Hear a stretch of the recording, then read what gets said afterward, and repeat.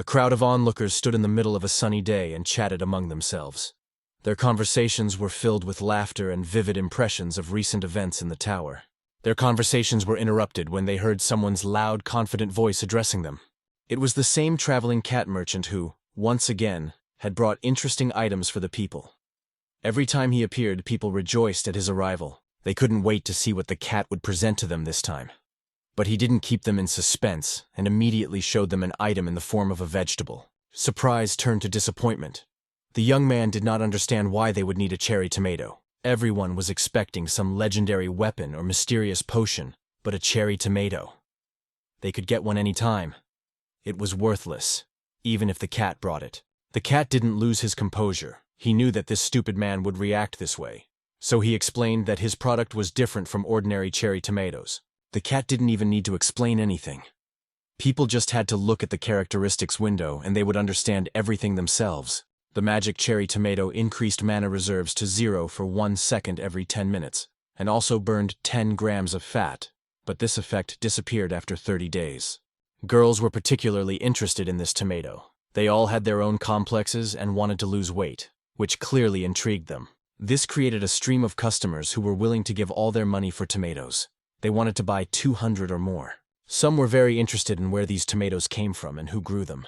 Of course, a successful businessman never revealed his secrets, which is what the cat did. In fact, the tomatoes were grown under special conditions, with specific care that other people did not know about. The tomatoes were worth their price because they had special properties, were well cared for, and took a lot of time and effort to grow. Only one person was involved in harvesting these tomatoes, and he grew them together with his little helpers. Not only tomatoes grew on the farm, but also other vegetables and plants. Here, as on all farms, there was a specific schedule with breaks.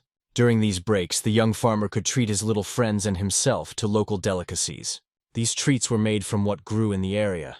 This time, tomato juice and honey were used, a local delicacy that everyone enjoyed. All of these ingredients were thoroughly mixed into a homogeneous mass. Then it was consumed as food and a kind of small potion. Our hero called this drink the drink of life. For additional quests that appeared from time to time, the essence of one of them was to give the drink of life to the tower manager, with no reward. But there was a punishment, which consisted of trouble from the tower system. Amidst this unpleasant moment, the joyful cry of a cat was heard, calling for Master Sejun halfway through.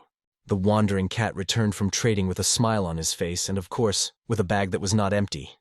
The cat immediately jumped into Sejun's arms, unable to contain his emotions. He returned with a huge bag of coins and was very pleased that the trade had been successful.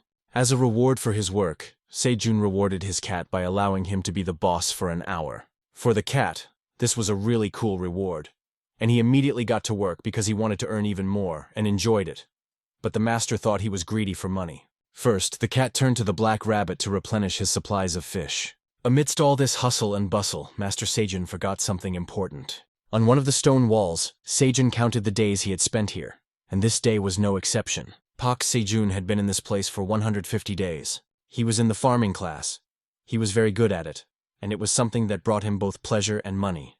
In a strange way, thanks to this job, he managed to make such wonderful friends. But it didn't start out so fabulously. It had been 150 days since Park Sejun somehow ended up in the tower and got lost.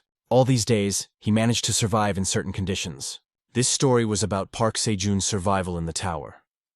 To understand the situation better, let's go back in time and see what happened before that day. Seoul, Gangnam District. On a sunny day, a 99-story tower appeared in the city center. Moreover, such towers appeared not only in Seoul, but in various cities around the world. There were about 100 such towers, if not more. Each country studied the towers that appeared on their land, but all they learned was that they consisted of 99 floors and were made of very durable material. At the same time, no known weapon had any effect on them. Later, people began to emerge from the tower. A real sensation developed around this tower for journalists. All over the world, every publication wrote only about the tower. The people who came out of the tower were interviewed, which put them in an awkward position. One of them could only say that he had simply been sucked into some kind of black hole. And when he woke up, he found himself on the first floor of the tower. Summarizing all the news around the world, one could conclude that these towers were connected.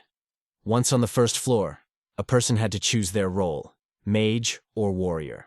Monsters usually appeared on the second floor. People received different rewards for each floor they defended. There was also a high chance that a person could get a golden ticket. Those who were awakened could freely enter and leave the tower. But ordinary people needed this ticket, as it allowed them to enter only the first floor. No one knew why these towers were created, and what kind of madman would voluntarily go to such a terrible place teeming with monsters. One could speculate for hours and centuries about the meaning of this tower, but all this would be a waste of time, because no one knew the truth. But there was one thing people could be sure of, that the tower could make absolutely anyone rich. The Association of the Awakened sold tickets to the tower, and the price of tickets increased every day. If a ticket used to cost 150 million won, then next week the price would rise to 200,000 won. Thousands of people hoped to buy a golden ticket before the price increase. The world was going crazy. People were risking their lives in an attempt to make a lot of money, and they were paying unimaginable sums for this opportunity. The old woman was simply outraged by this, and she couldn't help but share her indignation with her acquaintance, 26-year-old Park Sejun. Sejun was an ordinary student who paid for his own tuition, rent, and, of course, food. He managed to save about 12 million won, despite all his frugality. And the price of the ticket kept going up and up. He was one of those people who wanted to get into that tower and still save up money for it. But looking at his actual bank account, he had huge doubts. About this, it all seemed very tiring and troublesome, and at times he wanted to give up. But at that very moment, he pulled himself together and said no to his doubts. He had his fighting spirit and desire to save even more money. He looked at the tower and kept telling himself that he would succeed. Then he had a brilliant idea. He had bought the vegetables at a discount. Sejun thought he could plant them, as there were rumors that vegetable prices would soon skyrocket, and saving money was his top priority. Sejun dreamed that once he saved up enough money for a ticket, he would be able to join a good guild when they saw how talented he was. Then he would clear the tower and propose to a member of the best Korean group, Twilight Fairies, Sae. He had long dreamed of being her husband. Thus, looking at the dream before him, Park Sejun did not allow himself to get discouraged, and constantly tried to maintain an optimistic attitude. While he was enjoying his thoughts, a huge black hole appeared behind him. Turning around, he realized it was a portal. His thoughts did not falter. He remembered that it was through this portal that the first generation of awakened ones had entered the tower. Sejun couldn't believe his eyes that the portal had appeared before him to take him away. He was ready to risk his life just to conquer this tower. After all, he had been striving for this moment for a long time, but in a different way. Our hero thought that the black hole would take him on its own. But nothing happened. The hole only began to shrink and did not suck him in. Realizing that he had to take matters into his own hands, Sejun ran as fast as he could before it was too late. He wasn't going to miss this chance if the hole didn't want to take him, so he entered it himself. The landing wasn't the softest, but it wasn't fatal either. Sejun hoped until the very end that he would still be able to get into the tower. When he got up from the ground, he hoped to see beautiful chandeliers and marble columns. The first floor could have been filled with equipment and potions, but there was emptiness all around him. He was in a huge pit, where instead of a fancy chandelier, he could see the light of the sun shining through a hole. There were stone walls around him, but they weren't marble, and the floor was just ordinary earth. All this did not fit in with our hero's expectations at all, and he began to panic. There was not a single soul near him. He could scream and bang on the walls, and no one would say anything to him. And yet it seemed as if he was in a tower. But it was not at all as described by the association that made money from ticket sales. As in any classic tower, there should be a dragon. But this dragon used a crystal ball to monitor changes inside the tower. He was annoyed by any disorder in the tower, and as soon as he noticed any changes, he immediately found out the reason. This dragon was, after all, the tower's manager, and maintaining order was his top priority. In the real world, discussions about the tower continued. People tried to understand what kind of place the tower was. One of the awakened found the tower to be a large, shining palace. She could buy potions and other things there. For some, the tower became a training ground and the most important place on the first floor. But you had to be strong enough to fight monsters. While the awakened spoke of the tower with admiration, Sejun had not yet figured out what the tower meant to him. His expectations collided with reality. He thought he had fallen into a trap with no way out. Sejun wandered around this place all day, but found no sign of a training ground or a shop. The guy even shouted for help, but there was not a single soul around who could help him. Panic rose in his throat. He didn't know what to do in this situation because he was isolated from life and couldn't even go back. He began to laugh hysterically at the absurdity of the situation, and it was a fine line between laughter and a panic attack. But just in time, his phone rang in his pocket and Sejun jumped in surprise. It was his alarm clock. It was already 6 in the morning. Sejun had been isolated for a whole day. There was no connection at all, but the phone was still working. By a lucky coincidence, Sejun hadn't left the food packages behind and had taken them with him. And he wanted to eat, because he was already saving on everything else. The table was modest, with just a bottle of water, cherry tomatoes, onions, sweet potatoes, and an apple. But it was better than nothing. He decided to start with the apple. For some reason, it seemed the most appetizing for the morning. He chewed the sweet apple with pleasure, its juice spreading in his mouth. But one apple was not enough to fill him up, so he continued eating sweet potatoes to completely satisfy his hunger. They always cooked sweet potatoes for him. But in this situation, he also liked this plant raw. Its firm texture and sweet crunch were the best thing about this morning. Maybe things weren't so bad after all. Now he could at least think rationally, but he still couldn't find the answer to his question.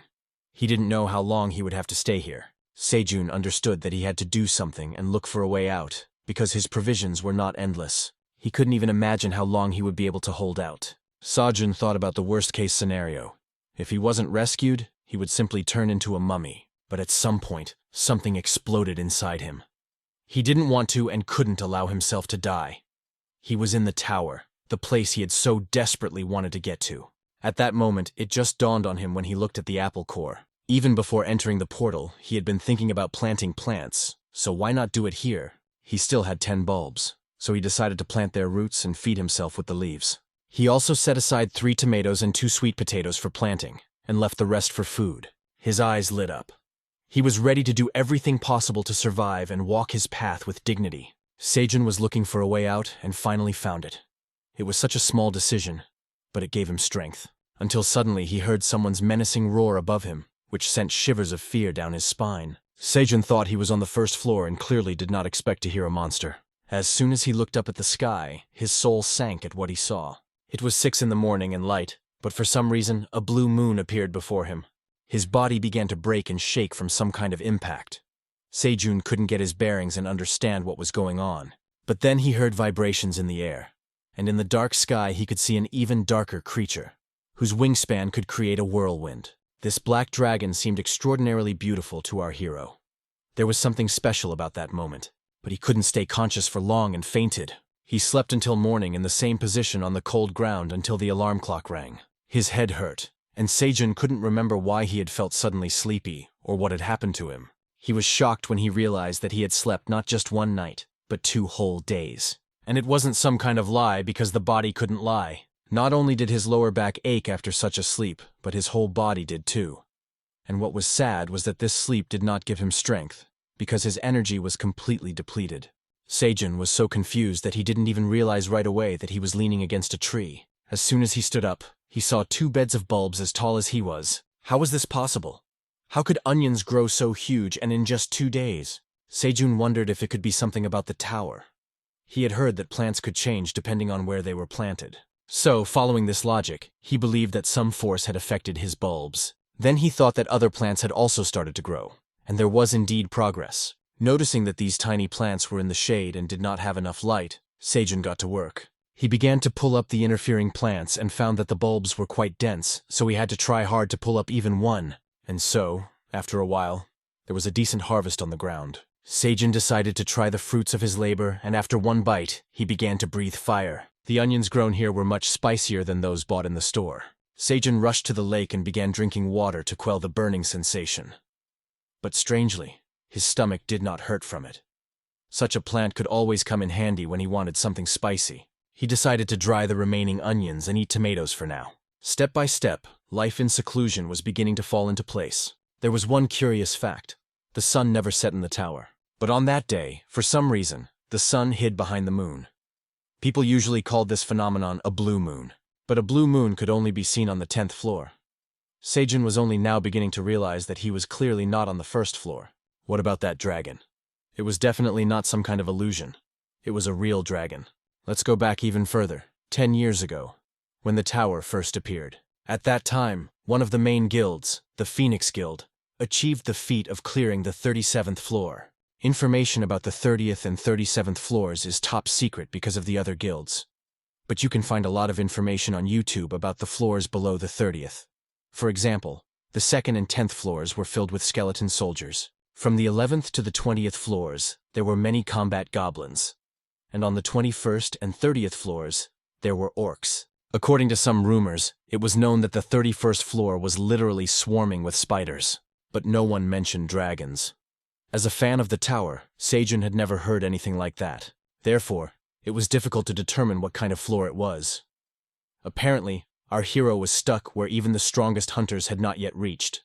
As he lay there thinking about it, a drop of water fell on his face. One might assume that it was rain, but the weather in the tower was always good. He looked up and thought that some kind of monster was waiting for him. But at the edge of the cliff, he saw a little rabbit, which was also looking at Sejun. The raindrop turned out to be just the saliva of a rabbit that had smelled the treats in Sejun's cave. His fear quickly turned to surprise. But could the rabbit be considered a monster? The rabbit was not afraid of humans. Its hunger instinct was stronger, so it jumped down. Sejun, fearing that the rabbit would break its neck from the jump, immediately ran to catch it. But the rabbit simply used the boy's head as a stepping stone to climb down more safely. The rabbit was interested in the bow and was not bothered by the presence of humans. This was clearly not an ordinary rabbit, the kind we are used to seeing in real life. It couldn't speak, but it could make sounds and explain what it wanted through its behavior. Sejun felt no pity and happily treated his unusual guest to a local delicacy. The hare was quite tactful and did not rush to the plants without permission. He clearly enjoyed the treat, and Sejun was only too happy to have such company. He would pull up an onion, and it would immediately grow back. This way he could harvest twice a day. After finishing his meal, the hare began to squeak happily, as if calling someone.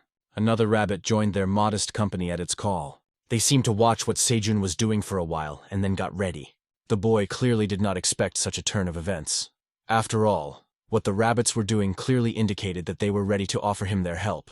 These rabbits were also a couple, as could be seen from their behavior. And so began Sejun's story in a new place, with a married couple of rabbits who joined him in the cave. The rabbits enjoyed tending to the plants.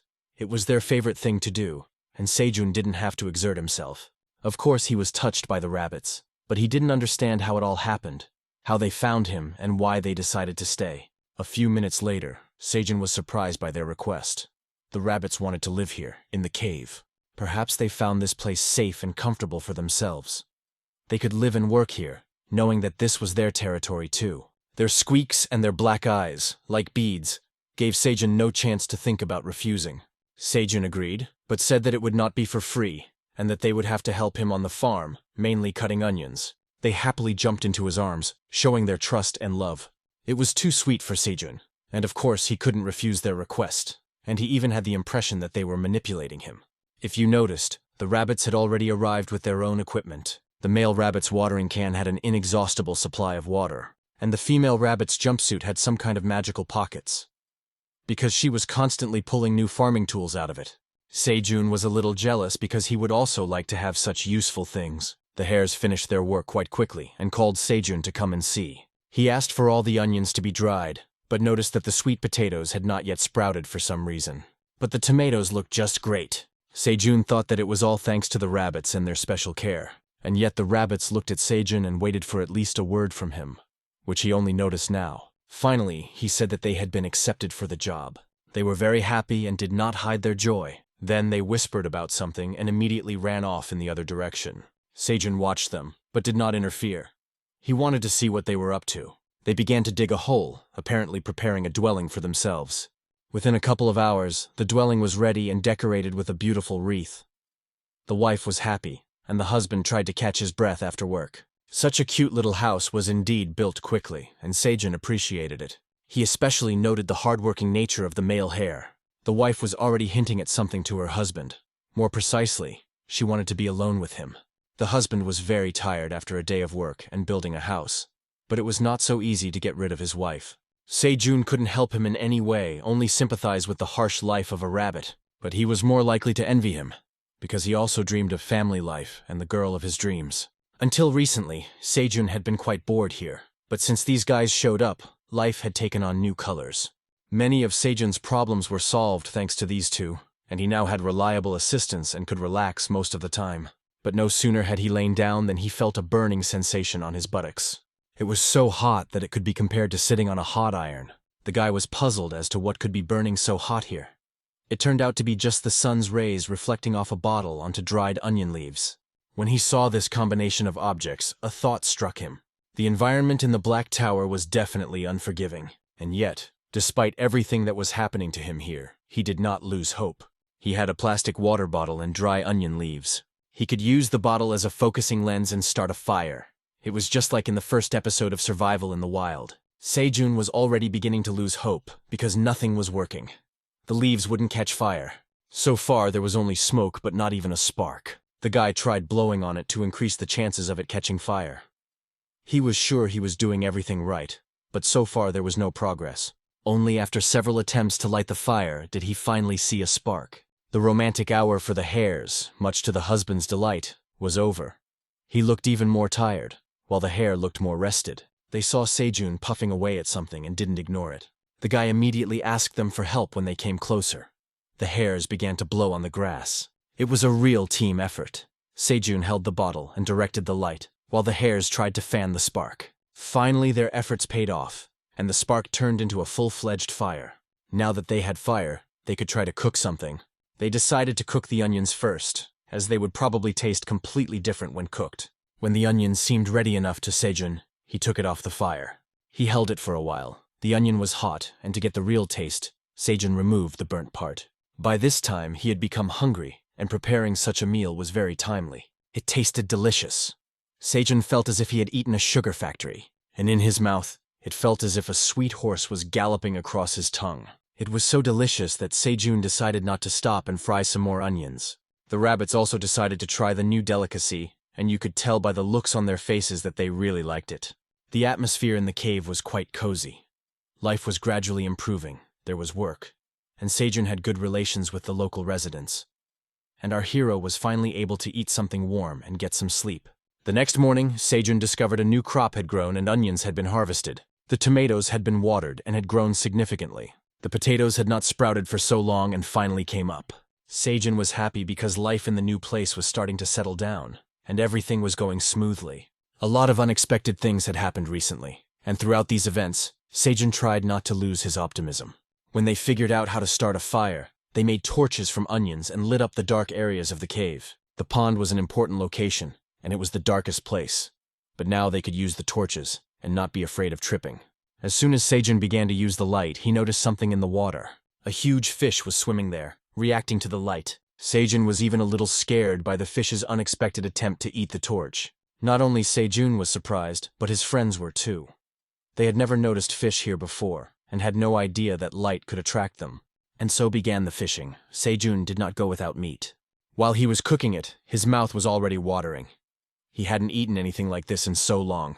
Meat was expensive in stores, so he tried to eat something cheaper, and finally, in the towers, he was able to eat his fill. Sejun enjoyed eating the meat, but when he noticed that the hares wanted some too, he was very surprised. He never thought that hares ate such dishes. Soon, the blue moon appeared again.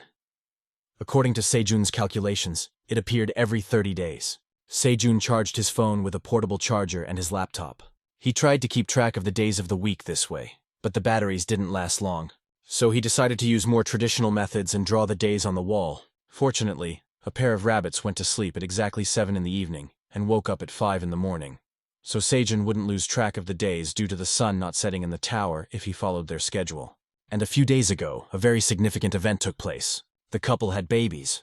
Now Sejun could consider himself an uncle. The new rabbits were not afraid of Sejun at all. On the contrary, they loved him very much.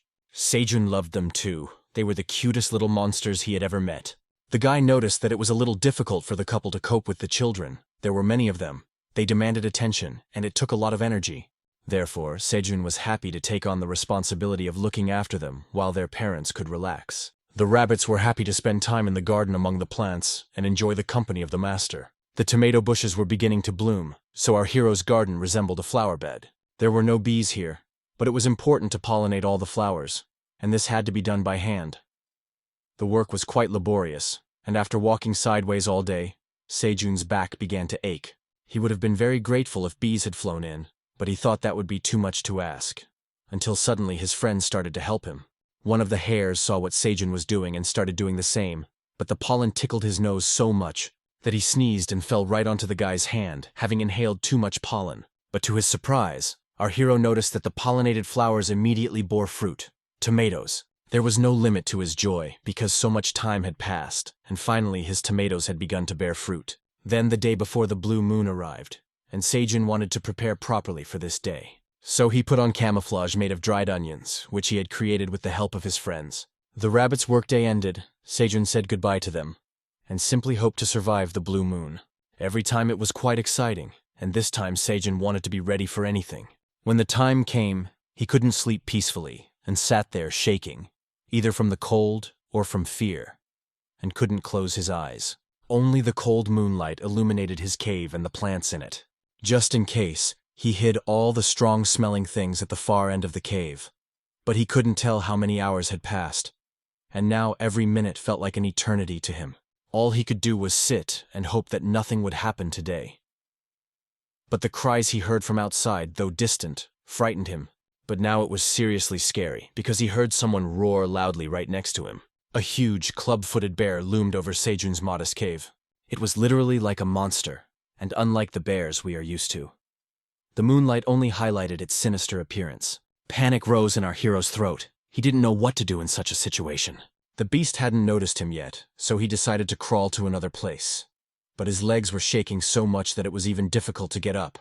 As long as he didn't give away his presence, he tried to grab his backpack as quietly as possible and crawl to a more secluded place. But stress did its job, and Sejun didn't notice that his backpack was open and everything inside it had fallen to the ground. The situation was very difficult. It was very quiet everywhere, and in the end, his noise filled the cave. This immediately attracted a huge beast. Sejun was spotted by it. There was no point in staying quiet anymore. Out of fear, the guy screamed at the top of his lungs, no longer afraid of anything. Sejun was sleeping so soundly that he drooled, and the rabbits who woke up tried to wake him up. He thought it was his mother waking him up and asked for at least another minute of sleep. But it was impossible to sleep another minute, as the man-hare made clear by giving our hero a good slap. This wake-up call was really effective and worked instantly. Sejun even jumped up in surprise. He did not realize what was happening until the last moment, and remembered that he was very afraid of the moment when there was a blue moon. With some fear and surprise, he discovered that it was light outside and the moon and the trail had disappeared. Sejun had simply passed out that night, and now his whole body ached. Little by little, he tried to remember what had happened the night before. Sejun felt confused, but his memory was returning to normal. He remembered the monster that had tried to climb into his bed. His body remembered the trembling, the fear he had felt at that moment. After all, he had almost given his soul to God then. He was still shaking from yesterday. Zayat's wife noticed that Sejun was not feeling well, and decided to take care of him just as he had taken care of her, her children, and her partner. She lit a fire for him, and helped him cover himself with a homemade blanket made of dried onions. And then she brought him food. Sejun's mood improved noticeably from such care. The young man was no longer shivering from the cold, and his face became more animated. He could now think more clearly. The monster found our hero's cave, but he didn't know if it sensed the presence of other monsters, or simply couldn't squeeze through the narrow hole. In any case, it was naive to believe that our hero would be as fortunate the next time. If he wanted to stay alive, he had to rely on his own strength, not luck. He had already expended so much energy, but what else could he do? For starters, he needed to eat in order to survive. He hadn't finished his meal yet, but the hare had already come to him with news. On one of the tomato bushes, an unusual blue tomato could be seen. Sejun had never seen anything like it before, so he was extremely surprised. These were cherry tomatoes. But the blue tomato differed not only in color but also in size. Its size could be compared to that of a golf ball. Sejun picked it to get a better look. The tomato seemed ripe. But as soon as he started turning it in his fingers, a table appeared next to him. The table read, "You have successfully completed the quest to collect fruits charged with the energy of the blue moon." Obviously it was a system window, but it was the first time it had appeared during his entire stay. It seemed that only now had the tower manager noticed Sejun's outstanding achievements, after which the system manifested itself. From now on, the tower manager would be monitoring Sejun's actions, and he was already dissatisfied. The manager discovered that our hero had not been invited to the tower, and wanted to correct this misunderstanding. Sejun had been in the tower for 2 months at that point, and only now did he learn that he was there by mistake. In any case, He didn't mind going home. In addition, the administrator believed that Sejun's elimination was necessary to prevent disclosure of the system's vulnerability. Sejun, of course, was furious because the system had first rewarded him for his achievement, and then, in the next second, was about to kill him.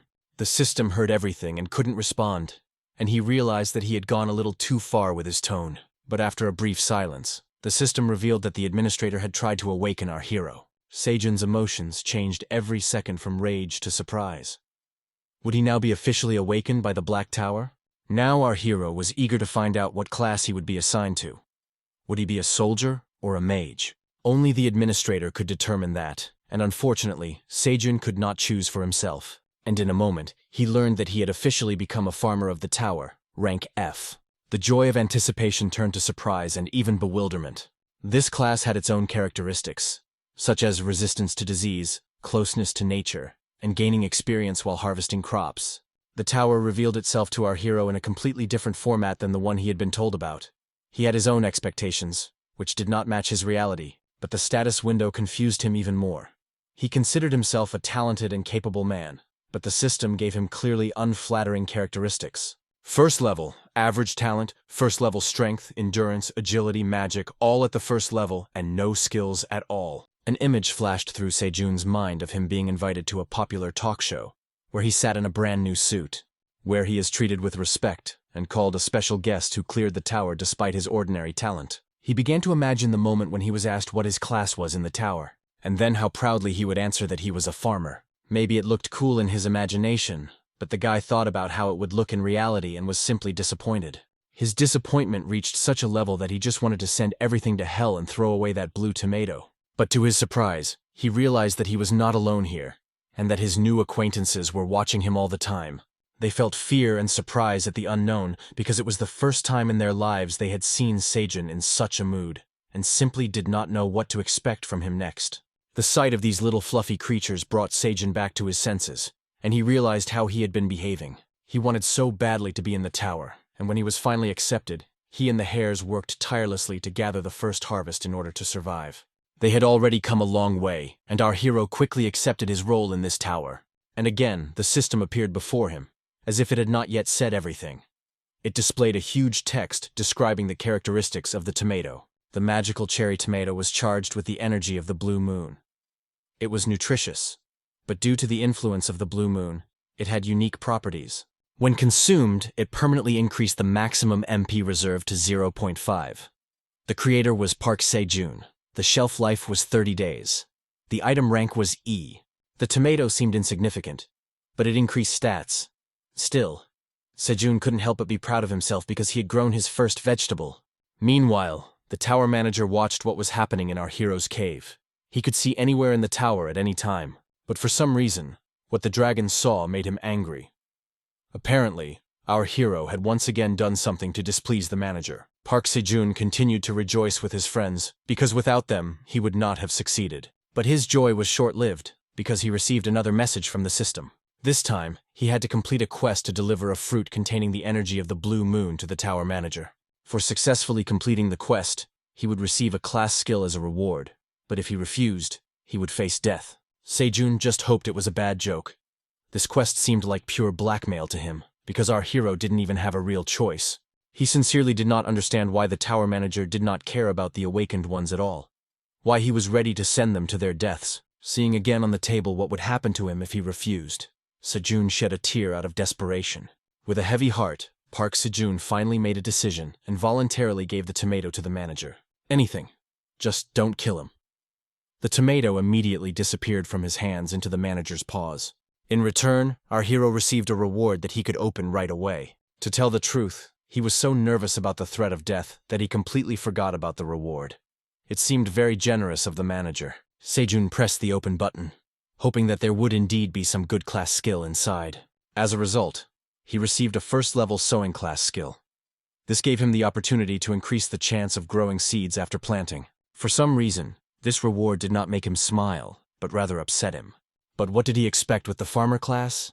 Of course, he was given the appropriate skills to improve his work as a farmer. Resigned to the harsh reality of the tower, our hero still needed something to do, so he started fishing. He adapted to his living conditions and caught fish not with a fishing rod, but with a torch, which he did excellently. In this way, Sejun killed a piranha and received 2 experience points from the system. He had already killed 5 such fish and accumulated 10 experience points. So after waking up, he began to gain experience, and after catching piranhas for several days, he reached the 2nd level. Sejun wanted to catch even more, but killing living creatures for no reason was not in his nature. Fish were an excellent source of protein, so he believed that he needed to approach fishing wisely. He also had to think not only about himself, but also about the others who lived with him.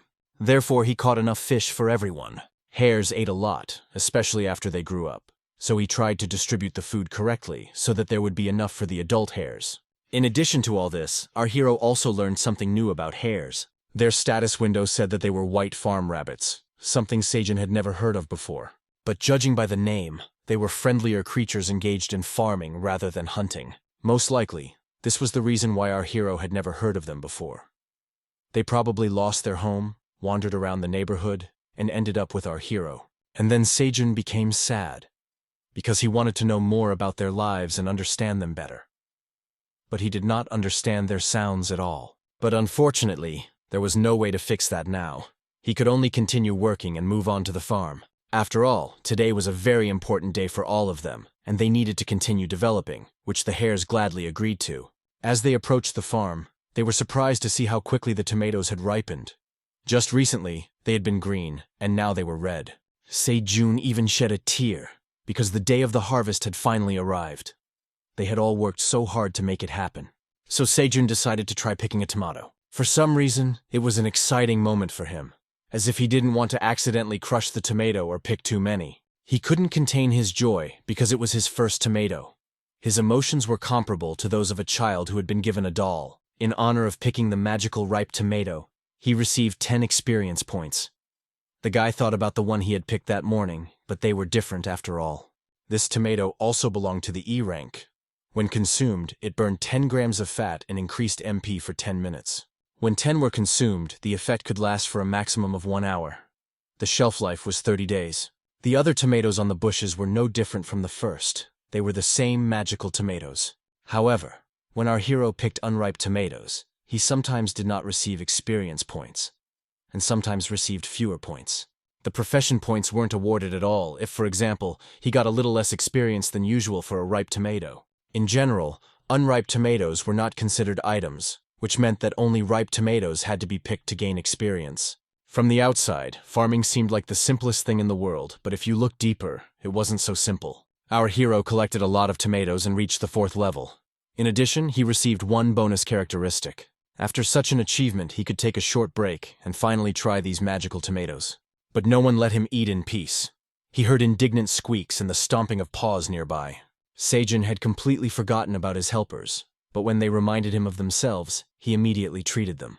The male rabbit was still angry that Sejun could forget about them and their contribution to this endeavor. When everyone had taken a tomato, Sejun suggested celebrating their first successful harvest.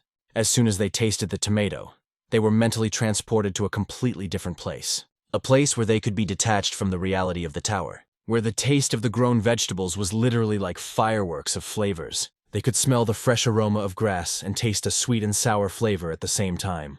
This taste melted gently in their mouths like fireworks in the middle of summer. Our hero experienced similar emotions just by trying this tomato. With a sad smile, he remembered the summer in Seoul. The couple did not understand Sejun's reaction at all, and did not even know how they could help. In any case, when they finished lunch, they had to preserve this harvest somehow, so they made a special shelter for the tomato. Sejun did nothing and preferred to lie down and rest, watching the family of rabbits. The boy admired the couple's children because they were old enough to help their mom and dad. They were a worthy continuation of the farming family. Sejun really wanted to sleep, as another wonderful day had come to an end. He had worked hard today and was satisfied with his efforts. But while he was sleeping, the system sent him a new quest, which he did not see. The quest required our hero to offer 100 magic cherry tomatoes to the tower manager. The reward was a class skill, but refusal would result in death. And apparently, this quest could not be delayed. It had to be completed immediately. Sejun was very angry. He didn't like that his sleep had been disturbed. But he had already come to terms with the severity of these quests. This was not some manager, but a real slave owner. The guy wanted to get some rest, but they wouldn't let him. and yet he received his reward in the form of a harvesting skill. That is, unripe or overripe fruits or vegetables were considered harvested at the optimal time. At first, Sejun thought it was a useless skill, but it turned out to be very useful. It always worked when the guy picked slightly unripe or overripe fruit. Thanks to this skill, the young farmer began to gain more experience in harvesting unripe fruit. He didn't even have to wait for the tomatoes to fully ripen and could harvest them earlier and faster. And again, when everything was going well, Sejun received a new quest. This time, the managers demanded 200 magic cherry tomatoes, but now there was no reward and the punishment was still death. Still, the previous reward had helped our hero a lot, so he could afford to shell out for 200 tomatoes. Unfortunately, the previous quest was immediately followed by a new one, and each time the demands became greater and greater, and there were still no rewards.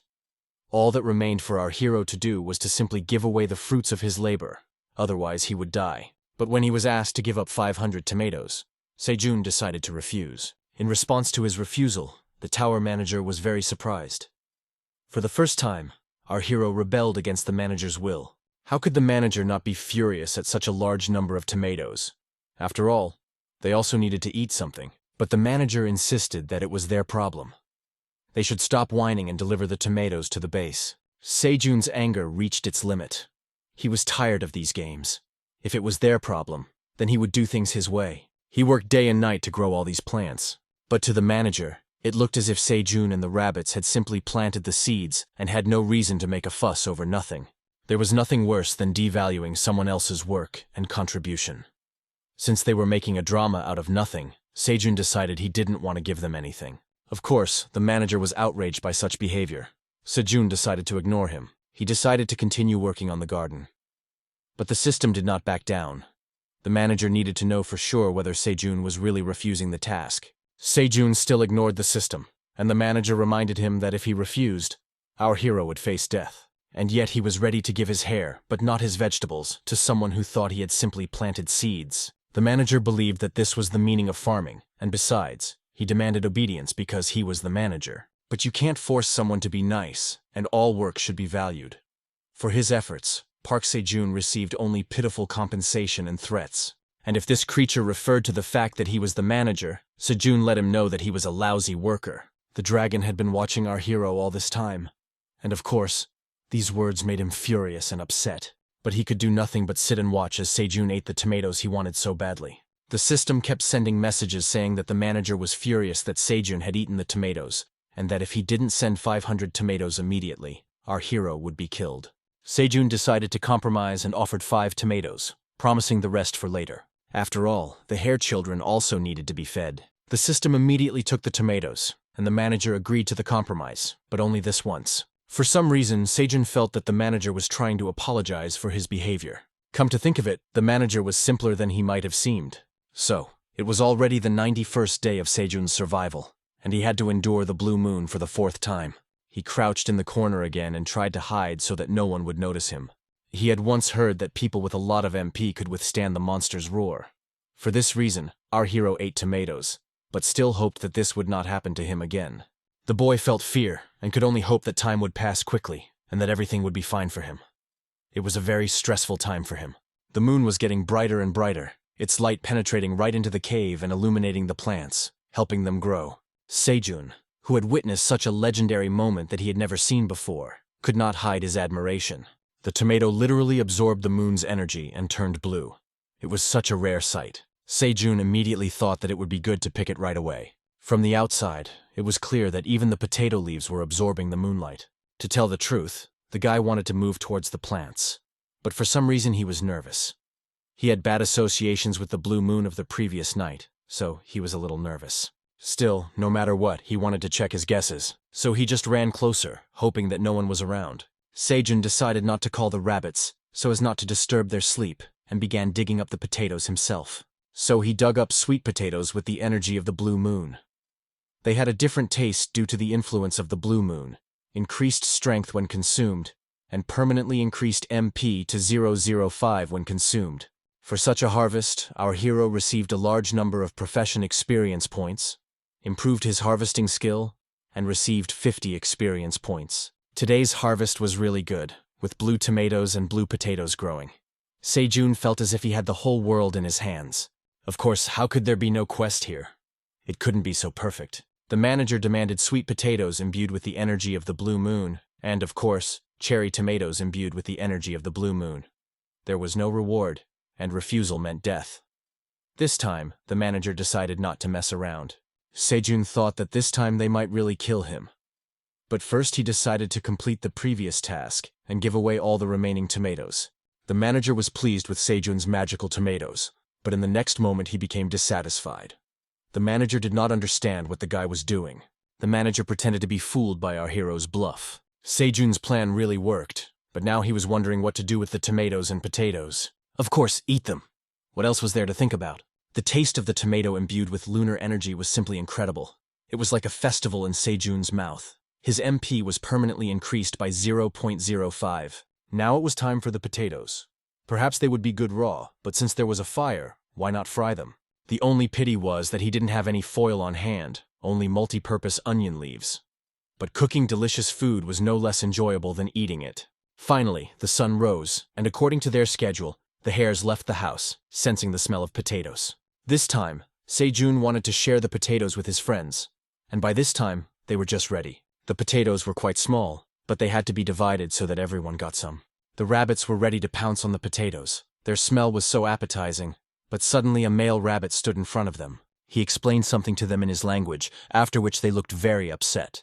As Sejun guessed, the male hare probably wanted only him, Sejun, to eat these potatoes. This behavior literally touched our hero to the depths of his soul. The way his friends took care of Sejun was very sweet. All our hero could think at that moment was that it was good that they would never find out that he had already eaten the tomato without them.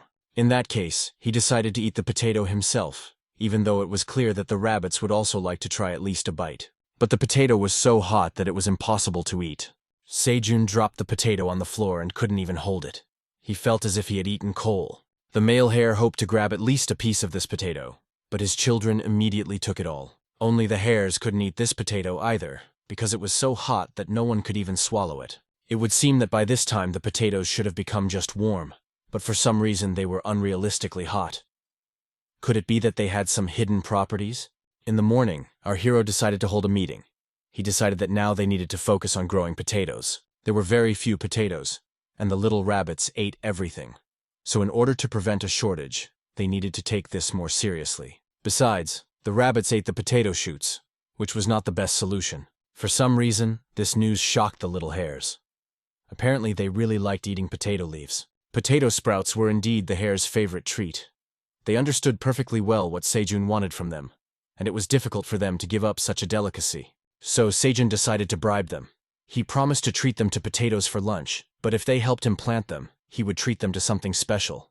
In that case, our hero decided to expand the garden to plant more potatoes. Such a tempting offer worked perfectly with small children, and of course they fell for it. At his first command, they immediately set to work. The mother rabbit had already cut the onions, but Sejun decided that it would be better not to cut them now, but to wait until they bloomed and collect new seeds. He wanted to see if the seeds were also some kind of object. The work went on, and the little bunnies dug holes with great enthusiasm and planted their favorite potato plants in them. Papa Rabbit immediately watered the sprouts so that they would grow faster. But one of the bunnies couldn't resist the temptation and tried at least a small piece of a potato leaf. But for this, punishment came very quickly from their father. Sejun also wasted no time and harvested tomatoes. For this, he managed to improve his harvest level, earn a few class points, experience, and a bonus stat. Now our hero was a tower farmer of rank E instead of F. As his class level increased, so did his stats. At level 8, his rank increased. And all this was thanks to simply picking vegetables. It was a great reason to take a break and have a snack. But while he was preparing his meal, the system reappeared. The manager was very curious to see what Sejun would cook today. But our hero did not understand this curiosity. Why would the manager be curious about his cooking? Just look at him. When the dish was ready, our hero interrupted his friend's work. They happily ran to him for lunch. After all, they must have been hungry while working and looking at the appetizing potato leaves. Sejun had never cooked anything like this before. It was grilled tomatoes on skewers. The magical cherry tomatoes were cooked on washed piranha bones, which replaced the skewers, making the vegetables softer and sweeter. During this time, enough potatoes had been planted, so the guy figured he could dig up some for dinner. The potato leaves were hard to see, and he could only navigate by the holes themselves. Sejun dug up a few potatoes with his hands without any problems. They were actually called sweet potatoes of strength. When consumed, they burned 10 grams of fat and increased strength by 0 to 1 in 10 minutes. The effect could be repeated up to 10 times. If an unawakened person consumed this potato, it had other effects. The potato also helped burn 10 grams of fat, but it also increased metabolism.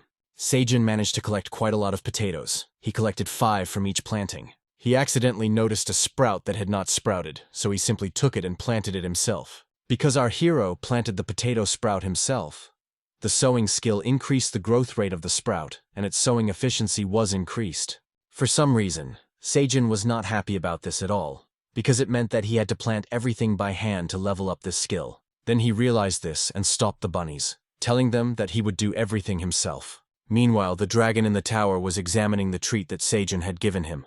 The manager ate the tomatoes with pleasure, enjoying their taste. But when he bit into them, he spat them out with displeasure because they tasted bitter to him. In fact, he did not understand what was wrong, because this man was eating the dish with great pleasure. But the manager simply did not try it thoroughly, and when he managed to eat at least one, he felt the sweetness inside. When the snack was successful, the manager decided to return to his favorite activity, watching our hero. He was curious about what this little man was doing. Sejun was already having dinner with the little bunnies. This seemed unthinkable to the manager. How dare those scoundrels eat potatoes without sharing them with the great black dragon Aileen Fratani? The manager decided to quickly rectify the situation and assigned Sejun a new quest. The boy had to urgently deliver 1 fried potato to the manager, with no reward, and death if he refused. Everything was standard. Sejun was busy at the moment and decided to complete the task later, as he wanted to finish his dinner in peace. But the manager was persistent and demanded that Sejun immediately bring him the potato, because this time there would be no peaceful solution. Sejun had only 1 potato left, and he asked for at least some kind of reward in return. And indeed, he received a new class skill as a reward for the potatoes. Now our hero had the opportunity to use the seed shop, and he could buy anything without even leaving the cave. Why hadn't the manager given him this skill before? Of course, he had no shopping experience yet. He was encountering this for the first time and was a little confused. He didn't even know how to buy anything because he didn't have any money, but maybe he could use barter? Nevertheless, the store supported its first customer, offering him a basic range of services and giving him 1 tower coin as a gift. The tower coin was not like earthly coins. It was styled after the tower itself and resembled a simple system currency. As far as our hero could remember, the price of 1 tower coin was about 1,000,000 won. The store gave him a choice. He could buy 1,000 seeds of zucchini, red pepper, or carrots. Regardless of which seeds he chose, everything cost 1 coin. If we calculate this and convert the prices into South Korean currency, our hero paid 100,000 won for 1,000 seeds. Sejun decided to think critically. There was no point in buying red peppers or zucchini because he couldn't even make kimchi here. Above all else, the only choice left was carrots. It was obvious that even the hares were not opposed to this choice, but on the contrary, would be happy to grow and eat carrots. Sejun decided to listen to his friends. After all, it seemed like the best decision. After all, he could eat carrots raw, and the hares loved them. Everyone voted for carrots, so the decision was made. To help our hero make up his mind, the father hare helped him make a quick decision. Sejun finally bought carrot seeds and received store vouchers that could be used to level up, but he needed 100 vouchers to do so. The seeds were certainly not cheap, but the bag looked even more expensive than the seeds themselves. Sejun would only be able to use the store's services in 30 days. Meanwhile, the system issued a new message, stating that the manager was pleased with our hero's purchase. And so the young farmer bought his first seeds at the local store, and everyone was happy that they would now be growing carrots. Meanwhile, a bee happened to fly by and observe their lives, but decided not to show itself for the time being. It was the most carefree day. Everyone had done what they needed to do and was now relaxing and indulging themselves. Several days had passed since they planted the carrots. The seeds had not yet sprouted, and the couple lay all day in front of the place where Sejun had planted them, apparently because they loved carrots so much. Meanwhile, our hero decided to take a little nap, and in the afternoon, pollinate the flowers and trim the onions. But something kept him from sleeping, flying, and buzzing, disturbing Sejun's solitude. It even began to annoy and anger our hero. He didn't understand why this bug appeared just now when he was trying to sleep. But he was a little mistaken. It was not a bug at all, but a real bee, which he wanted so much. He must have had vision problems because, from that distance, he still thought it was a monster in the form of a bug. Still, The sight of this bug melted the guy's heart. But when the system showed that it was not a bug, but a poisonous honeybee, Sejun was frightened. He was seriously scared because he was afraid that the bee might be dangerous, so he even asked his friends if it was harmful to them. They didn't answer him, but in a panic they ran away from the group. Was it really necessary to perceive this as some kind of danger? And how could the hares leave him alone with this bee? The manager decided to help the guy and told him that poisonous honeybees were predators. They killed monsters with their venom and then ate their flesh. Their stings were very dangerous, so avoiding them would be the best decision for our hero. Sejun was scared, and after the manager's message, he became even more scared, while the bee began to approach him. In a hurry, he found something on the ground and simply held out his hand with this thing to the bee, begging it not to touch him. The thing turned out to be a tomato flower. Sejun had no intention of hurting the bee with the flower, but he was trying to distract it in this way. And he succeeded perfectly. The flower really interested the bee, and it was not aggressive at all. Then our hero had questions for the manager because wasn't it he who said that bees were dangerous and carnivorous? But the manager did not comment on this. And it just dawned on Sejunga that bees could pollinate the flowers he was tending to by hand. So our hero suggested that if the bee was hungry, it could use other flowers from his garden to feed on. The bee happily flew toward the flowers, understanding perfectly well what the man meant. And Sejun was already happy that he might not have to pollinate cherry tomatoes anymore. Besides, the guy was unhappy that the rabbits had run away so carelessly, worrying only about their fluffy behinds, and now they had the audacity to return.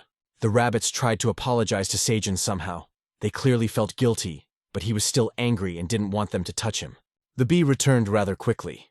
She did not look aggressive, but our hero continued to fear her nonetheless. He began to fear her when she flew too close to him, even thinking that she hadn't eaten enough. But in reality, she had no intention of harming our hero, and did not want to sting him. She just wanted to be with him. It seemed that their large family had a new addition. So the bee lived with them for several weeks. She was probably lonely, and didn't have a mate like the hare. She would fly in the mornings, suck nectar from the flowers, and return to the forest above the cave in the evening. Sejun was only too happy to have such a companion who could help him with his work. And a couple of days ago the bee started producing honey, so our hero had a new dish, onions with honey. This dish had the sweet taste of fried onions, which was enhanced by the sticky honey of the poisonous bee. It was a real delicacy that not only Sejun enjoyed eating, but also the hares. The boy remembered how he was afraid that the poisonous bee would cause more trouble. But in fact, he was able to expand his farm even further. Even the manager was happy for our hero, because now he would have so much honey that any bear would envy him. But not everything was so smooth. According to our hero's calculations, a blue moon was coming very soon, and that meant he had to prepare. Each such lunar day passed with anxiety for our hero. He could only hope that this day would pass without incident, and he would do everything in his power to make sure of it. First, he hid all his food supplies. He noticed that the bee had stopped visiting them in recent days, and assumed that it was probably also preparing for the blue moon. Hares usually did not make any noise before such a day, but today their behavior was different from usual. It was almost time for the blue moon to rise, and the hares should have hidden in their house too. But for some reason, Sejun saw the family hugging each other as if they were saying goodbye. And in the next moment, the couple quickly ran away from their children, leaving them alone. They hid in their house, and Sejun was confused. He couldn't understand why the parents had left their children, especially at such a time, under the blue moon. Before Sejun could look back, he was illuminated by the light of the blue moon. And not only him, the blue moon saturated the tiny rabbits with its energy, turning them into monsters. It was the 121st day of Sejun's survival in the tower. He was especially scared because he didn't know what was going on, and didn't know how these rabbits would behave. The blue moon had a strange effect on them. They absorbed its energy and became mutants. But after a while, it became clear that they were just grown-up rabbits and no longer looked as scary as before. Fear turned to surprise. Sejun didn't know that this was how rabbits went through the stage of growing up. One of them had even changed color, and another had changed body shape. The 5th blue moon had passed since their birth, and apparently this was some kind of coming-of-age ritual. The boy was so impressed by all this that he was ready to cry, because he had already thought that they had become terrible monsters. But everything was fine, and their personalities hadn't changed at all. They were still the most good-natured rabbits. They were the sweetest creatures, and Sejun couldn't help but kiss them all. The blue moon passed, and according to their usual schedule, the couple went out to the farm and discovered how much their children had grown. The parents knew this would happen on this particular night, so they left their children without worry.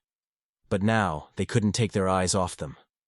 Sejun even thought about preparing something special for them in honor of their coming of age.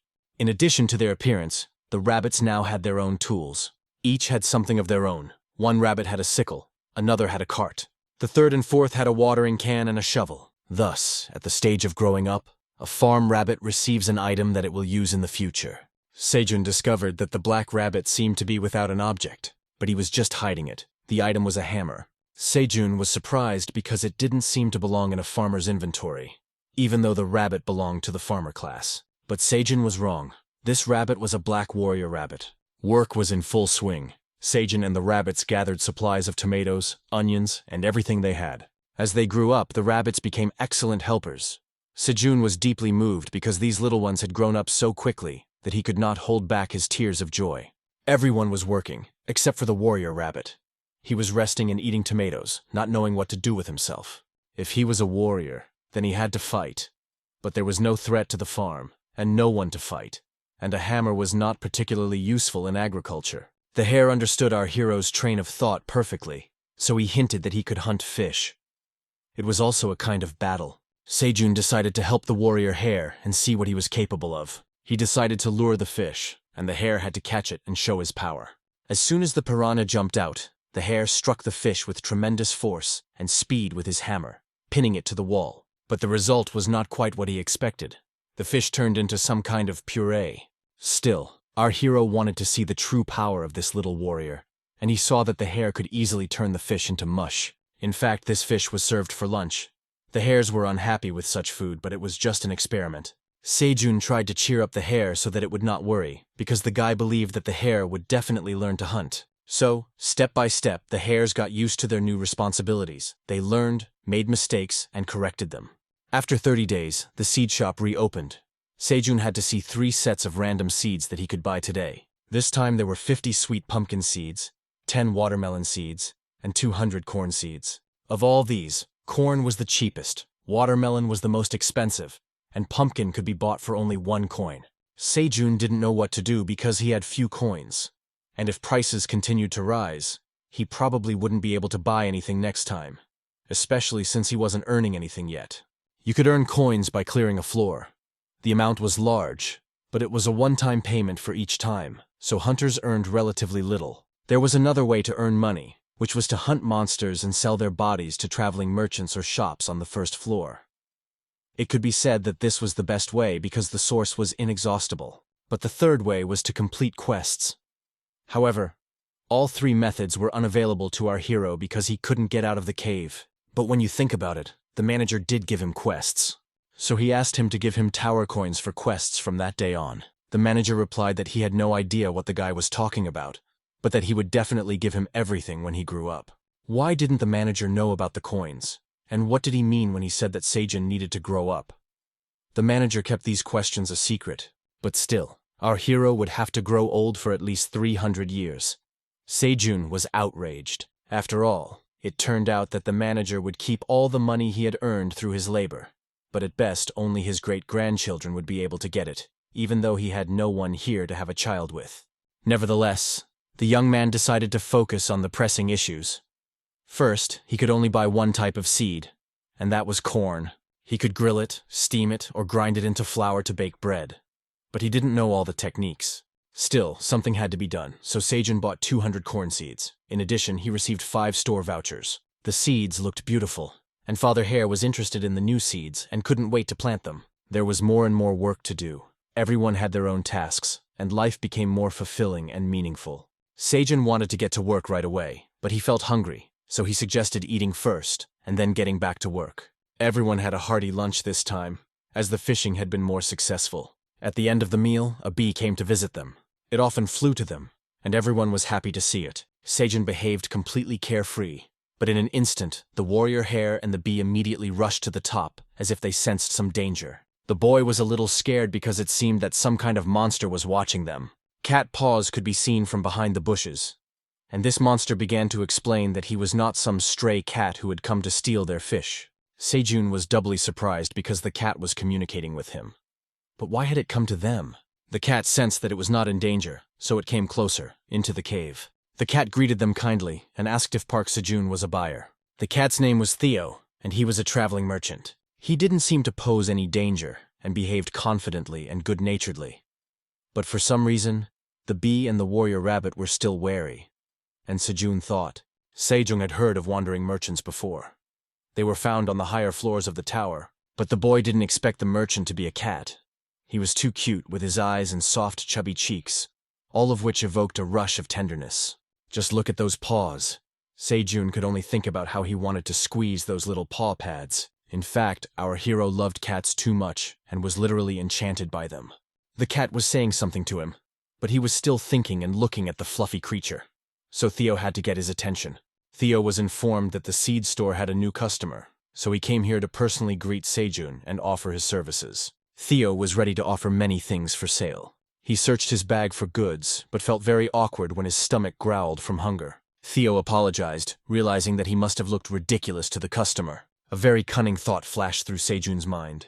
He even began to enjoy it, not hiding the expression on his face. And now, with the most good-natured expression, our hero offered Theo some fried fish. Theo reached out his paws for the fish. He was really very hungry. He interrupted his hunger instincts in time and refused because he couldn't eat the customer's food. Sejun continued to be persistent, luring the cat with the delicate smell of fish roasted on the fire. How could the cat deny himself such a pleasure? Theo could no longer resist, drooling at the sight of the fish, especially when it was offered so brazenly. As a result, Theo ate so much that he lay sprawled on the floor. Of course, one fish was not enough. The cat devoured 5 whole fish. It was clear that he was very hungry. Theo thanked the gentleman for such a feast, but Sejun said it was nothing, that he was just happy that someone had been able to find their cave. The cat wanted to continue the conversation he had come for, his services, but that was not to be. Sejun wanted Theo to pay him for the 5 fish he had eaten. Theo was confused because he thought it was just a treat. But as Sejun said, there's no such thing as a free lunch, and besides, the cat had come here to do business. Or did this cunning creature expect to be able to eat their food and run away? Seeing no other option but to pay, Theo handed over his 5 coins with tears in his eyes. Sejun was happy with his first earnings. But the cat felt terrible because he had come here to trade. But in fact, he had been tricked and put in an awkward position. Theo was really upset because he was just starting his business, and in fact, the beginning was not the best because he immediately fell into a loss. But he couldn't just give up. It was important for him to sell something. So, with tears in his eyes but with determination, he turned to the gentleman again. Theo presented what he considered to be the rarest items from the upper floors of the tower. Among them were a glass, a mini fan, and a portable hand warmer. Each of these items cost 5 tower coins. But Sejun stood there and saw that these items were far from being from the tower. The cat proved the opposite.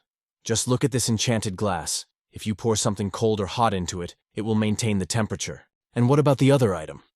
It was pure fantasy because it commanded the magic of air, and if someone needed wind, all they had to do was press a button. Theo talked about all this with great enthusiasm, but Sejun had to interrupt him. He was rude but honest and admitted to the cat that it was all rubbish. Theo was angered by these words because he believed that these were things from the world outside the tower, and such things were simply priceless. But the cat merchant didn't take one thing into account. Sejun was also from outside the tower. He calmly began to dispel all the magic that seemed so real to Theo. The glass had a normal layer inside and thus retained heat, and the fan and the heater would turn off after a while because their batteries would run out. Theo was still trying to prove he was right, because one day Yulig had told him that there was definitely magic in these things. The battery in the fan really did run out, and it stopped spinning no matter how hard Theo tried to fix it. Theo couldn't believe what was happening. He was very sad, not because he couldn't sell the goods, but because Yulig had deceived him, even though he had been very kind to him. The cat could no longer hold back his emotions and burst into tears. Yulig turned out to be a bad goblin, and Theo was disappointed that he always fell for any deception. The cat continued to cry, unable to stop, so Sejun decided to support him and at least ask what had happened to him. Theo was from the 75th floor, which was one of the neutral zones. For a long time, Theo had been trying to win the affection of Meryl, the most beautiful girl in the village of Grainar. He prepared for this moment, found a beautiful bouquet of rowan berries, and confessed in the square that he liked her and asked her out. But Meryl was disgusted, because Theo had given her a bouquet of the cheapest tulips, which smelled awful. The cat was unhappy, and Theo had to work very hard to gather such a bouquet. But then another cat intervened in their conversation, who didn't like that Theo was constantly hitting on Meryl, and didn't know his place. It was Oren, the son of the richest cat in the village. He didn't come empty-handed. He had prepared a beautiful salmon for the lady and reproached Theo for giving such a trifle to a lady. Theo hoped until the very last moment that Meryl would not fall for this, especially since he knew that she did not like fatty fish because she was afraid of getting fat. But the reality was that the cat happily followed Oren. Theo couldn't just let her go. He loved her very much, and wanted to at least finish the conversation. They had known each other for a long time, spent so much time together, and had so many memories. Did they really mean nothing to Meryl now? Was everything in the past a lie? When she was feeling down, Theo was always there for her, ready to lend a shoulder to cry on. The time when they just walked around, enjoyed the warm sunny days, and had fun without thinking about status or money. But the mention of the past made Meryl even angrier. She angrily pulled her paw out of Theo's. Either she was pretending or she was ashamed of it all. But she tried to let the guy off the hook and show him his place. She remembered smiling at him a couple of times, but he made up the rest himself. Then he constantly pursued her even though she told him 100 times that she didn't like him. Meryl hated cheap cats that stank of fish. And she made her attitude toward Theo clear. Then Oren took Meryl away. Theo was very sad. And at that moment he decided to become a traveling merchant. He believed that as a merchant he would be able to get rich, become wealthy, and return for revenge. Theo even spent all his savings of 50 coins on equipment and a license to start this business. He bought the items to sell with the remaining 5 coins from a street vendor. That was when he met a goblin named Yulig. They hit it off, and Yulig took him to a local bar to talk. There he mentioned items from the world outside the tower. Yulig emphasized that Theo was the only one he had told about this. After all, if Theo took these items to the upper floors, there would be no end to the buyers. The creatures upstairs collected such things so they could be sold. But then Theo wondered why Yulig sold them so cheaply. The goblin replied that it was a kind gesture from an experienced colleague to the younger generation, and that he already liked Theo. But if Kot didn't need these things, he was ready to find another buyer. Of course, Theo couldn't pass up such an opportunity, and as a bonus, he received a map with the location of the new seed shop buyer. It was a great opportunity for him to make money. And of course, the goblin hoped that Theo would treat him to a beer for such valuable information, which the cat did not refuse, of course. So Theo gave Yulig his last money in the hope that he would be able to sell these items here, which is why he came hungry, because he had no money for food. But as it turned out, he had just bought junk, and the buyer had taken his last pennies. Theo considered himself a failure. Sejun confirmed his thoughts, but not out loud. This cat really seemed like a fool to him, but he stopped himself from thinking that way. He had a brilliant idea. Sejun could use the cat to make money. The guy tried to calm the cat down and offered him more fish. But this time the cat refused, because he understood that they wanted to squeeze money out of him again. But Sejun insisted that he was really ready to treat him, and a glimmer of hope appeared in Theo's eyes. Sejun really wasn't going to take any more money from him, but he still wanted something else in return. More specifically, he offered the cat a job on the farm. That's how Sejun found himself a new business partner. Theo was in a hopeless situation, and Sejun just happened to need a salesman. Theo hadn't expected this turn of events at all, so he was surprised by Sejun's offer. The guy made it clear that he was serious about his intentions, because he really needed someone to sell his vegetables. Theo wondered if the man had been listening to him carefully, because it was clear from his story that he was not a merchant and knew nothing about it. Our hero believed that those who never made mistakes never did anything, and Theo's life story made him more inclined toward Sejun rather than repelled him. Sejun believed that any skill could be developed, so he wanted to help the cat develop his potential and earn money for himself. But first, he tried to bribe him and make him understand that working with him was profitable and that he could trust him. The hares certainly contributed to this by creating all the necessary conditions for Theo to feel that they were really doing well. Sejun decided to continue the conversation about Theo. From everything that had been said, it was clear that the cat had bought goods that he couldn't sell, and now had no money at all. Therefore, our hero wanted to offer mutually beneficial terms. Theo would sell Sejun's goods to people outside, and in return, Theo would receive a percentage of each sale. This way, Theo would also be able to earn money. All he would have to do was sell everything at a price slightly higher than the one set by Sejun. The more goods he could sell, the more he would earn. Sejun suggested starting with 3 or 5% of the total revenue. Theo got a little nervous because he couldn't imagine how much he would have to work for such a pittance. The cat understood that this man wanted to cheat him and got angry, but said nothing. Sejun beat him to it by asking him not to be angry, because he hadn't told him the most important thing yet. Namely, Part of the deal was that he would be paid not only with money, but also with 10 fried fish every week. Theo was in no hurry to answer, but he saw the fried fish and couldn't stop drooling. Sejun took this as practically consent, but Theo tried to reason with himself. He had to be a smart cat and not fall for it again, because he remembered how he had been treated in the past. But, what other options did he have? Where could he get money and how could he provide for himself? His answer to Sejun was that if he gave him another dozen fish on top, he would think about it. This answer did not upset Sejun at all. On the contrary, it fueled his excitement, because the fish had taken the bait. Besides, he was in a good mood today and offered not 10, but 15 fish. Theo melted, because now he had as many as 25 fried fish. What else did he need to be happy? Sejun didn't stop there, because in addition to a week's worth of fish and coins, our hero also offered to feed the cat every time he came here. He could eat as much as he wanted here. Sejun would not restrict him in this. Theo was quite satisfied with these conditions. Even if he wasn't paid much in coins, he knew for sure that he wouldn't starve to death. Finally, when everyone was satisfied, Sejun asked the cat for some paper. They drew up a contract and signed it, putting their fingerprints and paw prints on it. Sejun was pleased because they had finally signed the contract, but the cat looked confused. Theo was actually so distracted by Sejun's words that he didn't even realize he had signed a contract, and it was too late to read it because the system had already taken it away. Theo didn't even know what terms he had signed up for. The contract stated what Sejun had promised. The main terms had not changed, but the contract was for life and could be terminated if the monthly revenue fell below 5 tower coins. Theo also had to sell goods, using an accent in his speech. Sejun knew that contracts signed in the tower were impossible to break, but he never knew why they could not be erased or rejected.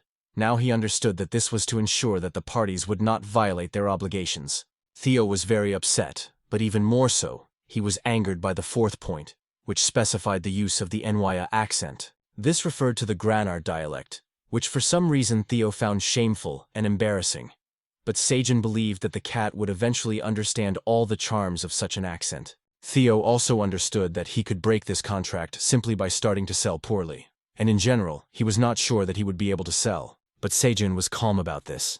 For some reason, he was sure that sales would definitely be high, and he believed in the cat merchant. It seemed that an agreement had finally been reached with the cat, and Sejun immediately noticed Theo's simple-mindedness, which he found cute and convenient. But now the question arose, what was Theo supposed to sell? There were already many plants on the farm, but Sejun decided to start with tomatoes. There were quite a lot of them, and they couldn't be stored forever. Theo got nervous when he heard that he would be selling cherry tomatoes, because who would want to buy them? It even seemed as if he was seeing tomatoes for the first time in his life. When he touched them, it was clear that these were magical tomatoes that increased the rate of mana regeneration.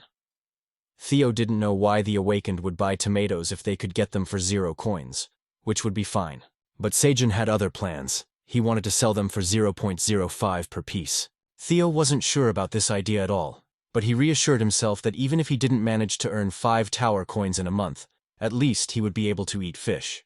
The cat had nowhere else to go. He had to do what was asked of him. And so, for his first sale, Master Sejun gave him 1,000 tomatoes. He also gave him 25 fish, which were specified in the contract. To carry all these goods, Theo used his magic handkerchief. It expanded the space inside and reduced weight, could hold anything, and did not deteriorate for a long time. Such a handkerchief was a very useful thing, especially for a merchant's cat. After all, the cat did not have to break his back to carry goods. Before leaving, Theo no longer felt angry or dissatisfied.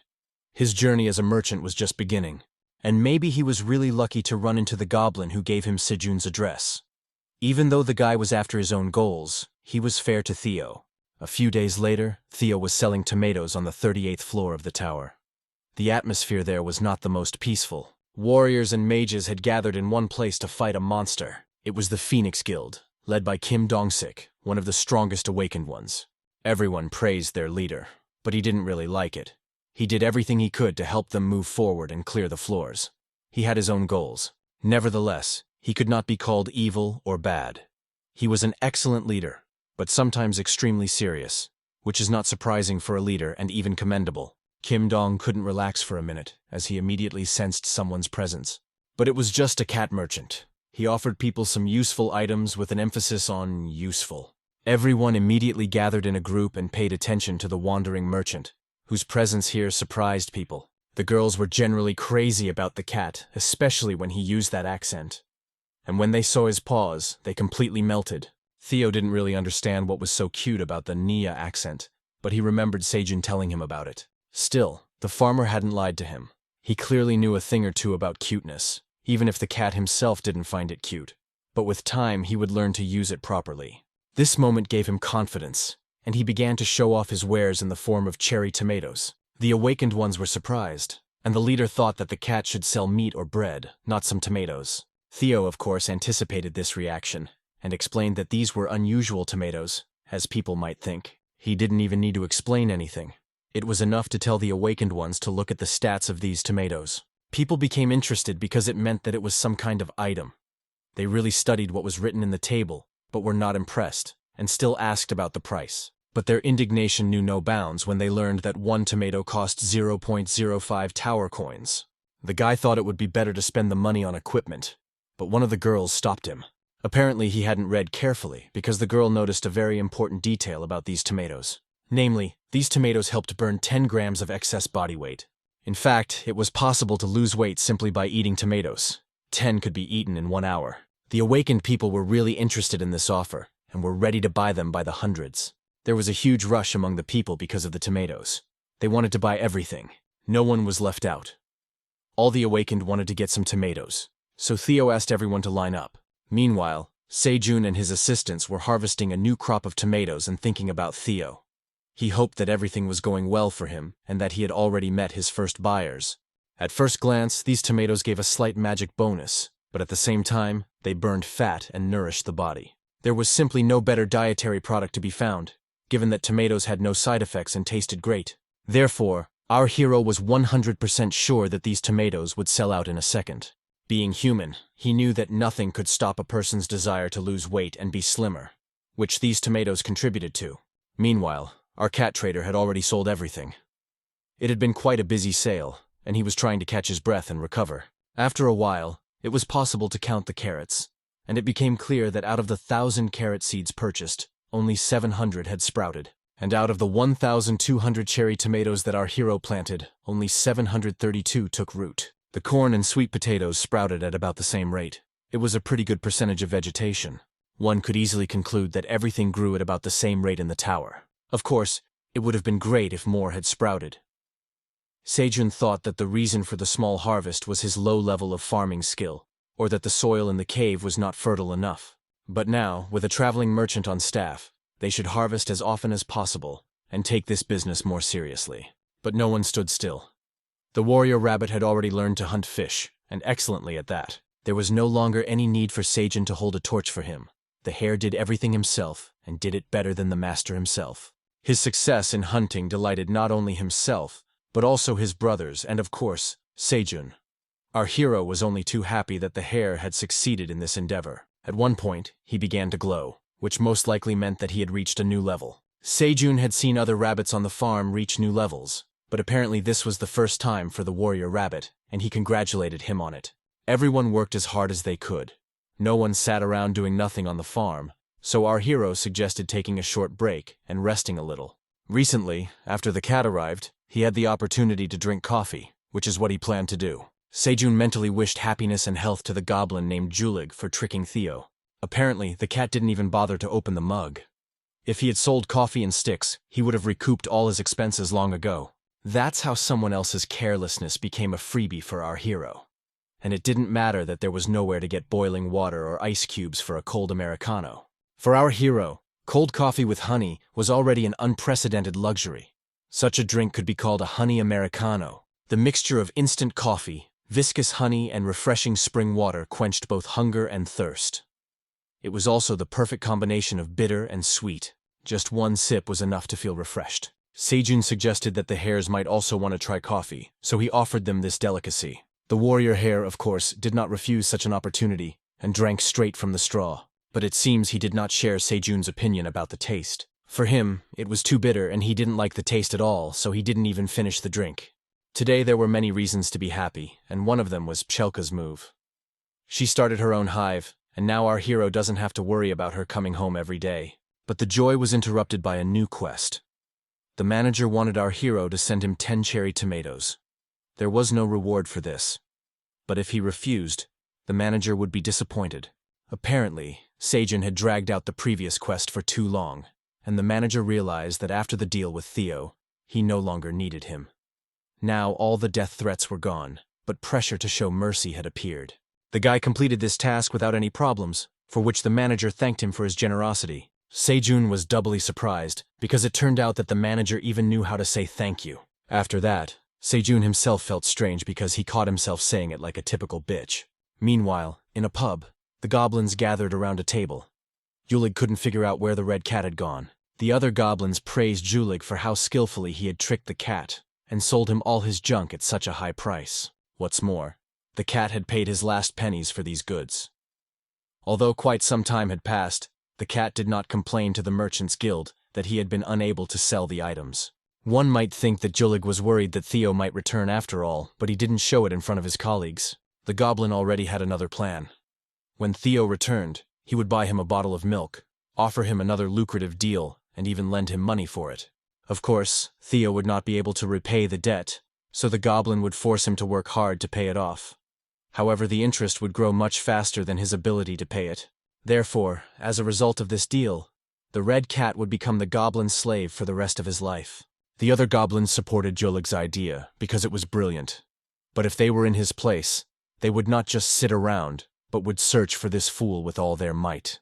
But Julig believed that he had plenty of time, and that it was unbecoming for a hunter to chase after his prey. While they were sipping their drinks, they decided to look at the ranking table of wandering merchants. It was being updated at that very moment. Julig was pleased with his achievement, finally breaking into the top 1,000 with a turnover of 45 and 2 tower coins. Of the whole company, only Julig occupied the honorable 999th place. The goblins sitting nearby were not even in the table. Julig sat and rejoiced that he had not wasted his time feeding that trash to the red cat after all. So he continued to look at who else he should overtake in order to break into the list of the best. But what a surprise it was when he saw Theo with 50 tower coins in 982nd place. The goblins began to whisper that the red cat had overtaken Juliga in the rankings. How could that be? Goblin himself did not hide his anger, because he was 100% sure that Theo would not be able to sell those items. What went wrong? Meanwhile, the wandering cat merchant finally returned to his homeland, to the Sejun farm.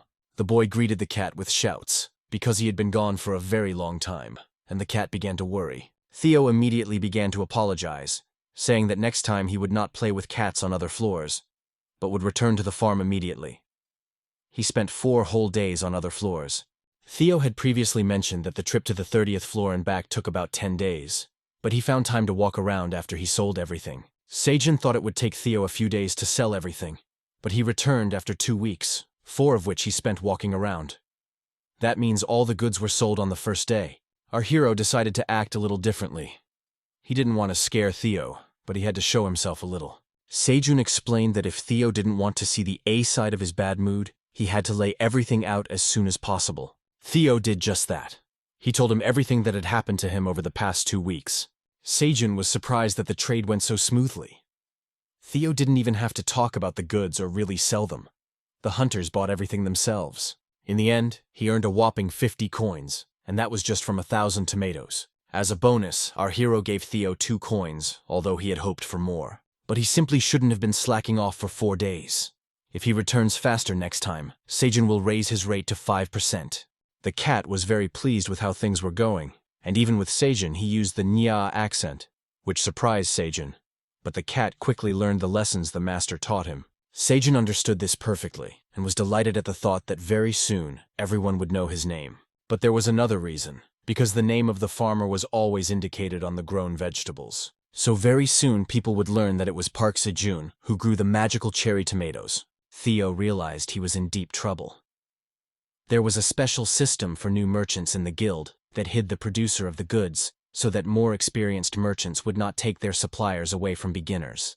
Since Theo had only just embarked on his career as a tower merchant, Park Sejun's name would remain a mystery to the whole world for some time. And if the evil side found out about this, he would never see his bonus again. Of course, Theo didn't mention this, even though Sejun saw the cat's confusion. Theo decided that he urgently needed to continue trading. He didn't even want to rest and forgot about his weekly payment in fish and immediately rushed to work. The cat merchant wanted to make every effort to reveal the farmer's name.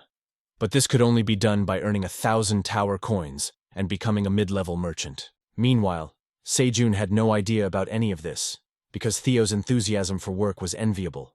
Meanwhile, in the real world outside the tower, life went on. Those who had awakened upon their return simply enjoyed every moment and the simple things in life. Quite often, they did not avoid the topic of the tower. Even when they were not in it, they wanted to discuss everything that was happening there. Kim Dong did not refuse to buy tomatoes last time, and gave them to his daughter, who now thanked him for it. The strict leader even shed a tear at this news, and there was a reason for that. His own daughter, who had always been angry because of various diets, called him Daddy for the first time in her life. Last time, he bought only 20 tomatoes so that there would be some left for his friends. But he didn't think his daughter would like them so much.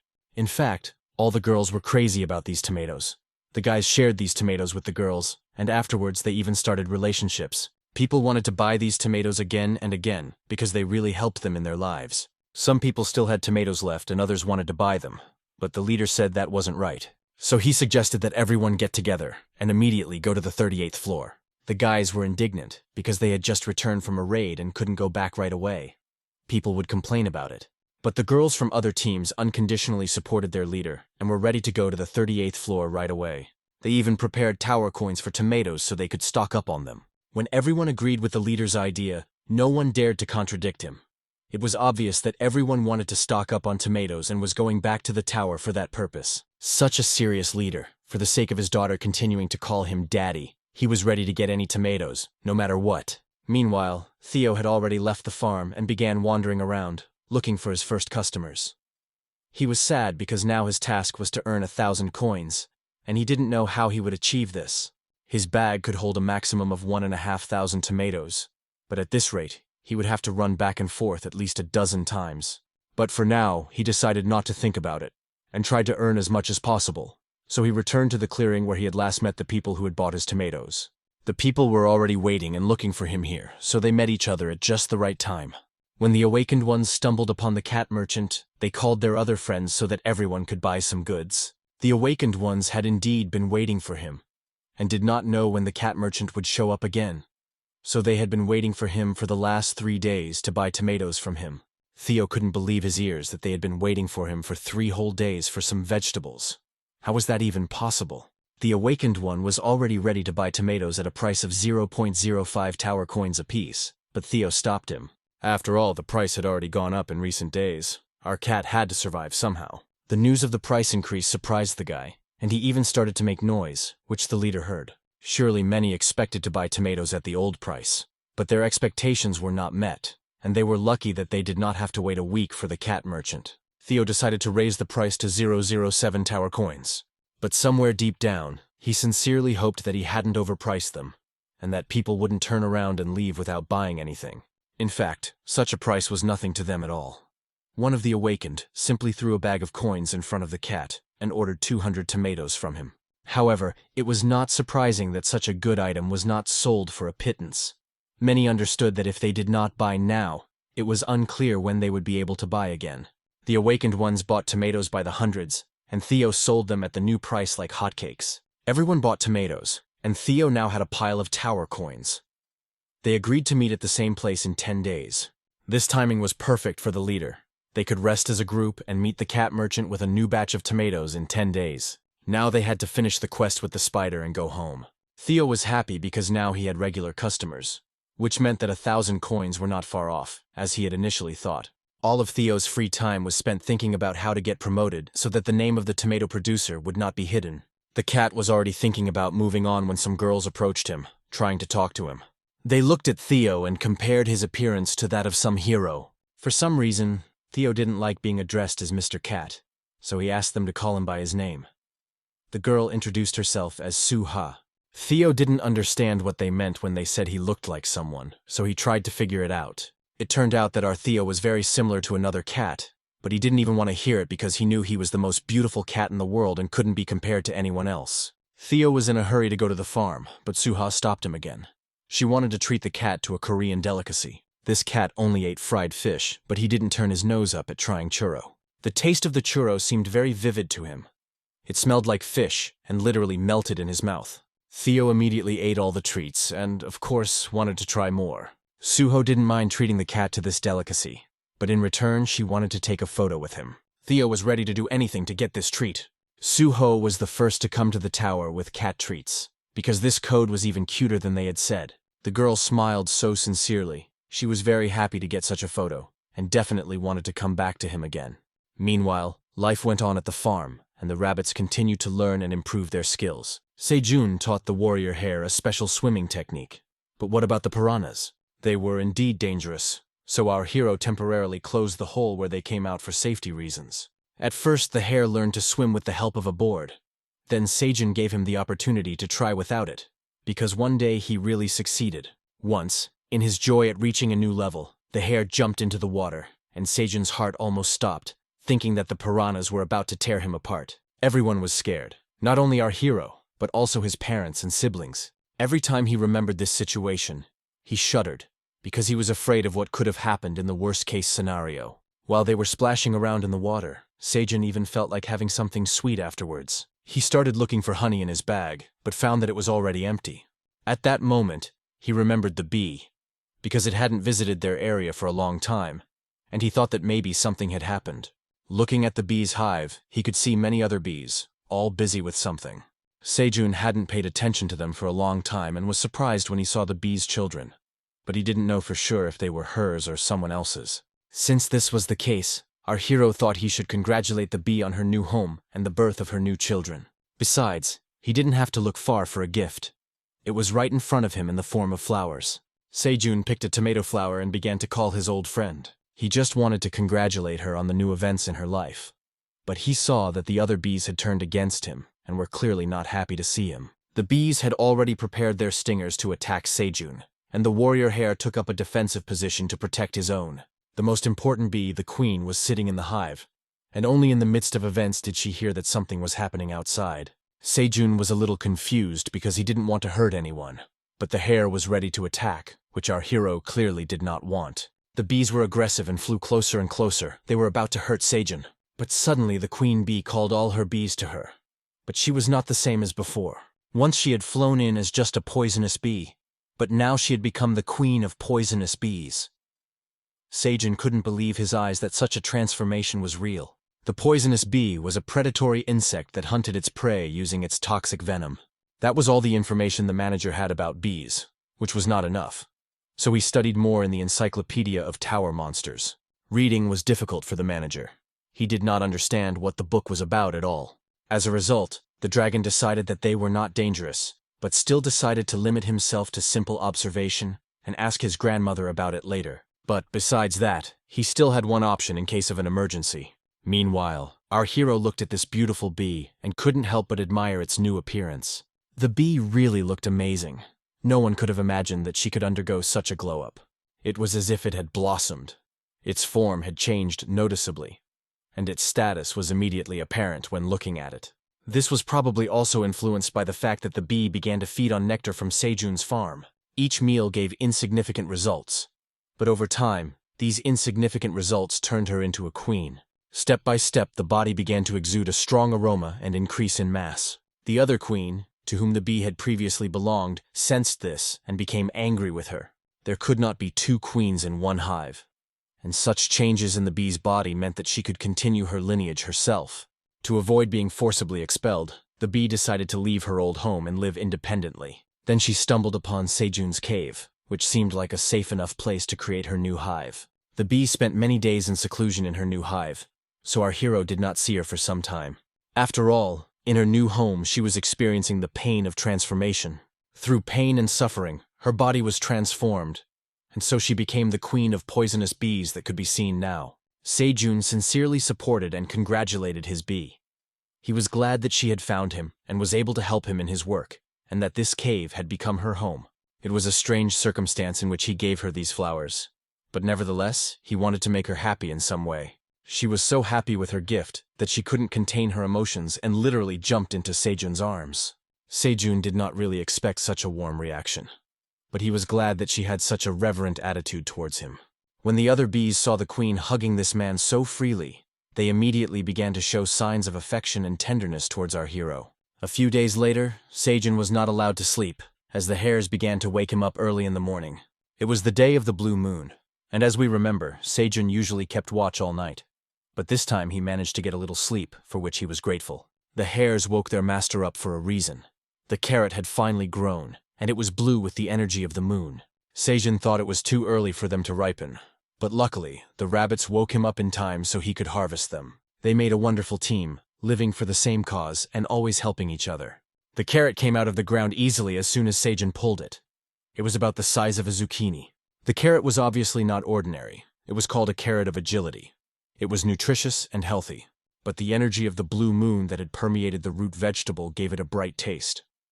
When consumed, it temporarily increased agility by 0.05. Its shelf life was 45 days, and its rank was E with a plus.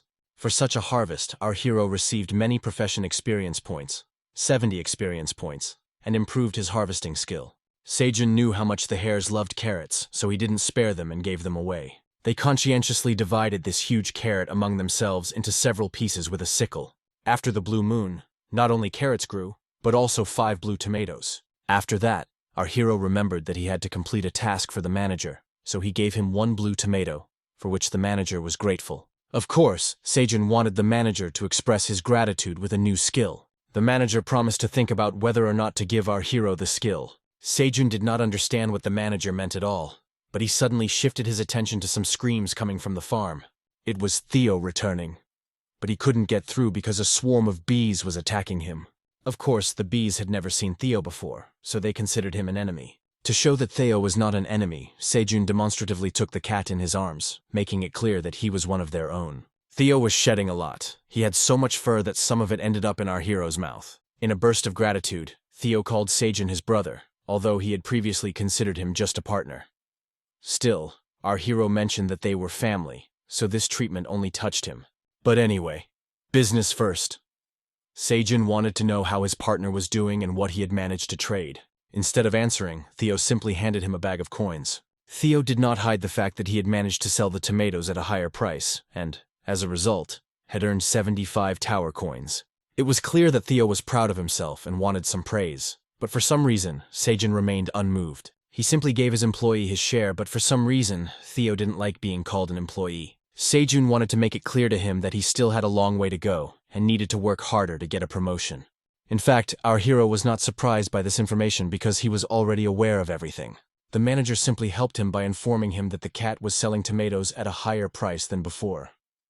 Therefore, Sejun did not mind sharing the blue tomatoes for such information. Theo didn't feel sad for long. He decided to take a break and enjoy the delicacies that Suho had treated him to. Sejun didn't know what it was, and even though he lived in Seoul, he had never seen such a thing before. The cat told Sejun that people gave it to him for taking a photo with them. They had different tastes, but the cat liked the salmon flavor the most. In fact, our hero was surprised that people fed Theo, because there were only 2 ways to bring something into the tower. The first was when falling into the portal, which is how our hero ended up here with his backpack. Only other people end up on the first floor and sell everything they have to get some starting capital. The second way is if an awakened hunter carries them into the tower. The total weight of items brought in was limited to 1 kilogram, but you could take out as many items as you wanted without restriction. Usually, all kinds of junk were brought into the tower, such as smartphones called hunter phones, which could be used to stay in touch because they were equipped with solar batteries. There were also the usual basic items, a hunter's dry rations, the only cigarettes available in the tower, top, and all sorts of other things that might come in handy in the tower. And it was very strange for Sejun that someone brought churu into the tower to treat Kota. Sejun pondered this ambiguous situation because it was clearly not that simple. He had various theories about it, and at one point, a brilliant idea came to him. When Sejun had something in mind, it was impossible to stop him. And to be honest, Theo got nervous at times like this because anything could be going on in his head. To distract this man in some way, Theo offered him a treat, thinking that it might interest him. Suddenly, to everyone's surprise, Sejun decided to confiscate Theo's churro. Not because he wanted to eat it, but because he had other goals in mind. Theo was, of course, very angry because it was his food, which he had earned for taking a photo with the man. That's exactly what our hero was talking about. Theo made a deal and got his reward, and that was a violation of the 3rd special provision of the contract. Party B had no right to change the terms of the deal without notifying Party A. But Theo didn't even know that. Sejun immediately changed his tone, calling Theo a salesman rather than just an employee, and suggested they discuss their new clients. Of course, Kot noticed the change in tone and was surprised by it. So Theo was given the title of salesman for an hour. But if he made profitable deals in the future, he would become a salesman for many hours. Sejun knew how to be polite in order to get what he wanted. He immediately turned on his charm and concern for Theo, even asking if the temperature of the fire was right. The guy made the cat more comfortable so that it would eat churu from his hands.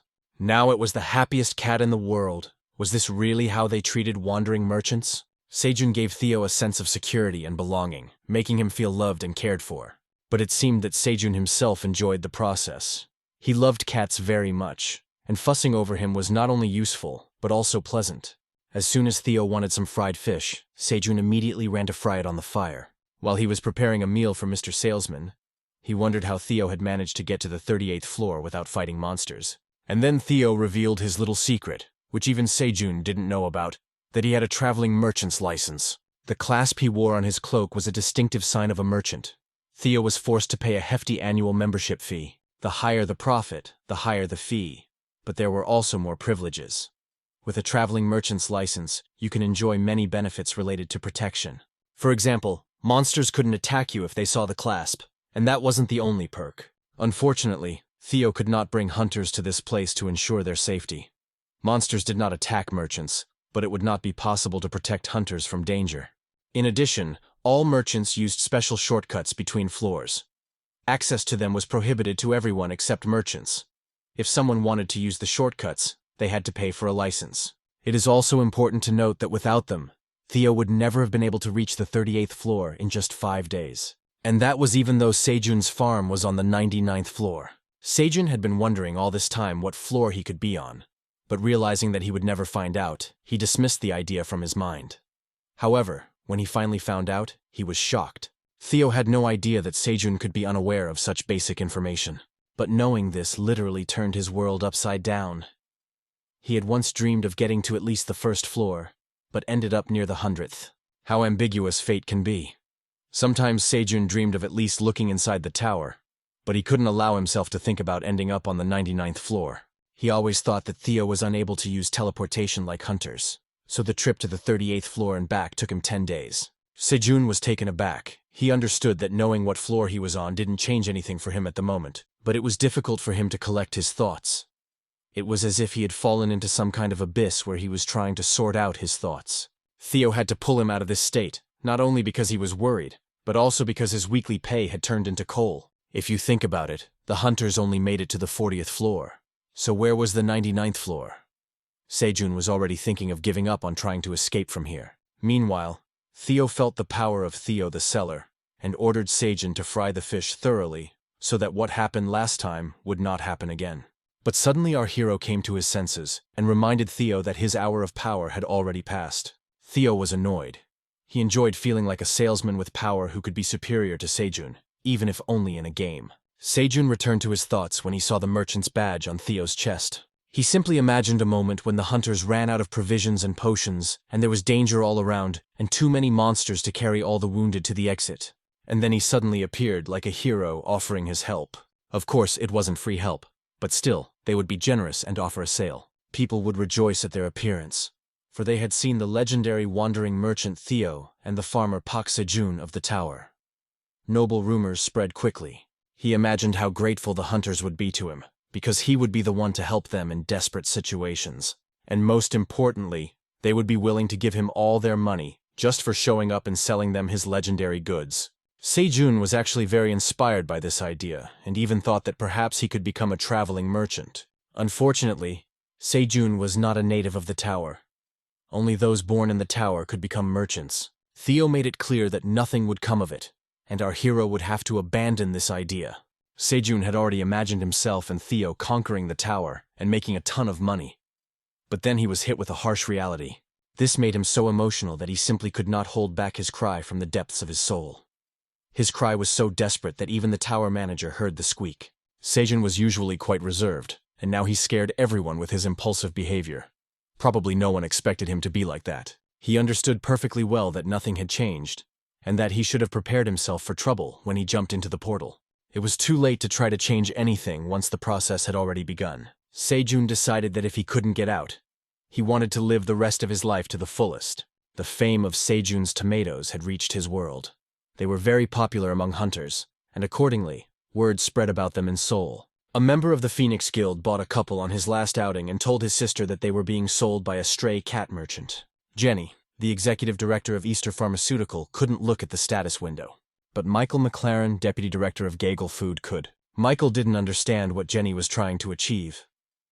But it seemed that Michael McLaren, who owned 39% of the global agricultural market, had lost his business acumen.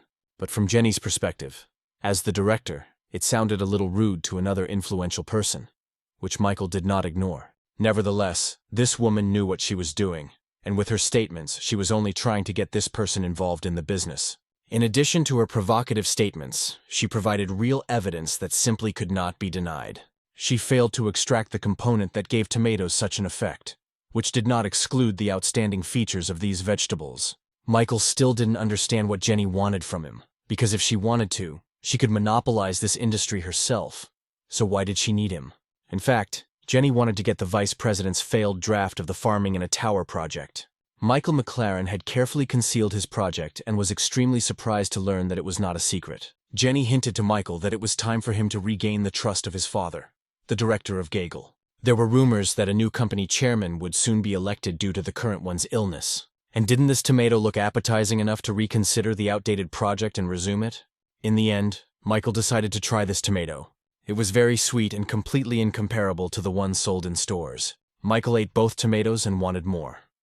Jenny was unhappy because he had eaten her tomato too, and now he would have to go to the tower and buy more if he wanted them. Sejun knew that he and his friends were stuck here for a long time, so he decided to hold a planning meeting because they needed to work out their inconveniences. They needed to get new tools and equipment. Also, for safety reasons, they should surround their farm for security. To begin with, Theo said that there were no monsters near them at all. There was one far away, but only one.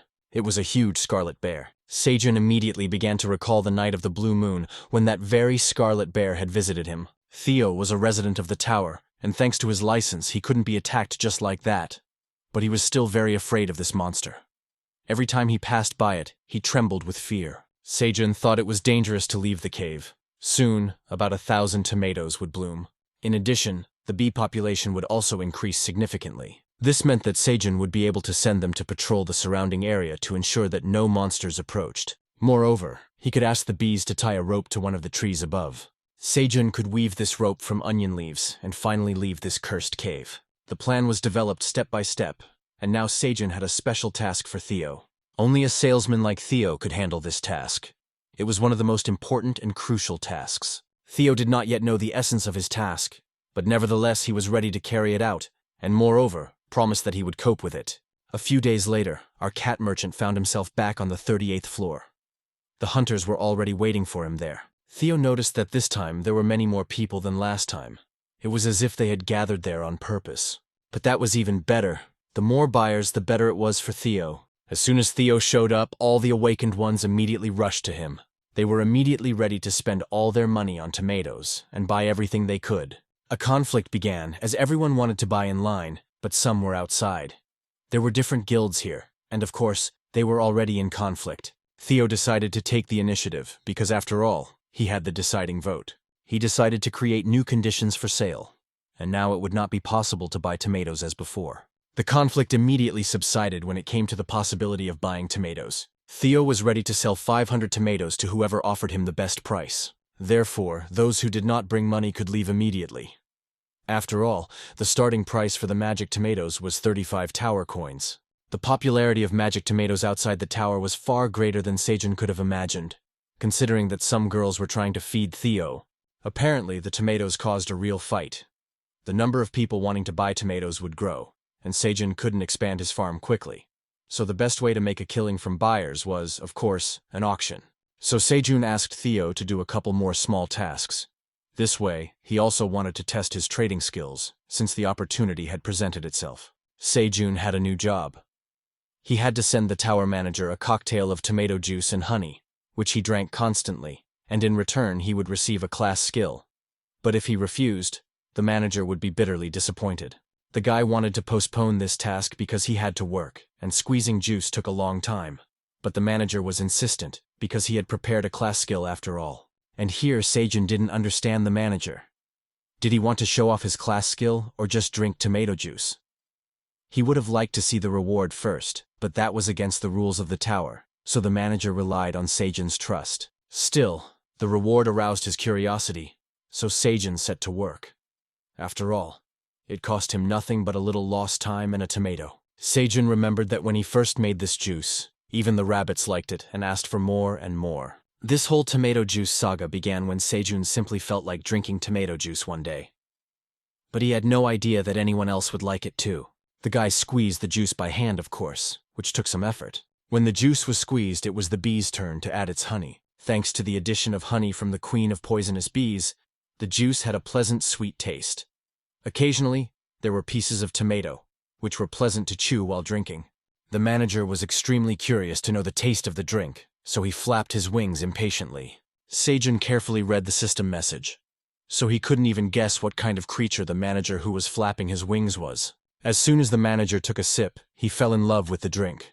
It was very tasty and sweet. He did not even hide his enthusiasm for this drink because the juice was really very tasty. Sejun was pleased that the manager liked his drink. But now it was time to open the reward. The dragon gave him a first-level beekeeping skill. Sejun now had the right to register one beehive for himself. The skill had an effect on the beehive. Now the bees from this hive would not attack the owner, and he would be able to give them orders, and the harvesting radius would be increased, as would the speed of the queen's egg laying, harvesting, and the process of pollinating flowers. This skill was indeed very useful, and Sejun was pleased that the manager had finally listened to his problems and thanked him. The manager himself was also pleased that Sejun appreciated his kindness and care, which touched his heart. But since our hero was so grateful, the manager thought, why not give him another glass of tomato juice? Before responding to this request, our hero wanted to ask the manager something. Was the manager a flying pig? He asked for so much food that Sejun simply couldn't think of any other explanation. But what answer did our hero expect? The manager simply said that he was a fool and a bore because how could he behave like a pig? After these words, he disappeared completely, probably because Sejun had really offended him. Meanwhile, Theo was controlling the situation at the auction. Now, a lot depended on his words. The leader of the Phoenixes was particularly worried that if he did not return to his daughter with tomatoes, his reputation as a loving father would be shaken. So he started playing this game first and offered 41 coins. Kim Dong believed that the most important thing now was to take the lot of tomatoes, and later they could divide them and the money among themselves. A man from another team raised the bid and offered 45 coins for 500 tomatoes. The bidding was fierce, with no one willing to give in to the other. No one had brought much money with them because they were all counting on the previous terms of the deal, not an auction with crazy prices. In the end, Michael McLaren arrived, ready to buy all 500 tomatoes for 100 coins. No one could raise the bid above 100 coins, so Theo counted to 3 and announced that the tomatoes were sold. Kim Dong knew Michael well, as he was also known as the Master Hunter. But he did not expect to see him in this place. Kim Dong noticed one of the members of his group, Chris, who was supposed to have the day off today. But it turned out that his sister, the director of a pharmaceutical company, had asked him to bring Mr. McLaren here, and he couldn't refuse. Kim was unhappy because now he would have to compete with large corporations. He couldn't have imagined that the rumor about the tomatoes would spread so quickly. And now there were 2 rounds of the auction left, and Kim Dong-sik wanted to win at least one. The first lot was sold at a high price, so the auction continued with the next lot, which had a starting price of 35 coins. Kim Dong-sik set himself the goal of buying this lot at any cost. So he started with a price of 60 coins. But Michael easily outbid him with his 100 coins. Kim Dong was at a loss and began asking others to lend him coins.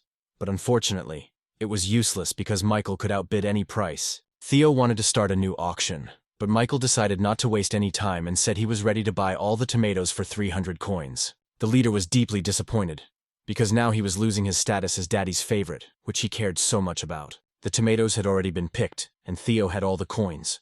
The auction was a success. Michael understood how wonderful this product was, and was glad that he had come to the auction himself. When the auction ended, an old acquaintance approached our cat. Theo immediately remembered this cute girl who once treated him to some churros. But he couldn't remember her name and called her Buha, even though her name was Suho. The girl decided not to correct him because it was good enough that he remembered her face.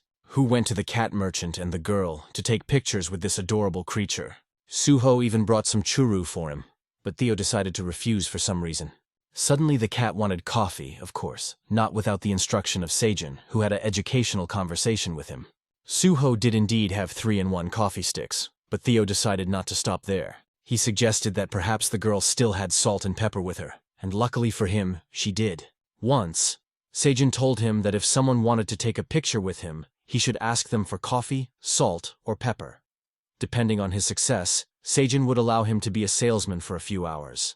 And with these things, Theo could now spend hours kneeling on Sejun's lap, which was a joy for him. Suho got a lot of great photos, for which she was very grateful to the cat, and he was grateful to her. But when she touched the cat's paw pads, it seemed as if she would melt away from the cuteness. Theo was a little scared because he didn't understand what the girl was doing, but Suho just couldn't resist squeezing those soft paws. To lighten the mood, Suho gave Theo a treat, which surprised him. She gave it to him because he let her squeeze his paws, and she really liked it. Theo didn't even know that people liked to touch his paws.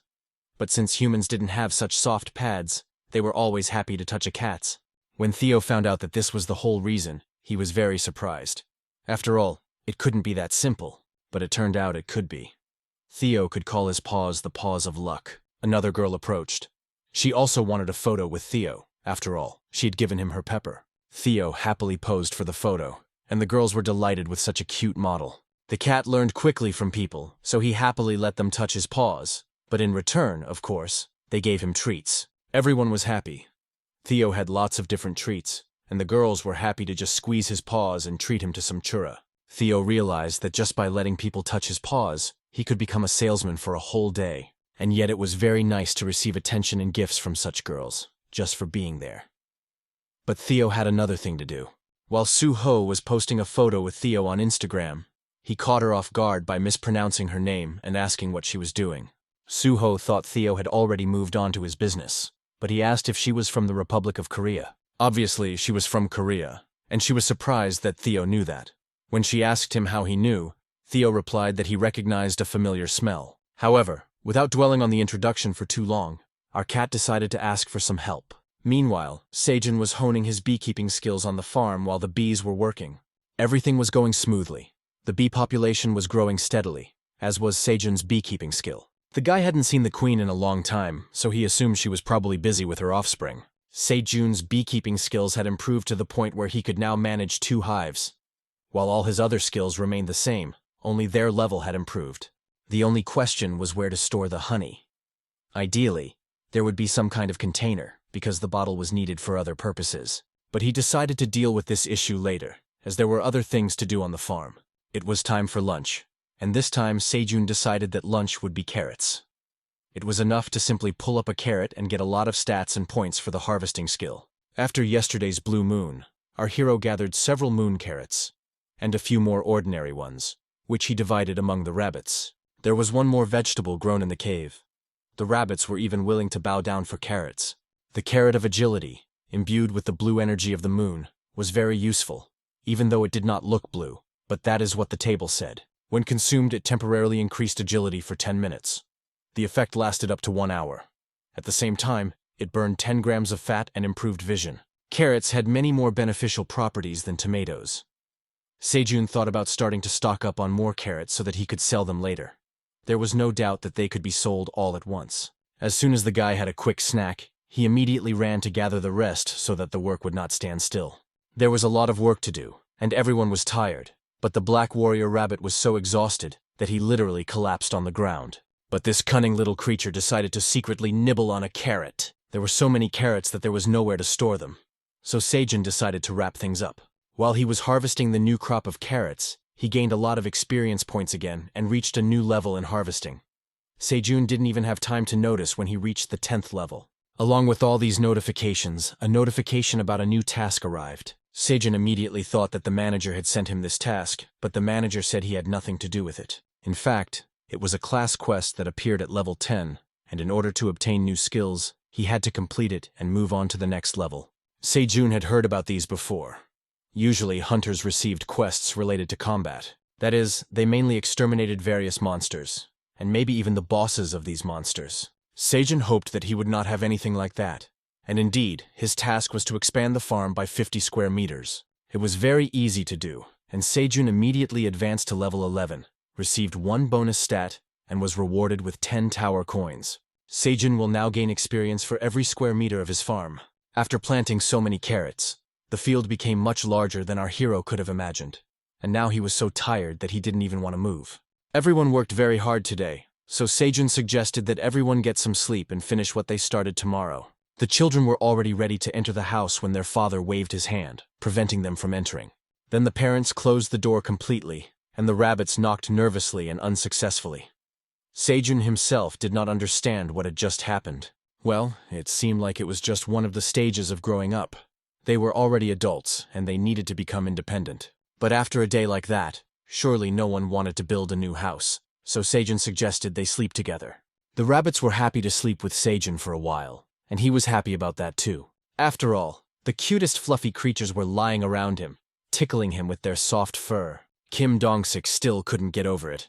He hadn't managed to buy a tomato, and now his daughter had scolded him for it. Meanwhile, Suho brought the merchant cat to him, who apparently wanted to do so himself. The leader was surprised by the appearance of the merchant's cat. But Theo just wanted to tell him something. First of all, Theo asked Kim Dong-sik if he was really the leader of a certain group from Korea, to which he received an affirmative answer. Then Theo asked the leader to contact someone for him, so that they could sign a contract. The contract was already prepared for Kim Dong-sik. All that remained was for him to read it and sign it if he agreed to the terms. The contract stated that he had to transfer 50 million to the family of Park Sejun, who lived at a certain address in Pucheon. Kim Dong also had to convey that everything was fine with Mr. Sejun. For this, Kim Dong-sik would receive a reward of 50 tower coins and 200 magic cherry tomatoes. When he saw the tomatoes, and in such quantity, the leader of the Danshika was stunned. He had already lost all hope of getting these tomatoes, and now here was a godsend. He already imagined how, with such a quantity of tomatoes, he would once again become the best father in the world for his little daughter. Kim Dong was still curious about who Park Sejun was. He had a hunch that he was some kind of hunter who had gotten himself into trouble and now couldn't get out of the tower. Sejun, of course, gave Theo all kinds of instructions, warning him not to tell anyone that Sejun was on the 99th floor. Theo decided to make up a story that Mr. Sejun had saved him on the 40th floor, so he was just helping him out with small things. Kim Dong was still surprised that someone had managed to get so high and find magic tomatoes there. But Theo was not going to reveal any secrets, because Mr. Sejun was a man of many secrets. Kim thought that even if his guild gathered a group of the best, they would still struggle to stay on the 39th floor. He had never heard any official confirmation of anyone reaching the 40th floor. Kim imagined that it was probably a lone hunter who wasn't even a member of a guild. This was a great rarity, and it would be great to maintain contact with such a person on the basis of mutual assistance. The leader had already thought once about inviting this hunter to join his guild, and then monopolizing the production of these very tomatoes. Kim Dong-sik was happy to sign the contract. The leader signed the paper, and Theo left his paw print as his seal. Now the contract was signed, and no one had the right to terminate it or cheat in any way. Such things were not allowed in the tower or beyond. Kim Dong-sik received his reward in advance in the form of tomatoes and coins, and also promised to meet in 10 days and tell how everything happened, which he asked Theo Sejun to convey. Kim Dong-sik, leader of the Phoenix Guild, took it upon himself to inform Mr. Park Sejun's parents, no matter what. The next day, the rabbits seriously addressed the issue of their housing. They couldn't constantly sleep with Sejun, and now there was nowhere to return to. So, in their free time, they built a decent house to live in. They made the roof out of onion leaves and the walls out of earth. It was clear that the hares had worked hard with their shovels and sickles. They even created a resting place that made Sejun himself envious. Several days had passed since the older rabbits had kicked their children out of the house, so they all celebrated the housewarming. The hares quickly finished building the house, while the older ones continued to live together in their old house. Therefore, when the construction was completed, they all celebrated the housewarming together and the fact that they had managed to do such a good job. Sejun poured tomato juice, which the rabbits loved so much, for everyone. Special thanks were also given to the warrior rabbit for consistently supplying fish for dinner. The rabbits were smart and quick-witted, even coming up with the idea of making cups out of carrots. They didn't hold much juice, but it was cool that you could drink and eat at the same time. Sejun sat and watched the parent rabbits. Everything was fine in their relationship, but something had clearly changed. He found it strange that the hares had been kicked out so abruptly and had not even been given the opportunity to gradually rebuild. Sejun began to suspect that the adult rabbits would soon have new brothers and sisters. The young farmer had completely forgotten about the seed shop when it suddenly reopened. Sejun was glad that the store had reopened because seeds were not superfluous after all, and it would be great to grow a new vegetable. This time, the store sold potato seeds, strawberry seeds, and lettuce seeds, and everything was very affordable. The salad caught Sejun's attention. He immediately remembered samgyeopsal, which was served on lettuce leaves. But he didn't have any meat to make this dish, so he had to make do with regular lettuce leaves. Our hero faced a difficult choice, because he could only choose one type of seeds, even though he had enough money for everything. The lettuce leaves evoked warm nostalgia for his ordinary life in Seoul, but he still decided to give preference to potatoes. 100 potato seeds cost him 5 tower coins. But for this purchase, he received an additional 50 loyalty points, and accordingly, a bag of potatoes. The bag almost fell on our hero, but he managed to roll away in time, otherwise he could have been killed. Not only Sejun was frightened, but also the other hares standing nearby because accidents were rare on the farm. Still, the potatoes looked excellent, their size comparable to Sejun's hand. He couldn't wait to plant them, and then, when they grew, he would boil them, steam them, fry them, and finally make pancakes. He really missed potatoes in his diet, and had completely forgotten when he last ate them cooked. Still, today Sejun and his friends decided to take a break, and tomorrow they would plant the entire garden with potatoes. For a moment, Sejun thought about Theo and how he was doing. He assumed that Theo had probably already done everything that was required of him. How was he doing, really? Let's take a look at the market where our Theo was now.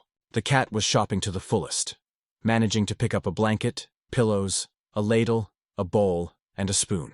And of course, he couldn't pass up such a beautiful frying pan and saucepan. In the end, all the items he had collected cost him 1 and 6 coins. For Theo, even though he was a successful merchant, this was a little expensive, so he decided to ask for a discount. For some reason, the cat's straightforwardness amused the seller, so he decided to give in and lowered the price. The seller offered to sell him everything for 1.5 coins, but Theo was not impressed. It was nothing at all. But the salesman also needed to make a living, and he couldn't give any more of a discount. If he couldn't, Theo gave him all the items and left, saying he would buy them elsewhere. The seller, of course, was afraid of losing his customer, so he came to his senses in time, as the prices were indeed too high. Now the merchant lowered the price to 1 and 3 coins. But Theo was persistent, saying that he would only buy it for 1 and 2 coins or leave. That settled it. Everyone was happy with the price, so the deal was done, and Theo left the money and took the goods. The seller thought he was some kind of novice, because he had never seen Theo before, but he turned out to be a seasoned bargainer. Only when Theo ran away did the seller notice the coins Theo had left him. Theo ran so fast that he was out of breath, and now he was trying to catch his breath. He was very happy today because he had finally bought something and hadn't been taken for a fool. And all thanks to Sejun's introductory lecture, where he explained in detail how even the most hopeless fools could avoid getting screwed in a deal. The first step was to find out the price, and only then ask for a discount. The second stage, if the buyer was refused, he had to leave immediately. The third stage, if the seller did not let the buyer leave, he had to ask for a triple discount. These were the 3 simplest rules for not being a fool when buying something. Theo was immensely grateful to Mr. Sejun for such wise advice, because everything happened exactly as he had said. Theo was proud of himself, because now he was a traveling salesman who knew how to get discounts. Walking through one of the alleys, Theo heard a familiar voice and familiar words that he had heard throughout his career. The goblin Yulig, who had once deceived him, was trying to trick another victim and push something from the outside world on them. Everything was exactly the same as it had been with him the first time. Julie continued to spin his yarn, talking about how he wanted to help newcomers on their way to becoming wandering merchants. Theo couldn't contain his anger towards Yulig. He remembered very well how he had trusted him, given him his last money, and been deceived. He couldn't forgive this guy for deceiving other novice merchants. It was unfair and despicable. Theo could no longer stand aside and turned to Yulig. Adjusting his cloak, Theo walked confidently toward Julig, making it clear that he was in for trouble. But Julig pretended not to notice Theo's anger and began to call him a friend, asking where he had been all this time and whether the things he had sold him were any good. This tone only angered Theo even more. It was simply unthinkable that after everything that had happened, Julig dared to be such a hypocrite. Theo tried to protect the stranger from making the same mistake he had once made. Despite this, Yulig continued to justify himself and in response accused Theo of calling him a fraud and being ungrateful for his help. But Theo could no longer be fooled by pretty words. He exposed the goblin, explaining how he was lying and what the thing really was without Yulig's magic words. The goblin became seriously nervous, because everything was not going according to his plan. And on top of that, this cat had intervened, calling his goods trash and him a deceiver. Despite his agitation, Yulig tried to take control of the situation and explain that there might have been a misunderstanding and that he had simply made a mistake, so he suggested sitting down and talking calmly. But Theo was adamant. He called the guards to do something about the goblin who was trying to cheat a novice merchant. Yulig was extremely dissatisfied and promised Theo that he would not let this incident go unpunished. Yulig ran away, and the stranger remained grateful to Theo for helping her. Although Yulig's words were confident, he could not be trusted. He was still a scoundrel. The stranger suddenly decided to ask her savior's name, and he proudly announced it. But he did not linger, asking the stranger to be careful and not to be fooled by people like Yulig. As soon as Theo left her, the stranger seemed to inform someone that the mission had been accomplished. Her colleagues, with whom she had been carrying out this mission, immediately rushed to her. She was dissatisfied because she had previously told them to eliminate all possible obstacles to the operation. The agents had indeed searched the entire area within 100 meters, as planned, but they had no idea how this cat trader had slipped in. They were all agents of the Zira, the secret inspection bureau of the Association of Traveling Merchants, and mistakes here could be costly. The agents had been preparing for this operation to capture Juliga for several months, and now it was about to fall apart.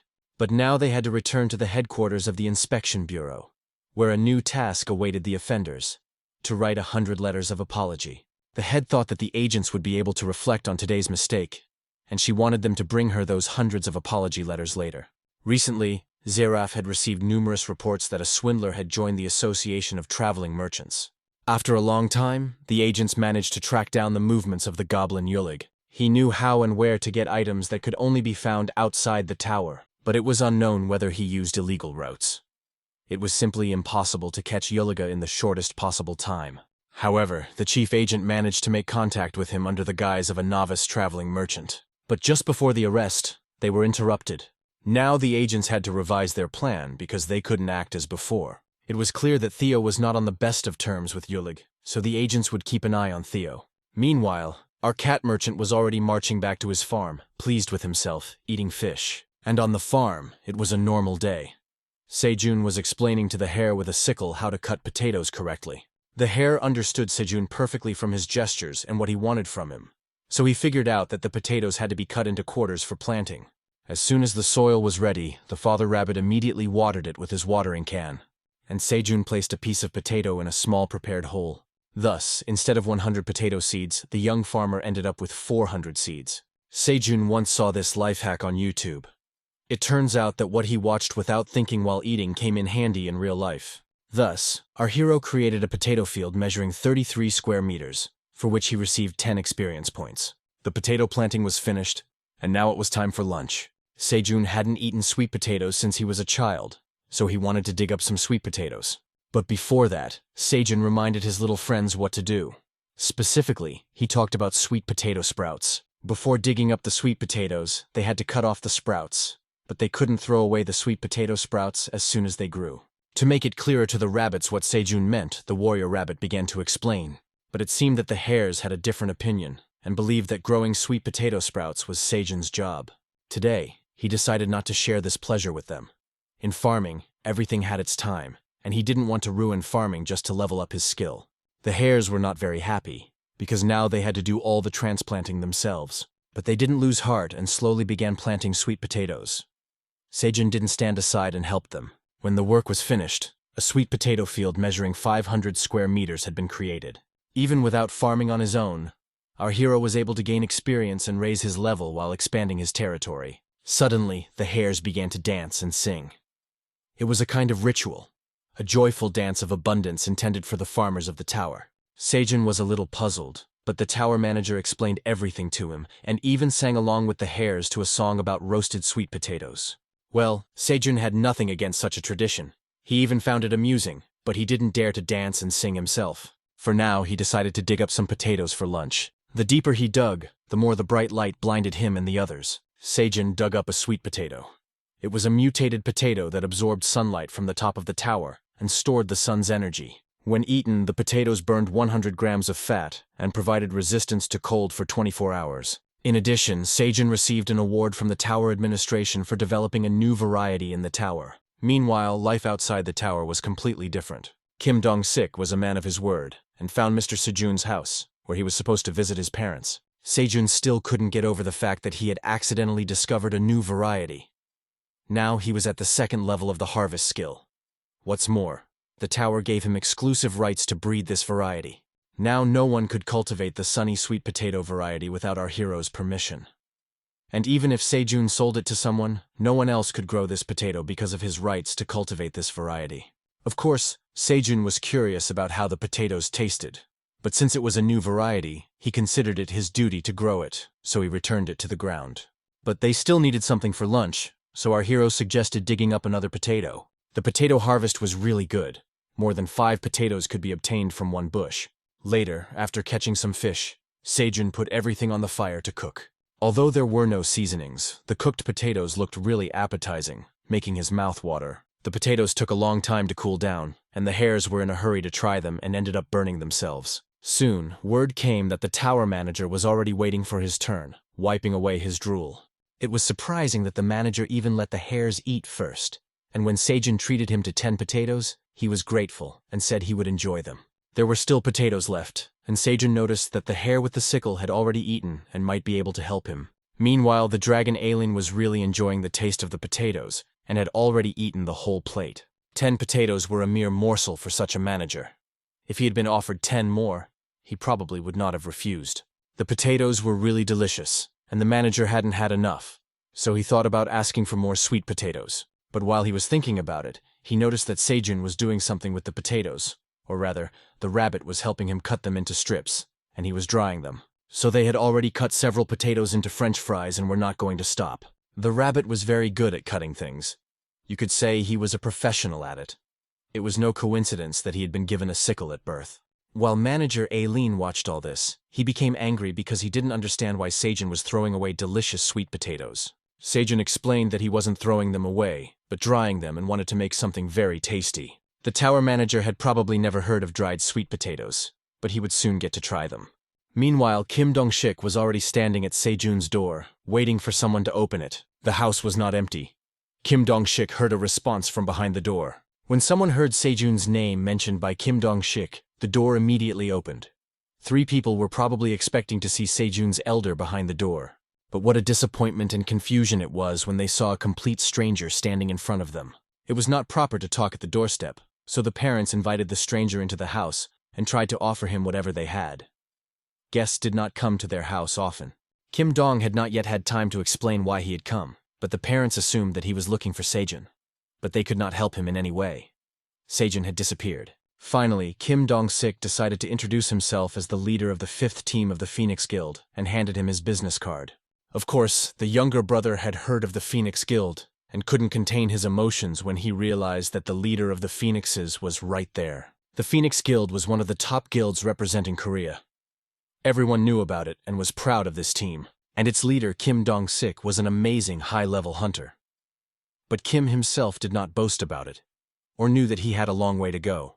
As soon as the family realized who was in front of them, they immediately began to fuss and try to bring the best delicacies. They had no idea why such an important person would come to visit them.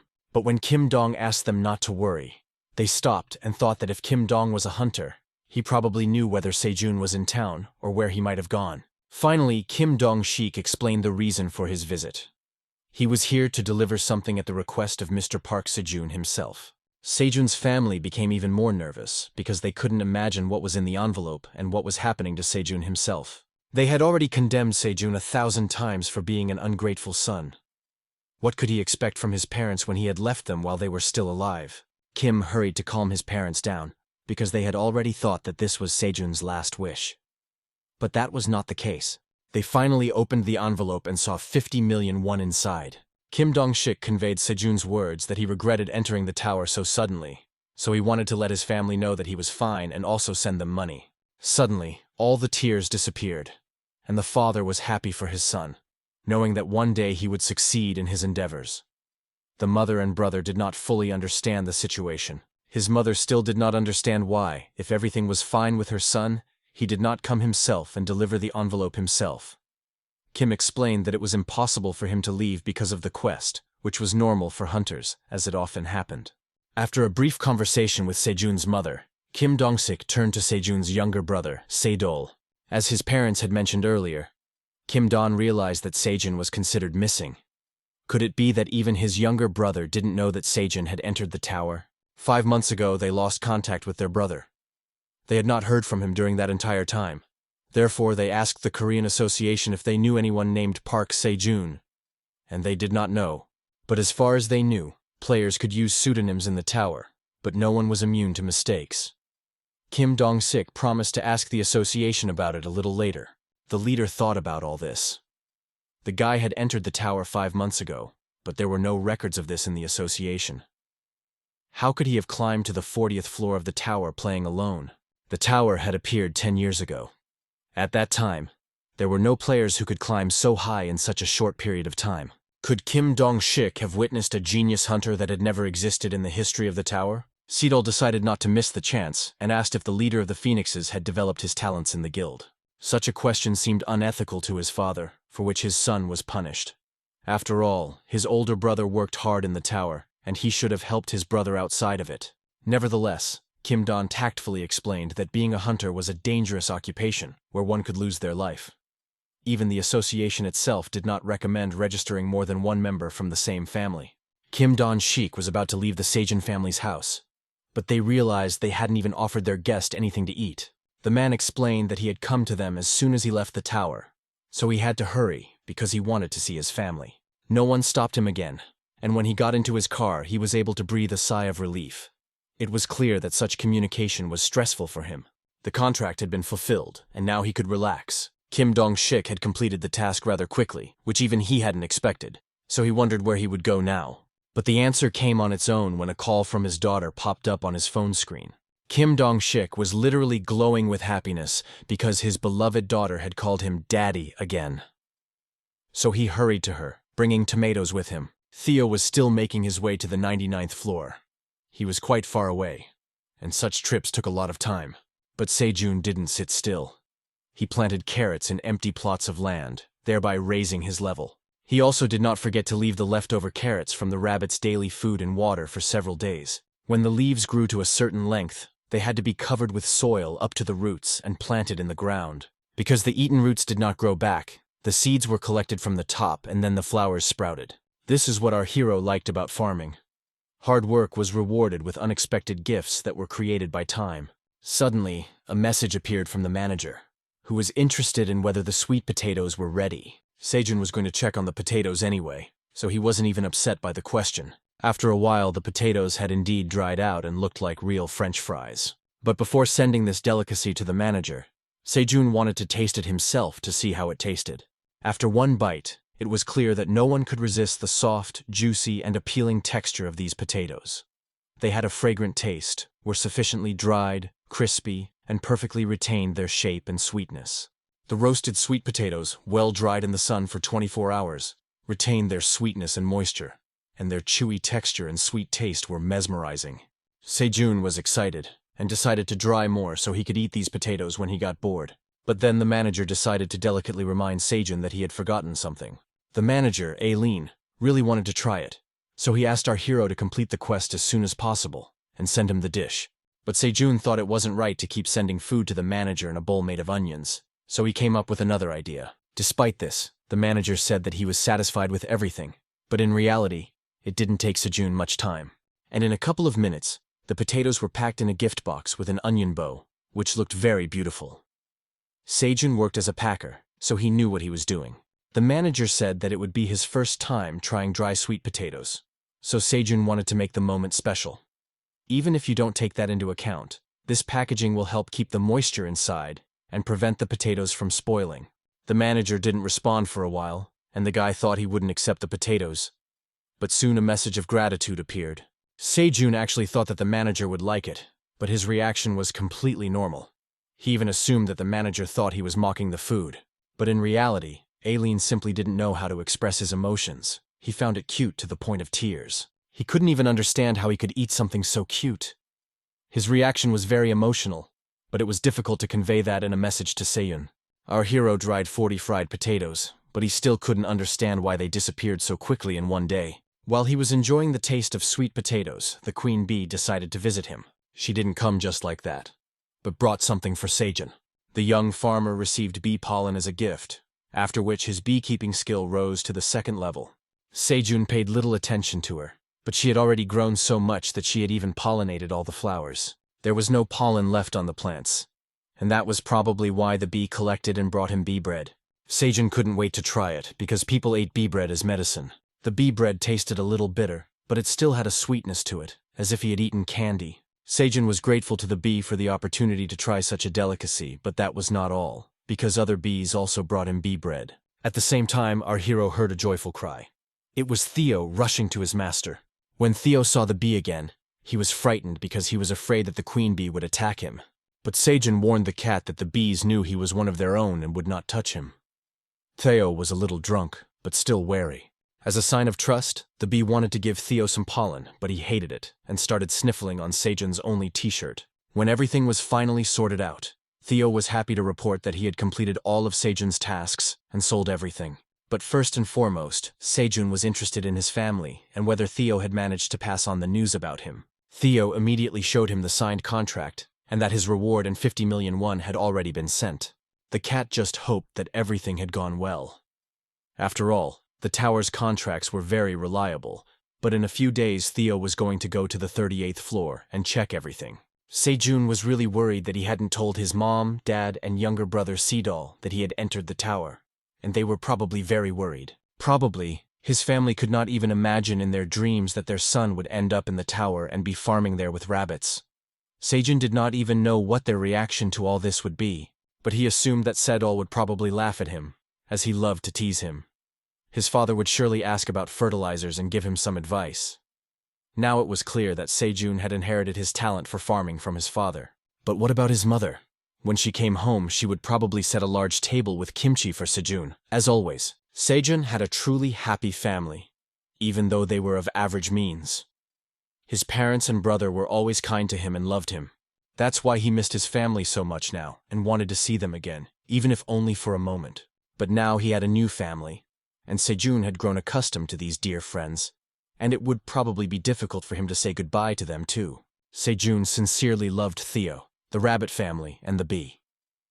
Even though they did not know each other's language, they could understand and interact with each other perfectly well. Theo, realizing that he was truly part of the family, hurried to show off the things he had bought for Sejun. Theo managed his money very wisely. He was able to pay for the contract, spend a few coins on a messenger, and ultimately save 208 coins. What's more, he had made some very good purchases at the market, bargaining for a discount. Sejun had probably never been so happy about a regular frying pan in his life. For him, it was a sign of civilization. These items were made in the tower, so they had their own information windows. The distinctive iron frying pan was made of iron, with a wooden handle so that the user could enjoy comfortable cooking. The second thing Sejun saw was a short dagger. It was his first weapon in the tower, but there was no description for it. Only a mention that it was restricted to level 10 and above. Theo heard that the blacksmith's lottery corner was selling items at bargain prices, so he simply chose what he thought was the cheapest. Sejun was surprised that the cat had found such an item at some cheap lottery. The guy couldn't wait to try this thing out. But he got a notification from the manager that if he used this unknown thing, he could get into big trouble. So the manager offered the following quest. He was willing to test the short blade if Sejun sent him some dried sweet potatoes. If he refused, he would not be able to get the blade back. Manager Aileen was already salivating at the thought of the potatoes. And yet, our hero had to agree only because he was afraid to use things without knowing anything about them. The manager said that the short training blade of Canis would not cause Sejun any problems. It also became known that Canis from Red Mountain used this blade for training as a child. The knife was made of black steel to make it heavier, which made the blade too heavy for its size. A small amount of mithril was added during its creation, so the blade only needed to be sharpened once and would last a long time. The manufacturer was Raven Blademaster, and its class was V. All skills in which this blade will be used will grow 5% faster. It was a personalized weapon, meaning it was rare and valuable. If our hero goes outside, the cost of a personalized weapon will start at 100 million won. Sejun was very excited because Theo had bought such a precious thing for him, and roughly speaking, it was a bargain. He had always thought that Theo was just a naive merchant, but it turned out that he was quite the trickster. This cat really had excellent intuition and wonderful luck. But Sejun was especially lucky with him. Since the weapon was not dangerous, Sejun wanted to test it out while Theo was enjoying the taste of the chura. The blade was very sharp and cut through the bow without any problems. Everyone applauded Sejun's skill with the blade. Sejun, in turn, did not hide his joy that Theo had indeed managed to get such a blade, and of course he liked it. Only Theo was slightly annoyed, because Sejun had promised him that he was Merchant Theo and wanted to be treated accordingly. Sejun apologized for this, but Merchant Theo was loyal to him and said that this time he would forgive him, but next time he should be more careful. And Sejun thought to himself that Theo was still a sly one, because he had expected Theo to be a naive pawn, but he had truly golden paws. But unexpectedly, he turned out to be so cute, especially his paws, that Sejun's heart simply melted. Sejun decided to treat him appropriately, as befits a merchant. So he asked permission to feed him another package of chura, and Theo gloated to himself, in a good way. After all, he realized that Sejun was still human, and all humans bowed down before his front paws. His paws brought him luck, so Theo asked Sejun to hurry up, because he didn't have much time. But this seemed excessive and somewhat rude to Sejun. Sejun gently lifted him up, and Theo hoped for some reasonable continuation. But Sejun only said that Theo's hour as a merchant was up. Only for Theo, that was not enough. He wanted a little more time for our hero to extend it for him. But Sejun was adamant that time was up.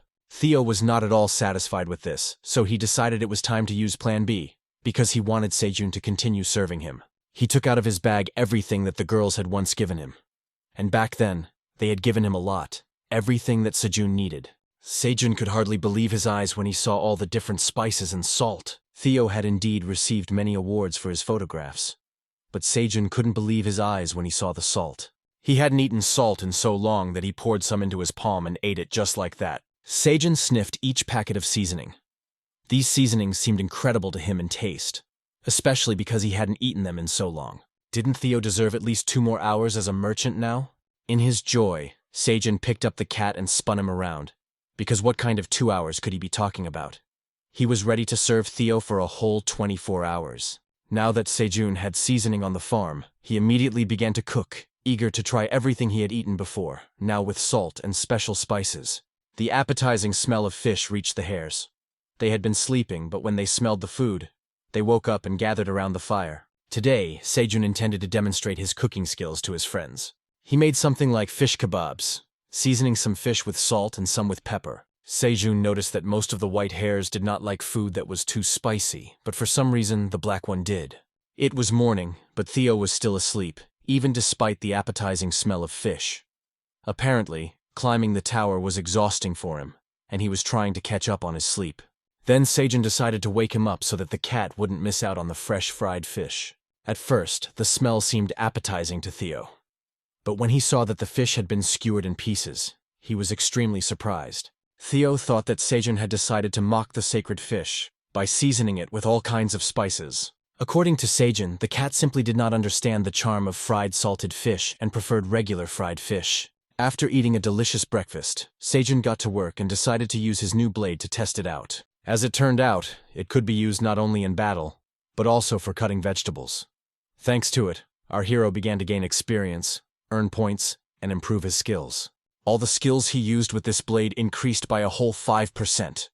The B-class item was different from the usual ones, but he still had to work hard to improve his skills, but it was really worth it. Sejun decided to cut the tomato branches and give them to Theo, but the cat was unhappy because he was a great cat merchant. And why should he have to do such things? Sejun understood his indignation, but took himself as an example, because he was also a boss. But nevertheless, he worked just like everyone else. Theo was actually very surprised when he learned that Sejun was the boss, and that the boss was higher in status than the cat merchant. But he couldn't argue with that. And what's more, it was useful information for him. And he decided that he should try harder. A brilliant plan was already forming in Theo's head. How he would one day become a boss, and be able to monopolize all of Park Sejun's work. Theo quickly filled the bag with tomatoes, so he decided to go sell them. But before Theo left, Sejun asked him to stop by the shops and buy what they needed. and he was sure to stop by the blacksmith's and pick up whatever he liked from the lottery corner. In this way, our hero did not want to let Theo's talent fade away. When the cat merchant left, Sejun had to finish with the tomatoes on one side and take a short break. Sejun continued to work with the knife and earn experience points for it, this time 90 points, and improve his farming skills. This time, he cut magical cherry tomatoes. They burned 20 grams of fat in the body. They increased mana by 0 to 2 in 10 minutes, and also filled him with energy. This effect could be repeated up to 10 times in 1 hour. In addition, the shelf life was increased to 60 days. These tomatoes belonged to rank D. In addition to doubling all the characteristics of the tomatoes themselves were much tastier. Sejun couldn't believe that this entire crop belonged to rank D. Probably they could improve to this rank only because he was a rank D farmer. If Theo had stayed a little longer, Sejun could have sold the D-rank cherry tomatoes.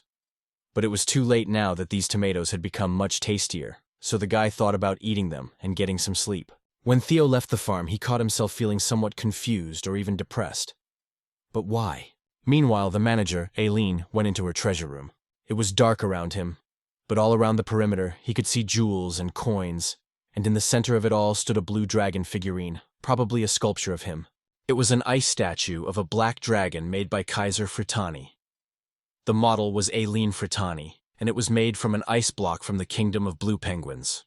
It must have been a priceless item, but Aileen smashed it with her paw in an instant. Instead of the former sculpture, he placed a bag of potatoes given to him by Sejun in this solemn place. This warehouse was imbued with a spell of eternal preservation, and Aileen decided to keep the potatoes instead of eating them.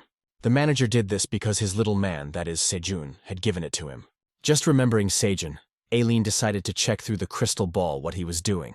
Meanwhile, Sejun was resting and sleeping, unaware of all the dangers that surrounded him. Should the almighty black dragon watch over him? Aileen did indeed notice some danger approaching the farm. But Sejun, along with the rabbits, slept peacefully on the rock, unaware of anything. Manager Aileen began sending Sejun a bunch of messages to wake him up as soon as possible. The numerous messages did indeed wake our hero, and the manager insisted that now was not the best time to sleep. Sejun realized this when he looked up at the cave and saw a monster there. Aileen was indeed trying to help our hero, and kept telling the monster to leave through system messages. Perhaps the clubfoot was already about to leave, but quite by accident, the stones began to collapse onto the farm under his weight. Seeing all this happening, Sejun rushed closer to the cliff.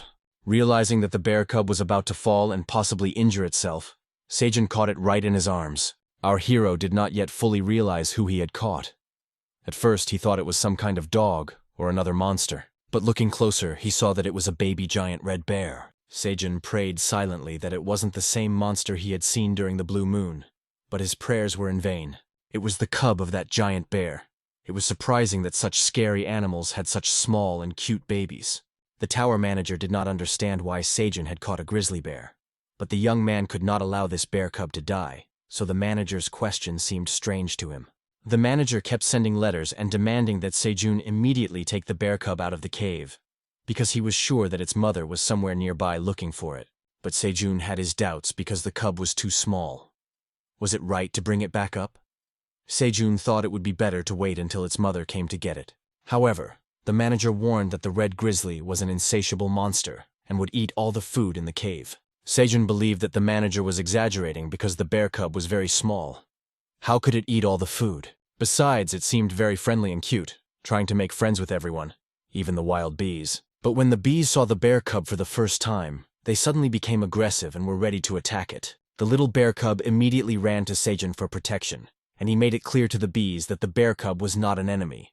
This situation greatly upset the little bear cub, and he began to cry, while Sejun tried to calm the little one down. To make the baby feel better and distract him a little, Sejun decided to ask the queen bee for some honey. Of course, she did not refuse and gave a small drop of honey to the bear cub. Sejun knew that the bear cub would like honey because he assumed that he had come here because of its smell. The atmosphere on the farm relaxed. Everyone was taking care of the new guest.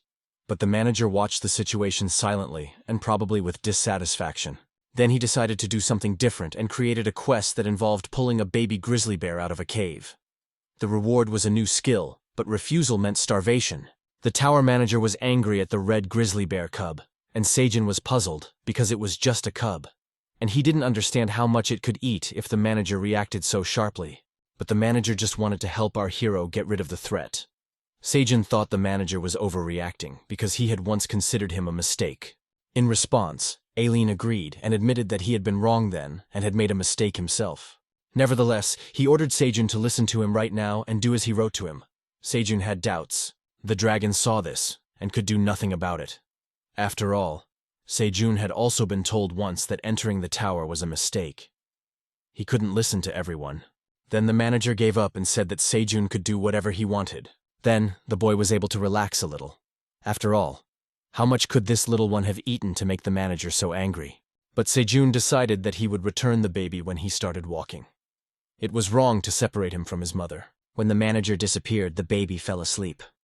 Sejun decided to let him sleep in the cave. Soon he fell asleep himself, thinking about how he would return him to the surface tomorrow. But the next day, when he woke up, the baby was gone, and there was some noise coming from the farm. The rabbits were arguing and complaining, and from the expressions on their faces it was clear that they were very angry. Finally, Sejun saw what the problem was. The little grizzly bear had eaten all the vegetables on the farm. The vegetable storage shed had been completely destroyed. There was practically nothing left. Most of the carrots and sweet potatoes were gone, but the bear hadn't even touched the cherry tomatoes. All the hard work, effort, and time spent by the rabbits had been destroyed. They were so angry at the bear that they were ready to beat him up. Fearing for his life, the bear cub immediately ran to his savior, hoping for understanding and protection. But Sejun himself was extremely surprised that the bear had grown so much in one day, because yesterday he was the same size as the rabbits. But then he remembered that he had been in the tower, and the tower was a place where food could accelerate growth, so there was nothing strange about it, and certainly nothing to worry about. It was then that Sejun realized that he should have listened to the manager in the first place, because he knew what he was talking about and had warned the young man about it. The manager watched everything and reappeared with a new message, saying that the cubs of the Crimson Bears were the most terrible monsters, capable of easily eating 100 kilograms a day as long as they had food. Sejun felt guilty and apologized to the manager. He thought the manager was jealous because he was feeding the bear cub, but he didn't even think that things were that bad. Once Sejun apologized, the manager asked him not to worry and reminded him again that it was much more important to remove the cub from the cave. Right now, he didn't quite understand how he could get the bear cub out, but in the end, he came up with an idea and tied a rope out of onion leaves. It was a team effort. The hares stood at the top and were ready to lift the bear cub. They secured the rope to one of the nearest trees, and everyone grabbed the rope and began to pull it, following Sejun's command. Even the bees helped them, and they were doing quite well. But the bear cub didn't quite understand what was going on. He was very confused and seemed ready to cry, but Sejun tried to calm him down and gave him a little honey.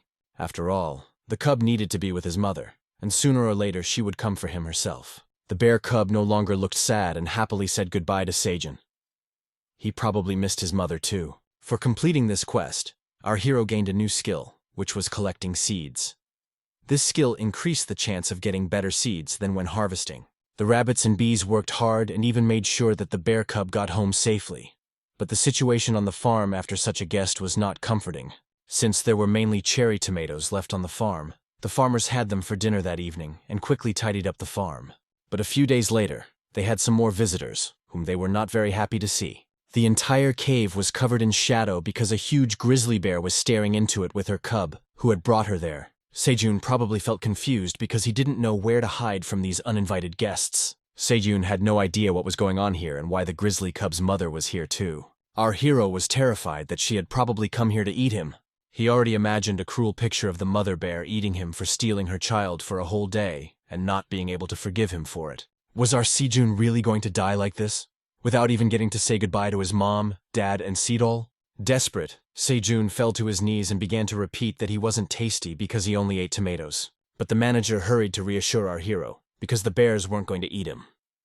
The manager understood what the bears were saying, so he explained to our hero that the grizzly mother just wanted to feed her cub some honey. Moreover, the bear said that in exchange for the honey, she was ready to protect the immediate vicinity of the farm. The grizzly bear lowered her huge paw into the cave, allowing Sejun to climb out. Sejun felt relieved, because the bear seemed like a scary monster to him, from which he could expect trouble. But here she was offering a lucrative deal that Sejun couldn't refuse. The manager sent Sejun a new message asking him to climb onto the bear's paw. From above, Sejun could admire his farm, and he was glad that all his crops were growing well in the cave. Sejun was happy that he could finally leave the cave and see what was outside. The daylight completely blinded Sejun, as his eyes had become accustomed to the dark light of the cave, but now he could see the real world of the tower.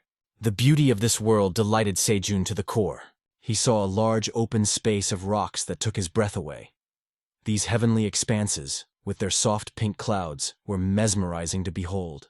Sejun couldn't believe his eyes that this was really inside the tower. He couldn't have imagined that it looked like this, but looking into the distance, he noticed a tall tower.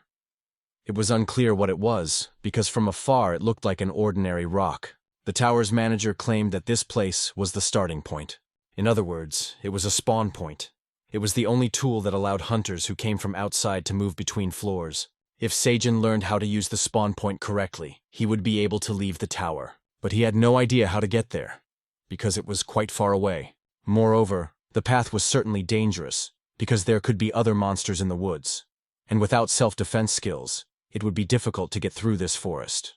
There was only one way. If the grizzly bear could lead him to this starting point, then there would be no doubt about his safety. But alas, the manager said that the bear refused this request. She said that the place was not in her territory, and that Sejun would have to defeat about 3,000 monsters to reach the spawn point. This territory began with a forest and ended with the surrounding area.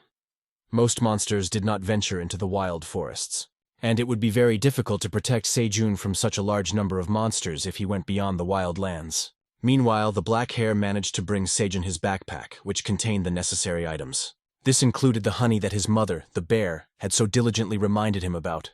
The bear cub was engrossed in playing with the black rabbit, but at the sight of the bottle of honey, he immediately shifted his attention.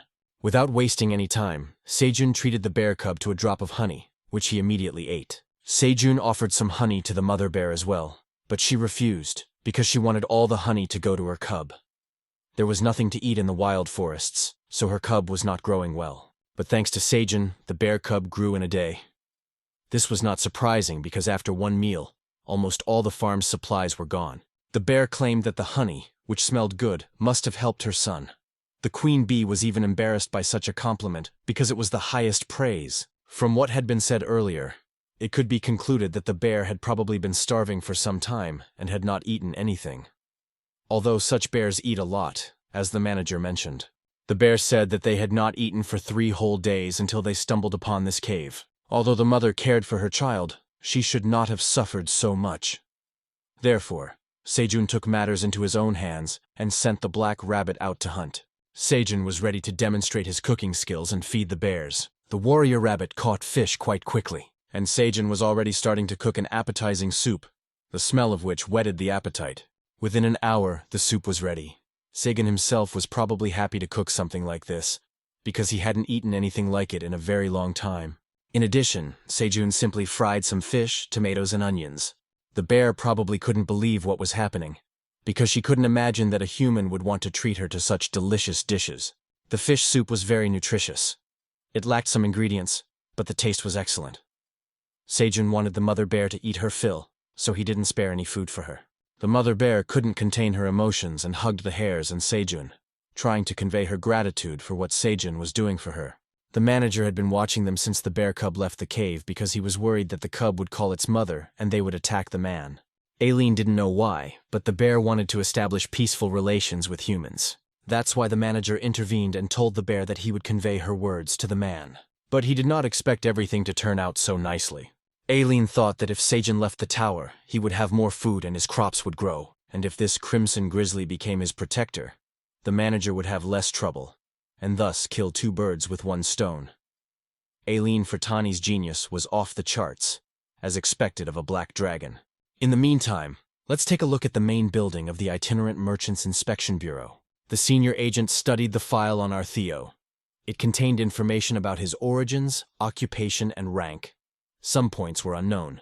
There was very little information, and there was nothing to be gained from it. The situation was the same with Yulig.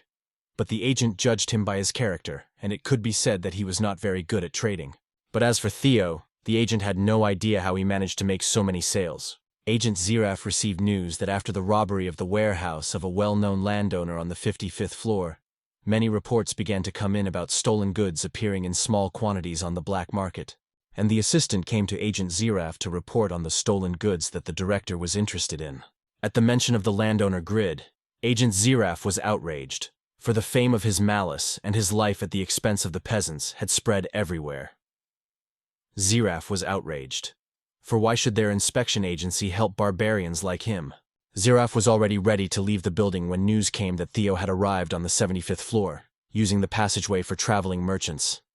Zeraf went to investigate in order to find out everything about Theo. Meanwhile, Theo was innocently wandering around the floors, unaware that he was being followed because of his virtue. The bears began to visit the farm frequently because they knew they would be fed and welcomed there. It had been 3 days since he and Sejun had made their deal. The grizzly bear patrolled the farm, and Sejun fed her, prepared food, and finally, with her help, was able to get outside. Every morning, the raspberry bear left her den and went out to patrol the farm's surroundings. In addition, after leaving the cave, Sejun and the hares began to slowly expand their territory and started to clear the area around the cave. But to their surprise, they noticed that the soil on the surface was completely different from the soil in the cave. There were too many small stones in it, and the soil itself was too dry. This meant that it would be too difficult for seeds to germinate. But now they had a wonderful helper who raked the soil, making it softer. And besides, it was much easier to collect stones in such soil. In gratitude for such help, our hero decided to treat the bear cub to some sweet potatoes. Only a couple of days had passed, and the bear cub had grown to be almost as tall as Sejun. It was scary to imagine how big he would have grown if he had stayed in the cave. The land outside seemed so empty, so Sejun decided to plant carrots first, and then cherry tomatoes. As he worked, his skills and level continued to grow. But then he noticed that the bear cub was digging everything up, and tried to explain to him that they weren't looking for treasure here. The bear cub ate everything that Sejun had so diligently planted, and now he would have to redo the whole field. The bear cub didn't really understand much. He was very small, but if he continued to live on the farm, Sejun would have to teach him how to grow vegetables. And the show's host decided to scold him. Theo had already made it to the 38th floor, where he decided to hold another auction for 1,800 tomatoes. He decided to sell 300 tomatoes in a basket.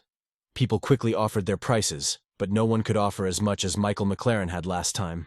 Although there were more tomatoes for sale, Theo earned less. Today was not a good day for business.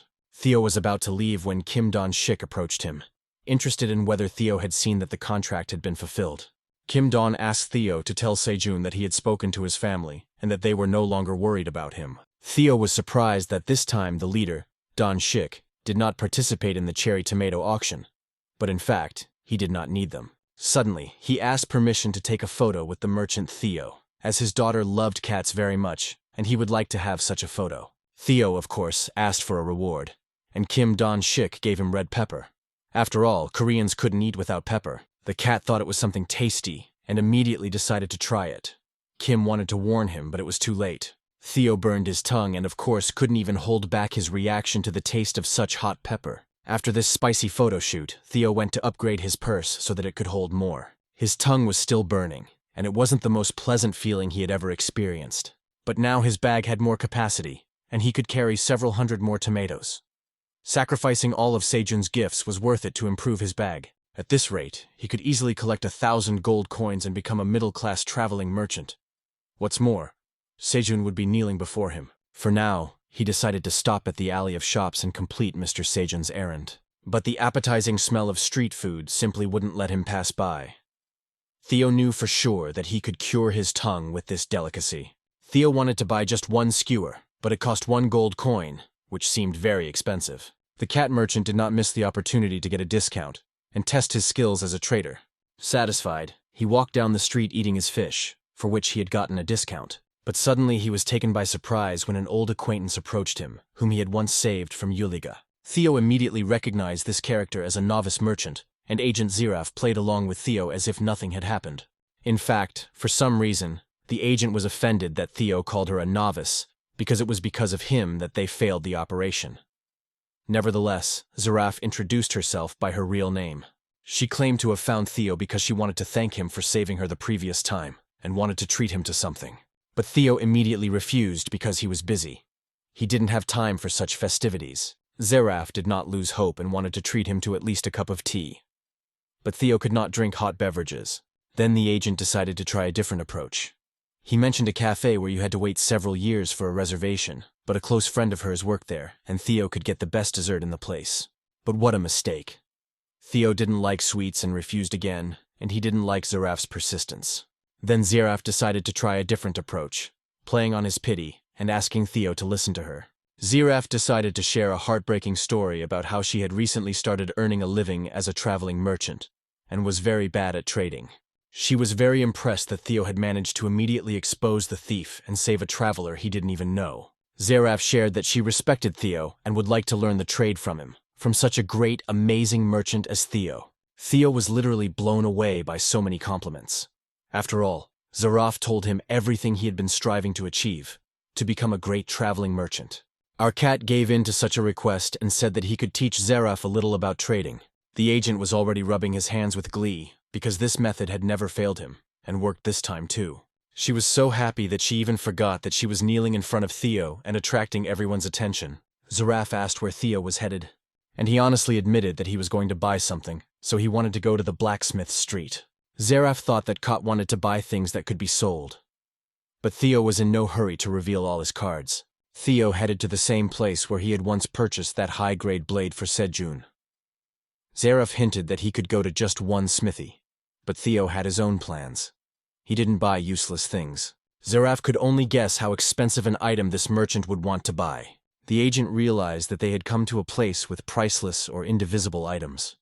In short, this store sold junk. She was excited. She was very curious to see what skills Theo would be able to teach her. The sign on the shop door said that everything here could be bought for 20 tower coins. But in reality, most of the items here were not priced. No one knew their value. If a buyer paid for an item that had rusted over time, the store was willing to repair it for the buyer. Theo could choose whatever he wanted, but he didn't like how the salesman treated him. He wanted attention. And when he managed to get it, he began to ask for a discount with a cheeky grin. The agent felt confused. Were these really the skills Theo was going to teach her? The agent was doubly surprised because Theo asked for a discount in a place where everything was already sold at a discount, and he did so with such confidence. Her jaw nearly dropped to the floor when she heard that the salesperson was willing to give the customer whatever he wanted for 18 coins. Theo wasn't satisfied with that, so he asked for an even bigger discount. Then the salesman gave him a discount of 15 coins. But that didn't suit him either. He wanted to buy the item for 13 coins. After all, he was a frequent customer here, so he wanted a good discount. The seller hadn't laughed like that in a long time, and hadn't met such a cheeky cat in a long time.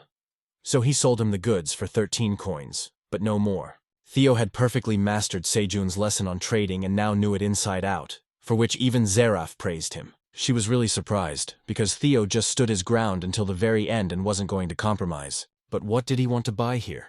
Theo himself didn't know yet. He wanted to see what goods were available. Then his attention was drawn to a rickety wooden box. He found a straw hat inside and immediately decided to buy it. Zaraf was surprised by this choice. She even thought Theo was joking when he was going to buy it. And he, in turn, did not understand Zaraf's reaction. She then explained that the hat wasn't even armed. It was just a useless thing for that kind of money. The shop owner heard this argument and immediately intervened, thinking that the guest might be dissatisfied with something in the shop, but she quickly objected. Even Theo thought Zaraf's reaction was rude and criticized her for it, but she quickly apologized. She almost cried because she didn't understand why she had to apologize for her opinion. And Theo was really happy with his choice. He liked this hat, and it was exactly what Sejun told him to buy. Theo showed Zarafa everything he could, so now he had to leave. He had demonstrated his trading technique well in practice, and hoped that Zaraf would become a good trader in the future. Well, now he had to go. He couldn't stay with this strange stranger. The agent herself could do nothing more, because if she followed him again, it would look too strange. It was time to get back to work, but she looked after him, and a memory flashed through her mind. Namely, she had recently had a case where she was instructed to find a straw hat like that. The agent was literally losing control of everything, and she just let the situation go. She couldn't chase after the cat and reveal everything to him. On the farm, the carrot seeds grew much faster than our hero had expected. He decided to leave half of them to sprout in the cave and plant the other half upstairs. He wanted to get rid of half of the carrot supply in the warehouse because of the bear cub. Otherwise the hares would start trembling again. Meanwhile, lunch was already on its way. Sejun asked them to clean the fish together with the hare, the cook, and they would cook fish soup, and he would take care of the hare's mother. She had lost her appetite lately, and he wanted to bring her some ripe cherry tomatoes. The longer Sejun continued to work on the farm, the higher his skills became and the more experience he gained. And as his level and sowing skill increased, new effects were added. Unripe or overripe vegetables became suitable for sowing, and crops with a low probability of ripening after planting in the ground increased in level. Sejun could now plant plants with a new level, but he was only happy at the thought that he would now be able to eat tastier cherry tomatoes. Probably, when he leveled up his profession skill to the 4th level, Sejun could expect some additional effects as well, but he could only find out once he had leveled up this skill. And now was not the time to get distracted. Sejun needed to take care of his mother and finish cooking, so he created the perfect fish soup for pregnant women. This soup was filled with Sejun's love for the mother rabbit. It contained fish, carrots, and green onions, all of which were well seasoned and helped to invigorate the body. Sejun was really worried about the mother rabbit because health was very important for pregnant women. The farm had a good harvest, so she didn't have to worry about anything, and her husband had to focus all his attention on his wife because they would probably have new babies very soon. By this time, as if summoned by the call of his stomach, a bear cub appeared and made itself known with a loud roar. Sejun decided to go upstairs and eat there, leaving the farm and the cave to the hares, the transporter, and the cook. Our hero couldn't climb up using the bear's paw all the time, so he came up with this alternative using a rope. The bear cub simply pulled up the rope, and Sejun stood on a box and climbed up as if in an elevator. It was all quite simple and practical. A few days ago, with the help of the mother bear, they used a rock for support and were able to make a traction elevator. Now, the morning on the farm began with the arrival of the bear cub, who came to work and to take Sejun upstairs with his breakfast. He had previously asked for a rock to which he could tie a rope, and the mother bear kindly provided it. This was certainly not what Sejun had expected, but in any case, he was grateful because now he could safely climb upstairs. Moreover, he noticed that the bear cub had become even stronger, because today he got Sejun out of the cave faster than yesterday. Maybe he missed him so much? But no, it was because the bear cub wanted to eat as soon as possible, and not because it missed him, as our hero would like to think. Today, Sejun brought the bear cub some roasted sweet potatoes, because it always ate them raw and had never tried them cooked.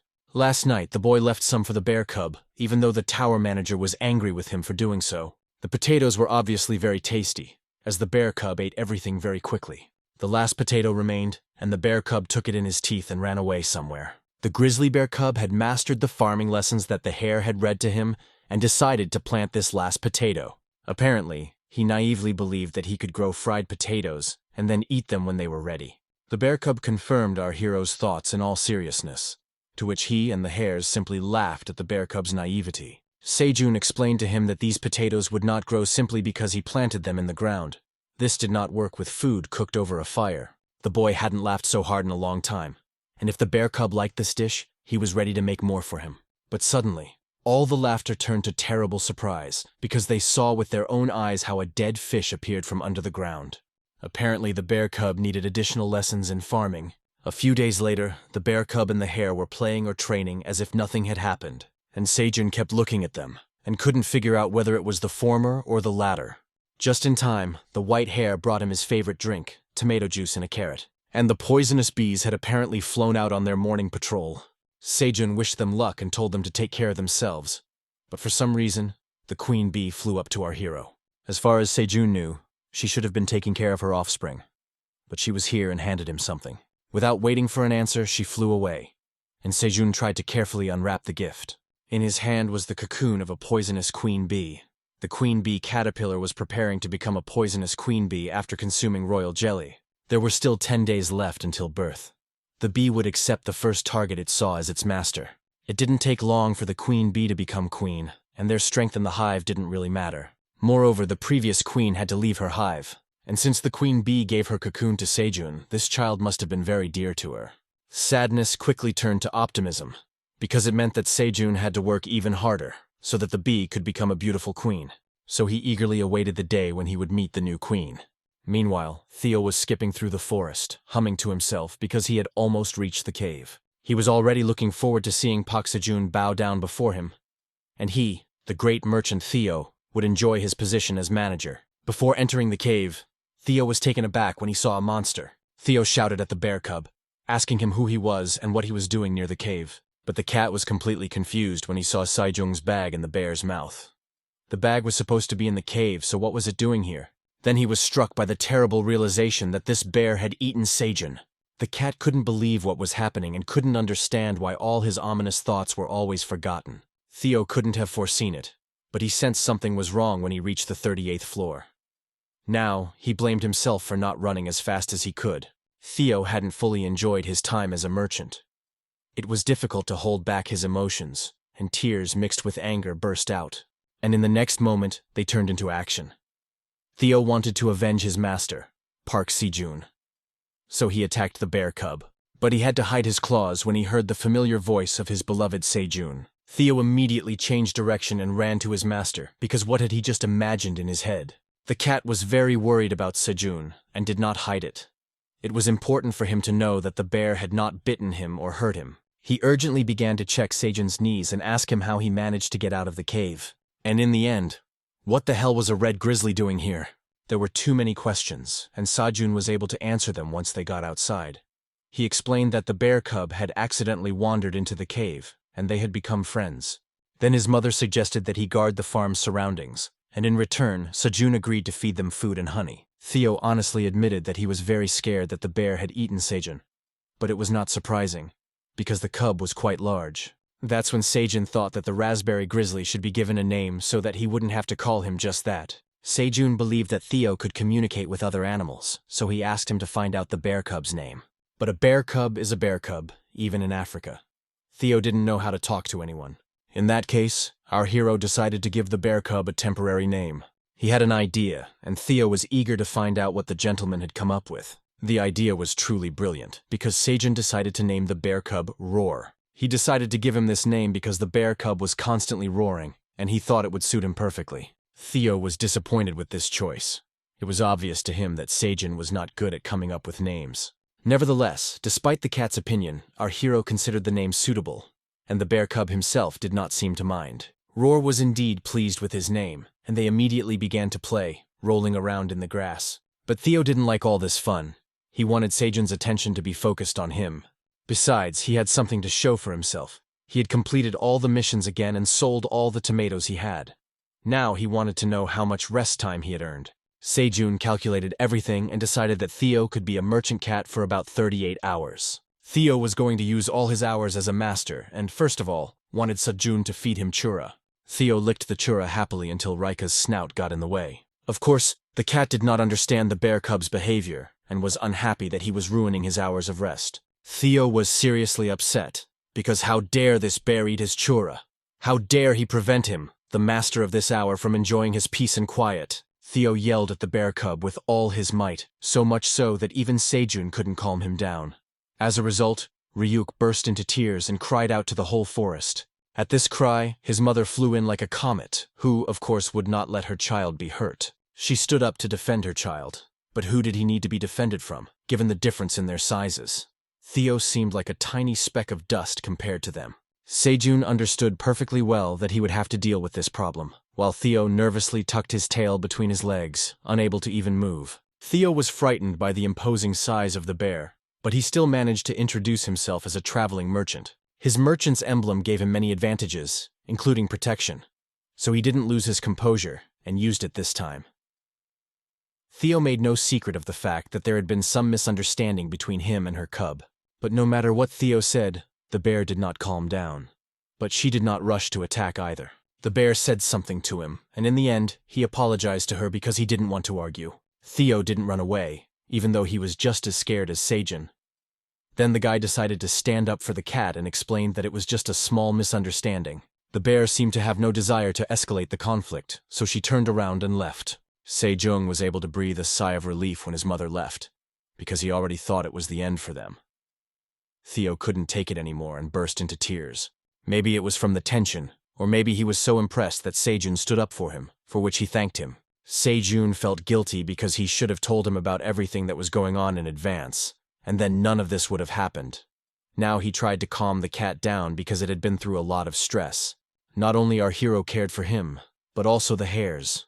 They sincerely sympathized with him and tried to support him so that he would forget about the incident. The hares also calmed Sejun, while the bear cub Ryuk watched from the sidelines and probably felt guilty. Then Ryuk approached Theo himself and began to lick him, showing his concern for him and asking for forgiveness. Theo did not want to quarrel with him and asked him for forgiveness in return. He wanted to remain friends with him, but first of all, he asked the bear cub not to eat his treats. All this work on the farm and traveling around the tower was very tiring, and soon they felt sleepy. Meanwhile, Papa Rabbit found the hat Theo had bought at the market in his bag. He wanted to ask him about it, but noticed that Sejun and everyone else were already asleep. Then he and Mama Hare covered Sejun's head with the hat so that his head wouldn't get too hot, and they fell asleep with the children. Meanwhile, at the very heart of the tower, some of the Furtani family were trying to get inside the tower. Kaiser Furtani was getting nowhere and was getting angry. The tower would not open. Anton Furtani, standing nearby, asked his master to remain calm. But how could he remain calm in such a situation?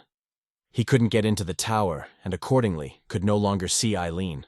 It had been 10 years and several days since the last attack. Kaiser had managed to get the medicine, but now, for some reason, the portal wasn't working. The tower's emergency system was also not working, so they had no way of crossing over. They were stuck here and did not know what was happening inside. Anthony thought critically. Because if the system wasn't working, it meant that Eileen hadn't had a seizure, which meant they still had time. Anthony understood how Kaiser felt. After all, they were all from the Furtani clan and were only here for Eileen's sake, so they were also worried. The tower manager's room was located in the center of the mana that supported the tower. The dragons took turns controlling the tower and used this place to become stronger. Moreover, the dragons gave up this place in favor of Eileen, who was sick. And in order to find a cure for her, the family had to take a huge risk. These dragons gathered to help Eileen's unstable body, which had been damaged by her dragon heart. All the dragons here felt the same way about Eileen. However, Kaiser was not impressed by the above facts, because they still could not do anything. The son understood perfectly well what his father meant, and that was why he was calm, unlike his father. Eileen was, after all, Anthony's daughter, and he was just as worried about her as her grandfather. But he tried to think rationally, because emotions would not help Eileen. And yet he was confident in his daughter. He believed in her like no one else, and knew that she could cope with the seizure. Kaiser seemed to calm down after these words, because if his son thought so, then perhaps it made sense to trust him. Kaiser Furtani ordered the dragons to be on standby until the tower opened. The date of the seizure they had predicted had already passed.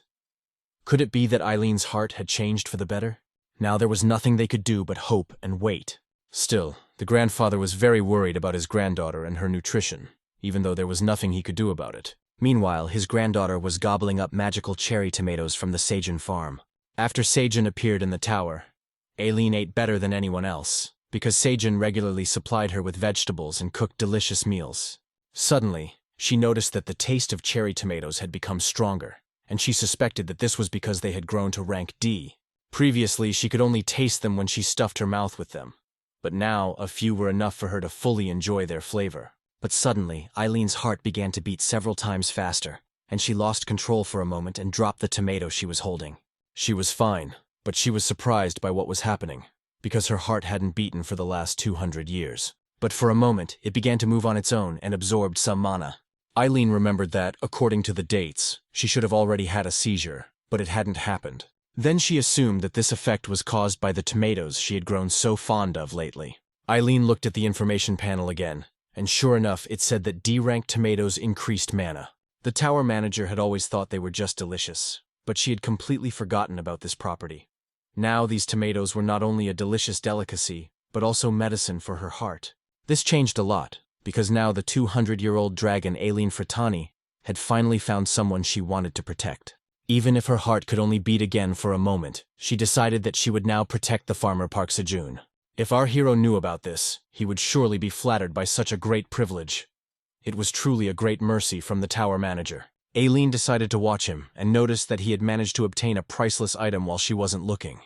This guy was unstoppable. Sejun fell into a sweet sleep, but woke up to a bunch of messages from the manager and even noticed some kind of hat on his head. The notification was so close that our hero couldn't even see anything. And the manager wrote to him that reckless use of unidentified items could lead to serious problems. Sejun still didn't fully understand what the tower manager meant, because he had just woken up.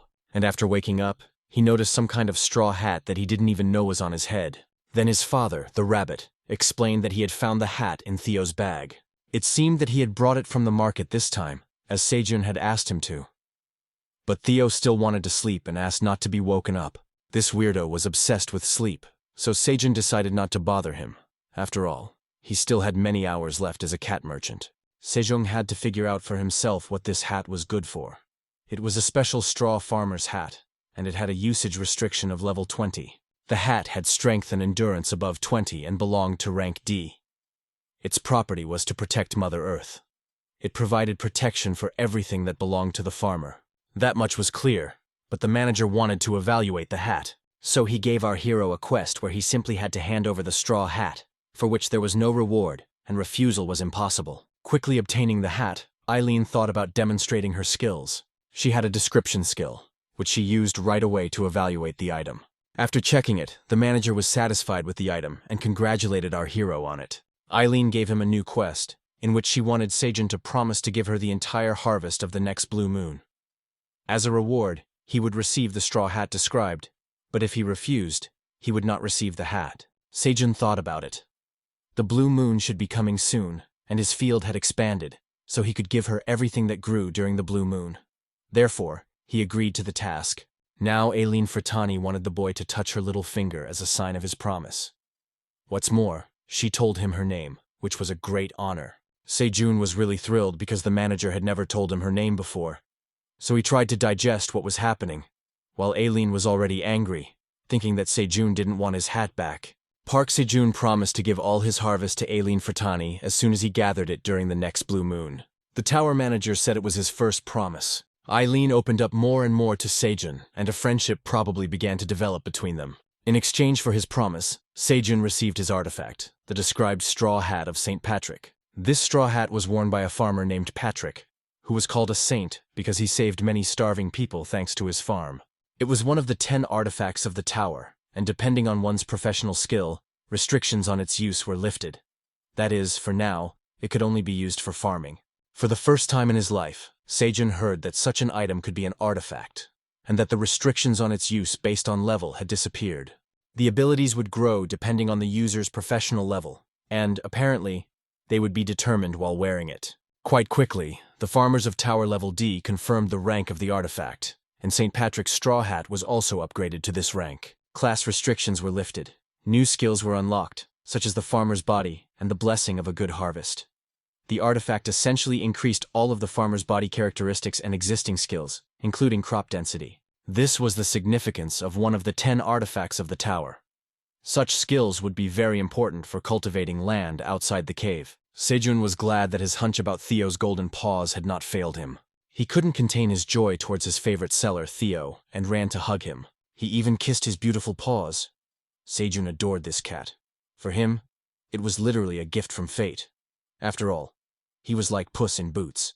Such displays of affection woke Theo up, and he couldn't understand what Sejun was doing.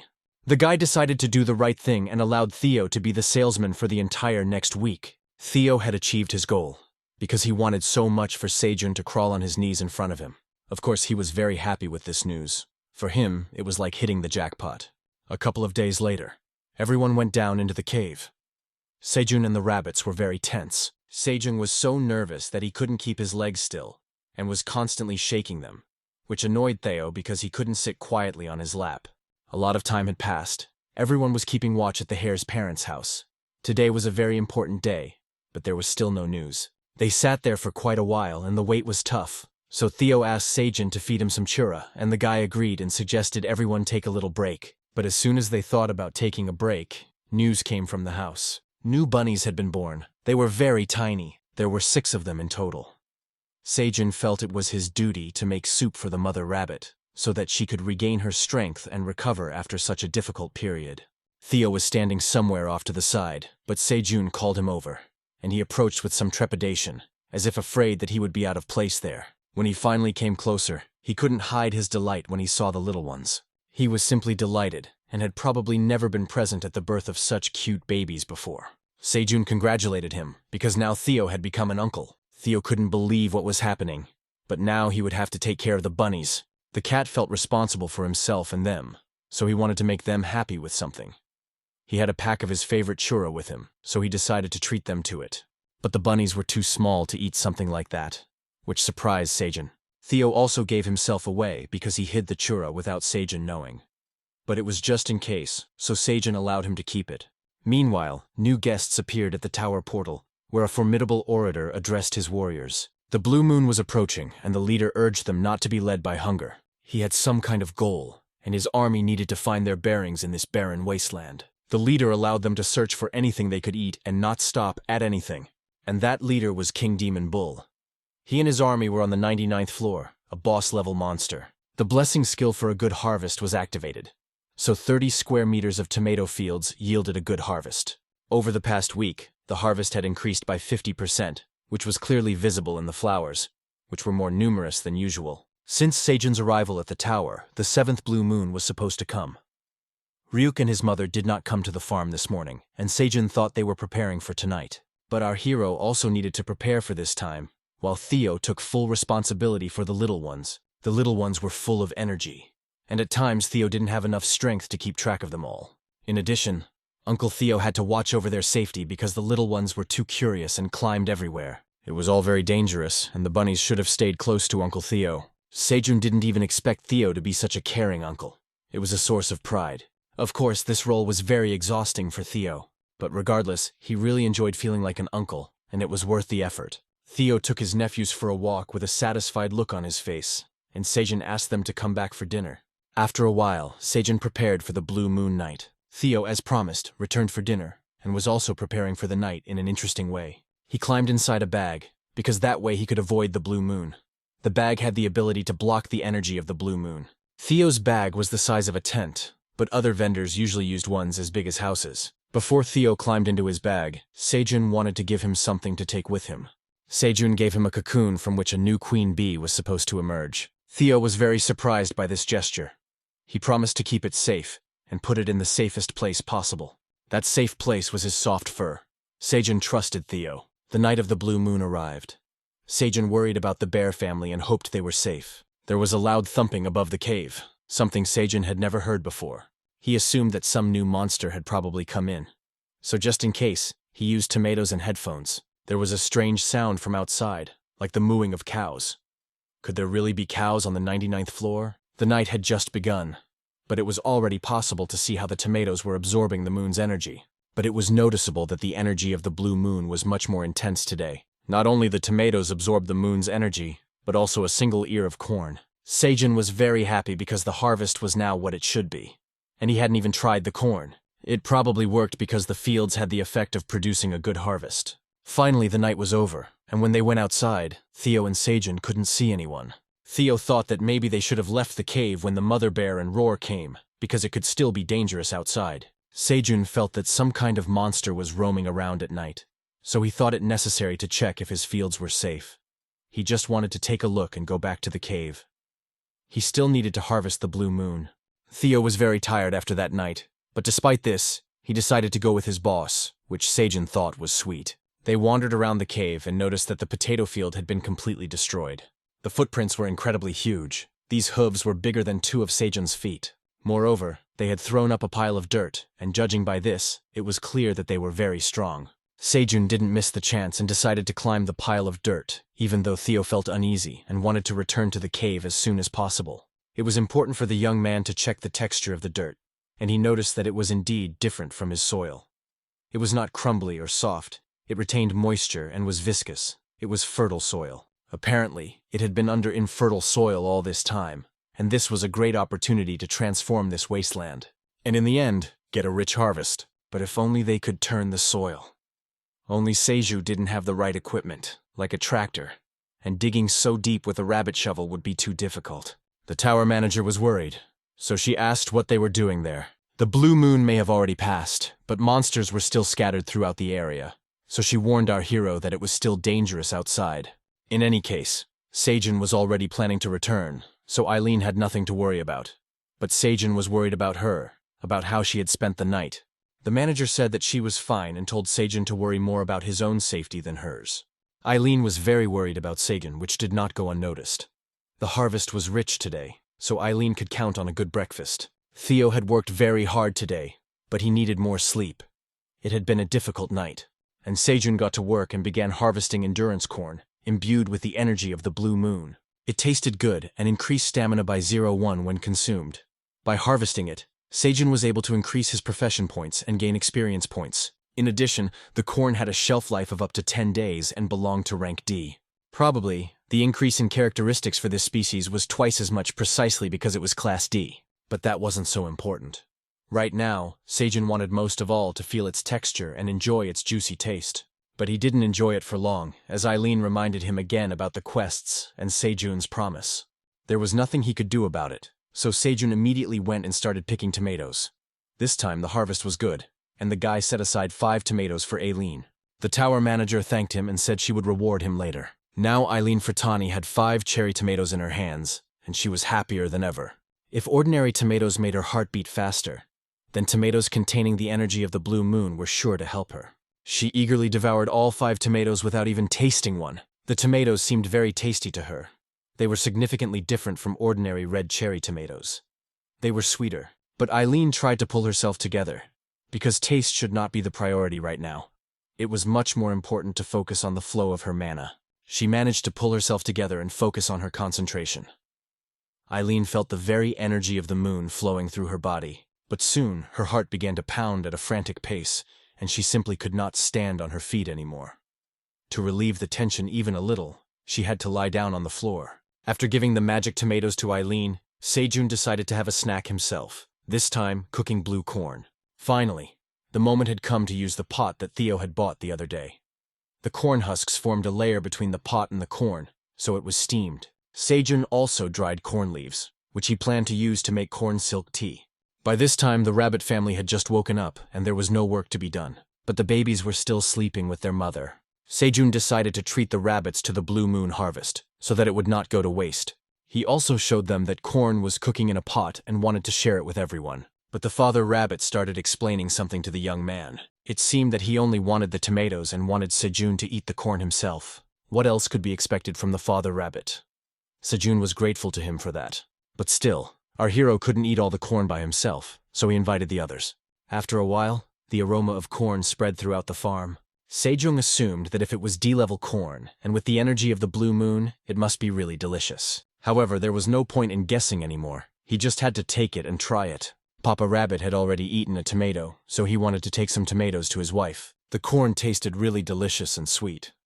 When you tasted it, you could feel the taste of each kernel. The spicy sweetness increased as you chewed, so the natural process of eating became like playing the harmonica. Sejun consumed the corn, which had the endurance and energy of the blue moon. After that, his endurance was increased by 0.1 point. He had never tried corn like this before, and ate it like crazy. But now, after such a hearty breakfast, it was time to harvest. Since the other corn was ripe, Sejun decided to harvest it. As soon as he picked one cob, Sejun immediately received experience points, professional skills, and mastery. The corn was good because when consumed, it burned 20 grams of fat and increased physical strength by 0.2 points for 10 minutes. All the corn belonged to rank D, and its shelf life was 10 days. If an unawakened person consumed corn, it still burned 20 grams of fat and increased skin elasticity. Sejun thought that his mother would probably like this corn. At that moment, he wanted to share the news with his family again, and thought about sending them some vegetables. It was already late morning when Ryuk arrived with his mother. Sejun went up to meet them, as he was worried about how they had spent the blue moon night. Moreover, they probably hadn't eaten anything yesterday, and the night could have been difficult for them. After giving the baby some honey, Sejun promised that he would treat the mother bear to some fried fish later. By this time, Theo had woken up. It was clear that he would have liked to sleep some more, and Sejun had no objection. But Theo believed that a salesman couldn't waste his time. He was going to work because he was a professional traveling merchant. That was the mindset of a true entrepreneur. Theo wanted Sejun to take him to the wandering merchant's trail, but Ryuk took the initiative. While Ryuk went to see Theo off, Sejun decided to get down to business. It was still necessary to expand the territory, and to do that, the field had to be restored first. Meanwhile, an army of bulls led by their leader gathered again at the portal. One by one, the bulls brought dry mud to their commander-in-chief. The boss was very angry, because this was not what he had expected. He did not need mud. But they continued to bring only mud, even though he had asked them to bring food. One of the warriors explained that there had been no grass on their territory for a long time, and they could not provide it to their leader. Even if they turned the whole earth upside down, they still wouldn't be able to find anything but dirt. It would be pointless to be angry with his warriors, because that was the reality of life in the tower for the monsters there. The boss couldn't understand how this had happened, because this place used to be a green meadow with high-quality grass. The strongest monster guarding the travel beam on the 99th floor, a black minotaur, had spent most of his life here and had not seen such a thing often. If he did not replenish the energy he had lost during the blue moon, he would lose muscle mass. Therefore, the King of Bulls ordered his subordinates to scatter across the territory and eat grass during the blue moon. However, minotaurs were monsters with a voracious appetite, so the grass was eaten much faster than it could grow. As a result, the place turned into a wasteland without a single blade of grass. But the muscles of the young minotaurs looked bad, and in order to maintain the enormous strength of the proud warriors, they had to eat only high-quality grass. The leader, of course, knew all his warriors and noticed that bull number 3 was missing. The boss had already thought that he had not been able to return from foreign territory, but he was simply late. When the blue moon ended, he opened his eyes and realized that he was very far away. But as the chief said, the main thing was that he had returned safe and sound. Only when he looked closely at the warrior did the minotaur notice something he didn't like. The leader grabbed his warrior by the collar and began to question him about what was on his head. He could smell the deliciously sweet fruit on the warrior's horn. The warrior himself did not realize that he had accidentally picked up a potato from Sejun's farm, because he was in such a hurry to return to his master that he was not thinking about anything else. Aileen lay unconscious on the floor for quite a long time. When she woke up, she felt a headache coming on. The manageress did not expect that eating a tomato would have such serious consequences. But when she got up, she noticed that the chandelier was hanging very low, which was strange. Everything in the room seemed tiny, even the all-seeing ball of the tower. But it wasn't that the things were small or that the chandelier had dropped lower. It was that Aileen Fratani had managed to grow. Aileen didn't even fully understand what had happened to her and why she had been able to grow. Tomatoes with the energy of the blue moon definitely had more magical power than ordinary ones. Aileen ate 5 of them at once, and they made her heart beat faster, which probably led to the change in her height. But it was all temporary. Now Eileen's heart was no longer beating. The manager was upset because it meant that there was probably no medicine that could cure him forever. But now she knew that her heart could be healed, at least for a moment, thanks to that kind farmer, Park Sejun. Eileen's mood changed dramatically when she saw what Sejun was doing. This farmer was eating all kinds of delicious things without her. Aileen couldn't even see what he was eating because the ball was too small to see anything. Aileen began to look for the large crystal ball that her grandfather used. But the doorway was so small that the dragoness got stuck and began to panic, because she also wanted some treats. The corn harvest was in full swing while it was ripe, and Sejun and the rabbits decided to gather as much as they could. While the rabbits were working, Sejun finished cooking the corn and was ready to call everyone else to dinner. Steamed corn became a new delicacy on the farm. It was nutritious and very tasty. Of course, the manager couldn't ignore this and let Sejun know that she wanted some corn too. To this end, she even created a quest in which she asked to share the corn with her as a reward for her immense gratitude, and if refused, she would be greatly disappointed. But Sejun was going to give the manager something anyway. He just asked her to wait a little while, and he would send it along with the roasted corn. Each time, Sejun prepared more and more food, because their large family was growing, and he was worried that there would not be enough food for everyone. The seasonings Theo had brought earlier were a real find for dressing the roasted corn. It was a pity there wasn't enough oil, but overall it wasn't bad. The corn could also be sprinkled with sugar and left to roast. Then a small amount of Parmesan cheese was sprinkled on the corn. Sejun had no idea who had thought to bring cheese to the tower, but he was grateful to that kind person. And finally, his favorite chili pepper. Sejun found it himself when he was rummaging through Theo's bag last time. He couldn't understand how the cat could have not told him about such a valuable ingredient. Sejun even thought about removing him from his position as a vendor, but decided to forgive him for the first time. This corn made his mouth water. The corn itself was already delicious, but you can't imagine how it tasted with the above ingredients. Thanks to this dish, our hero was able to experience the taste of his world. It was definitely worth watching cooking videos on YouTube every day. After finally tasting the corn, Sejun passed a few cobs to Aileen. Although rabbits did not particularly enjoy spices, they ate them with pleasure when combined with corn. But they decided to feed the babies plain corn. It was a little difficult for the rabbits to pick off the kernels every time, so Sejun decided to help them a little. After he stripped the corn cob of its kernels, the parents no longer had to bother feeding their children one kernel at a time. Now everyone could eat in peace, and no one bothered anyone else. But the little ones finished their food too quickly. Sejun didn't even have time to eat properly before the rabbits demanded another serving. In his haste, Sejun accidentally spat out the corn he was about to swallow, and the rabbits decided to roll around in it. Sejun couldn't hold back his laughter and began to help the little ones remove the corn. Working and taking care of the babies was not an easy task, but our hero managed to cope with it somehow and missed his beloved Theo, who was so good at it. He had to take care not only of the rabbits but also of the bears, and they needed much more food. The Phoenix Guild was already on the 38th floor.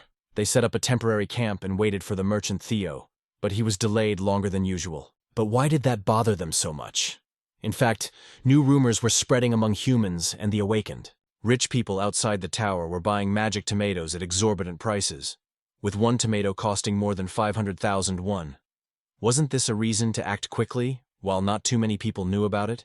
The Phoenix Guild should have already been preparing for a raid on the tower, but everyone was waiting for orders from their leader. If they continued to sit around, they would run out of supplies, and they needed to submit a report to the guild. There was no choice. Kim Dong-sik decided that several people would stay here, including himself, since he was acquainted with Theo, to participate in the auction, while the rest had to go and prepare for the raid. Kim Dong-sik thought Jessica would stay for the auction, but he had no idea that Suho would be there instead. In fact, Jessica said that she no longer needed cherry tomatoes because she had managed to lose all the excess weight she had, so she gave her share to Suho. One might think that Suho was interested in cherry tomatoes and wanted to participate in the auction, but that was not the case. She stayed only to treat Theo to a treat. This reason made the leader of the Donshik smile. After all, Theo was a cute cat.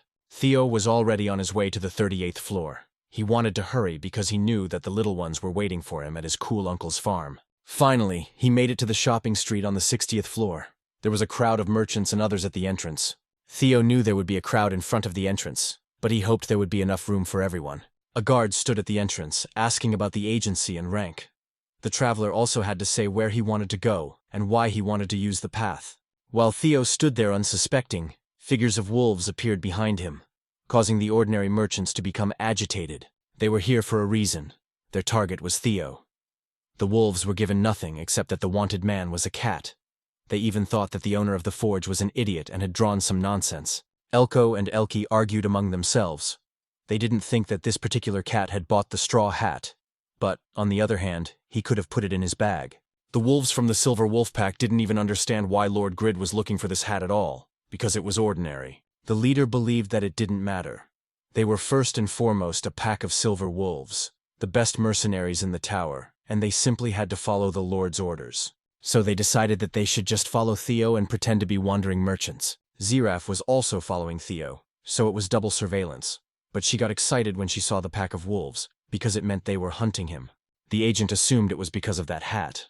But how important was it to Lord Grid that he hired such mercenaries, who were quite problematic guys?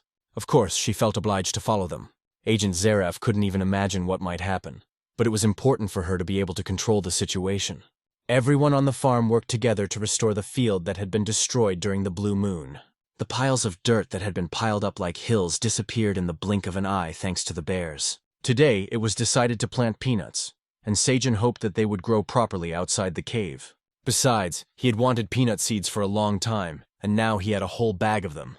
In the morning, he also gathered the remaining corn that he hadn't had time to gather yesterday, and raised his level to 6. The increase in dexterity was worth it to increase his work speed, as he was able to plant all the peanuts in just a few hours. There were some small changes at the seed store.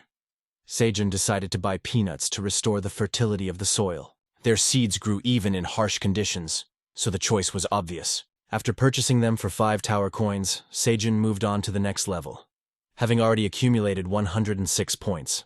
Park Sejun rose from a beginner to a burgher, who had access to 4 different types of seeds. As a burgher, he could also purchase any number of seeds for 5 tower coins, but he would only be able to use the second-level seed shop in 30 days. Sejun eagerly awaited this moment, wanting to try out all the new features of the store and his status as a commoner. The harvested corn no longer bore fruit, so they decided to put it to use. Sejun cut the stalks and covered the field where the peanuts were planted with them. This was supposed to prevent moisture from evaporating from the sun, which shone all day, and delay watering. This gave our hero time for other things, and in a short time, he managed to finish collecting corn seeds, which he would plant next time. He wanted to soak them in water for a day and plant them tomorrow, but he turned away just as the seeds were about to be eaten. But it seemed that the little ones were trying to get Sejun's attention, because everyone was busy expanding the field outside the cave, and the bunnies had no one to play with. But suddenly he had an idea, and he decided to give the little ones an interesting job. Sejun handed out small bags to everyone and put potatoes in them. The little ones suddenly reminded him of kindergartners. They looked very cute, so they had to go to the adult rabbits and give them a slice of potato each. The most important thing in this task was not to eat all the potatoes on the way, and then they had to come back to refill their bags. That's how Sejun came up with an activity for the little ones. It kept them busy and made the other bunnies happy. And most importantly, Sejun didn't need to keep a close eye on them to make sure they didn't get into trouble. Suddenly it occurred to him that he could ask Theo to buy them some nice clothes. They would look adorable in them. Meanwhile, a minotaur was wandering around outside the farm. He was looking for the place he had been during the blue moon. But that night he had lost his memory, and it was difficult for him to figure out where he was, and why the boss had ordered him to do this in the first place. But it was all very simple, because he was the only one in the entire army who found the grass, quite by accident, by catching it with his horn. Then he had to admit that he was not far from the border of their territory. But in reality, he didn't fully understand where he was, because his memory was lost and he couldn't say for sure. In any case, the boss had never seen anything like it on their territory. This grass smelled delicious, so the Minotaur decided to try it. He felt a sweet taste, a surge of energy, and his muscles grow larger. The boss ordered number 3 to find the place he had been to, immediately, because their future was in danger. So it was vitally important for number 3 to find that place, because the boss himself believed in him. And if he didn't find it, the boss would probably kill him, because now he had big muscles. Number 3 was very worried because he didn't know what to do if he encountered the enemy. He wasn't sure he could fight. The Minotaur sensed that he was nearby.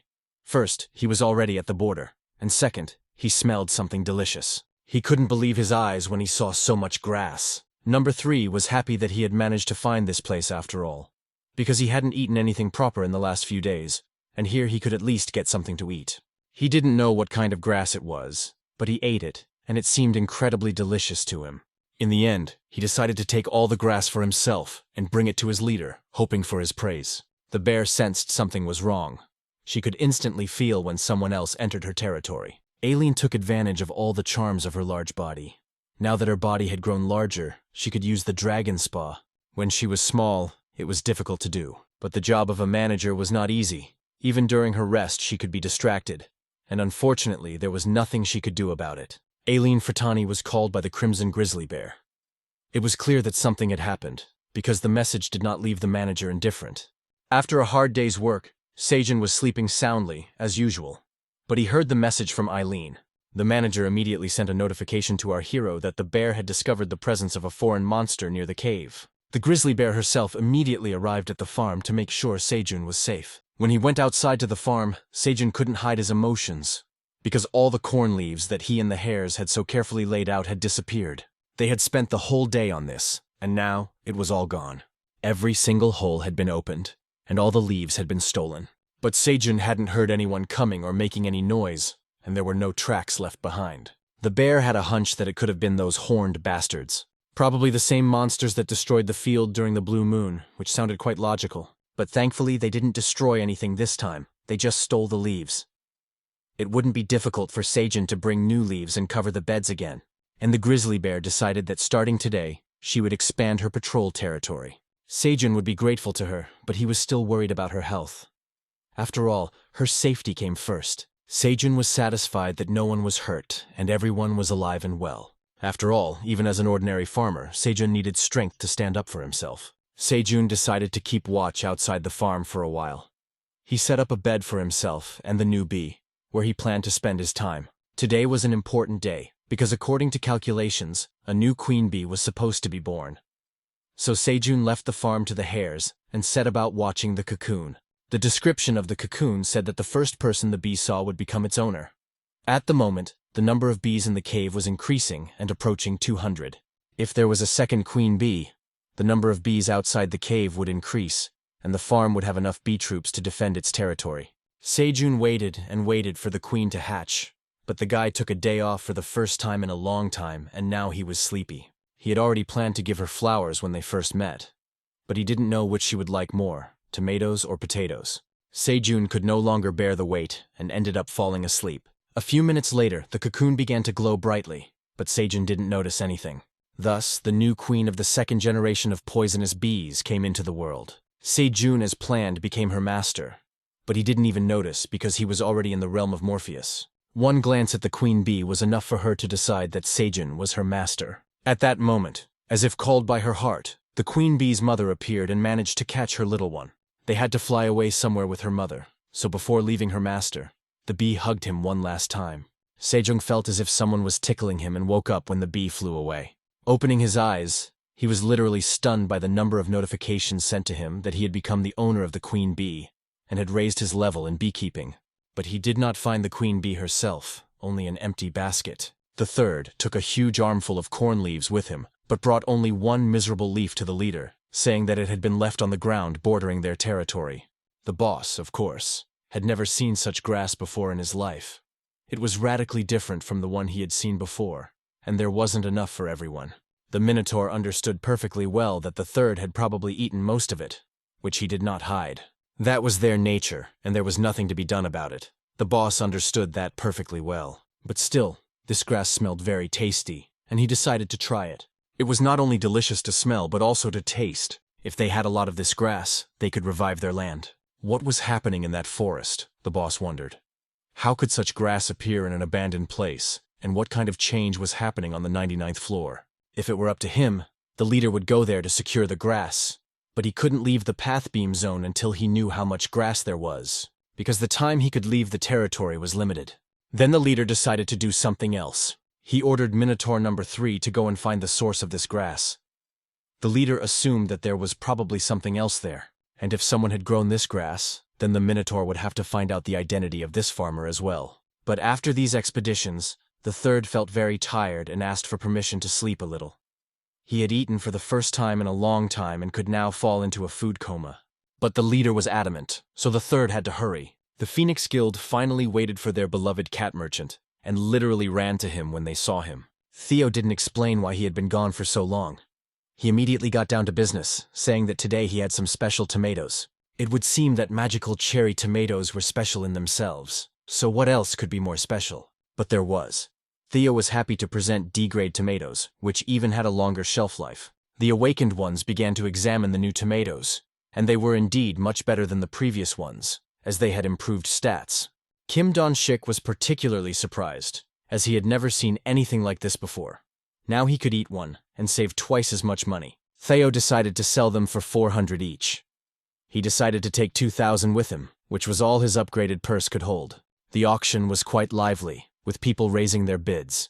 It was no longer a matter of 20 or 30 coins, but much larger sums. Theo sold everything quite quickly. The auction theme was really working, better than the old one. At this rate, Theo's earnings would soon exceed 1,000 tower coins, and he would be able to become an experienced traveling merchant. Also, when he became an experienced merchant, the restrictions on displaying the farmer's name would be lifted, and Theo would no longer have to hide anything from Sejun. While the cat was rejoicing, Suho approached him as usual with a request to take a photo. Theo was already thinking that when he got ahead, he would need to start a new business. He liked this part of the job because he could tell everyone to line up to touch his paws and give him something in return. But how disappointed he was when he found only Suho and no one else. The girl explained to him that he had been away for a long time. So many people had to leave the tower, which is why there were fewer people than usual. This was certainly a blow to his pride. But Suho tried to cheer him up and wanted to feed him some chura. Theo wanted to stay a salesman longer this time. Were his front paws no longer paws of luck? But then female voices were heard nearby. Someone was looking for Theo and found him. Many people knew the stray cat merchant, and of course wanted to take pictures with him. Theo had Suho to thank for his popularity, as she took photos with him and posted them on Handstagram. So many girls couldn't pass him by and deliberately sought out Theo just for a photo. Theo already had a merchant's intuition. He could smell money. And of course he was willing to take pictures with the girls, but only if they gave him something in return. Theo could finally see how popular he was, and that they had even created an account on social media in his honor. Many people posted photos with him and came to him specifically to take more photos. Suho felt guilty for not telling him about it earlier and posting photos without permission. Theo was probably angry. Of course she had to apologize. Why hadn't she told him earlier that something like this existed? There was no time to waste. Theo wanted Suho to continue taking photos of him and posting them there. Theo began to pose and used what he considered to be his most charming poses. Suho, of course, didn't miss the opportunity and photographed him from all angles, trying to take as many shots as possible. Theo was too cute not to photograph and hide his cuteness. Now, if anyone wanted to meet the cute and cool traveling cat merchant Theo, all they had to do was come to the 38th floor. And if they brought him gifts, he would even dance for them. That's how the best star in the guise of Theo the cat was born. The photo shoot exhausted Theo. He wanted all the photos to be perfect, and next time he wanted to look well-groomed in them, because now he was a local star. Just look at this wandering cat merchant Theo. Now he could even be given the position of chairman. He was already enjoying his success when he felt a strong gust of wind. Theo had been so careful to style his fur, and now it was all ruined. But it wasn't the wind that ruined his hairstyle. It was the ominous breath of the wolves, who were just waiting for the right moment to approach. They were as big as Ryuk, maybe even bigger, and Theo was very scared. The wolf wanted to know if Theo was the traveling merchant who had bought a straw hat from the blacksmith in the trading quarter. But Theo didn't quite understand what the wolf wanted from him and asked him to repeat the question. With nothing else to do, the wolf repeated his question, but warned that if there was no answer, Theo would be torn to pieces. Theo did not answer. Under such pressure, he just burst into tears, but the wolves needed to know where the straw hat was. Suddenly, a smoke bomb flew toward them. It had already been activated and was emitting smoke. The smoke bomb worked quickly, and the wolves began to lose their sense of smell and could do nothing about it. None of the wolves cared about Theo anymore. They were all trying to control the smoke, but a pair of blue eyes glowed in the smoke. Theo immediately recognized Zeraf approaching him. They had to act carefully and quietly, so Zarafa asked Theo to be silent. It took only a moment to escape from these wolves and avoid being caught. The wolves were already lying on the grass and could do nothing but beg their leader to save them. The mission had failed, and the leader could only rub his forehead in despair. Theo and Zeraf managed to break away from the wolves. Though probably not for long, but they could stop and catch their breath. Theo was very grateful to Zeraf, because he already thought he was done for. Zeraf thought she had simply done her duty, but Theo still wanted to thank her and asked if she liked fried fish. The agent realized that this was her chance, and she asked to follow Theo. She wanted to learn from him like last time. Theo had no good reason to refuse, so he gladly agreed. The agent wanted to suggest going to the commercial district, but Theo first needed to visit the Merchants Guild and apply for the title of mid-level merchant. Zeraf couldn't hide her surprise, and blurted out that Theo had only been a merchant for a few months and had already become a mid-level merchant. Theo, of course, didn't let this go unnoticed. How could an inexperienced merchant know about this? Zeraf realized she had been caught, but she couldn't reveal her identity as an agent of the Secret Inspection Bureau of Traveling Merchants. Theo found this very suspicious, and Zeraf was still thinking about how to get out of this situation.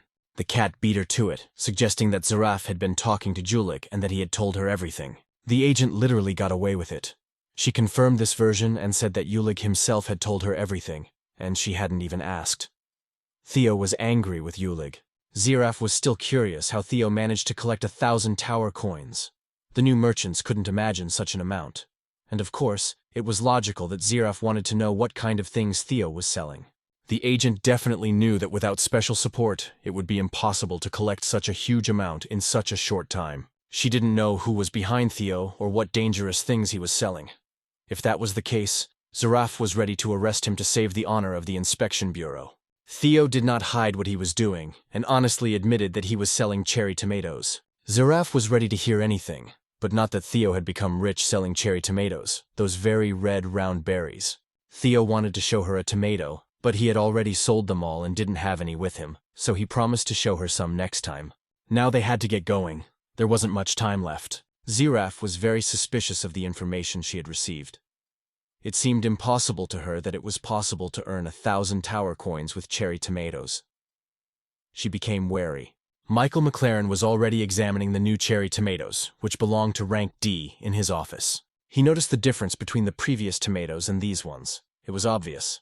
Michael was just about to ask Jenny if there had been any results from growing cherry tomatoes in the ground when the woman brought something in. The tomatoes, as expected, grew and became ordinary cherry tomatoes, which were found all over the planet. This result was expected, and it could be assumed that it was all about the tower. But what were the results of growing these tomatoes in the tower? A team of professionals planted 100 cherry tomatoes of grade D on the first floor of the tower. 10 of them survived and were soon to ripen. It was a brilliant result, and all thanks to the chairman. They managed to achieve an unexpected result with their technology and know-how. At this rate, they will be able to increase the cultivation rate to 50%. Therefore, the budget for the tower farm project was already under consideration. They hired people to set up the farm and scare away the monsters surrounding it. Finally, Michael McLaren's long-awaited business was about to be revived after being suspended. Theo was now officially promoted to a mid-level merchant, which made him very happy. Zeraf congratulated Theo and was happy for him, as this was an important step in the life of every merchant. Now their goal was the market. Theo wanted to buy the necessary items, and Zeraf wanted to go there too. But when it was time to go, she became wary. The merchants' market on the central floor was a place where wandering merchants could show off their skills as much as they wanted, a night auction house where merchants could bring good items.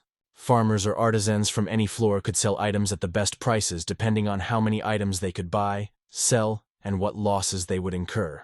A merchant's trading skills would grow here. Zeraf compared this place to a fierce battlefield where there was no time for hesitation. It was not like last time, at the junk shop.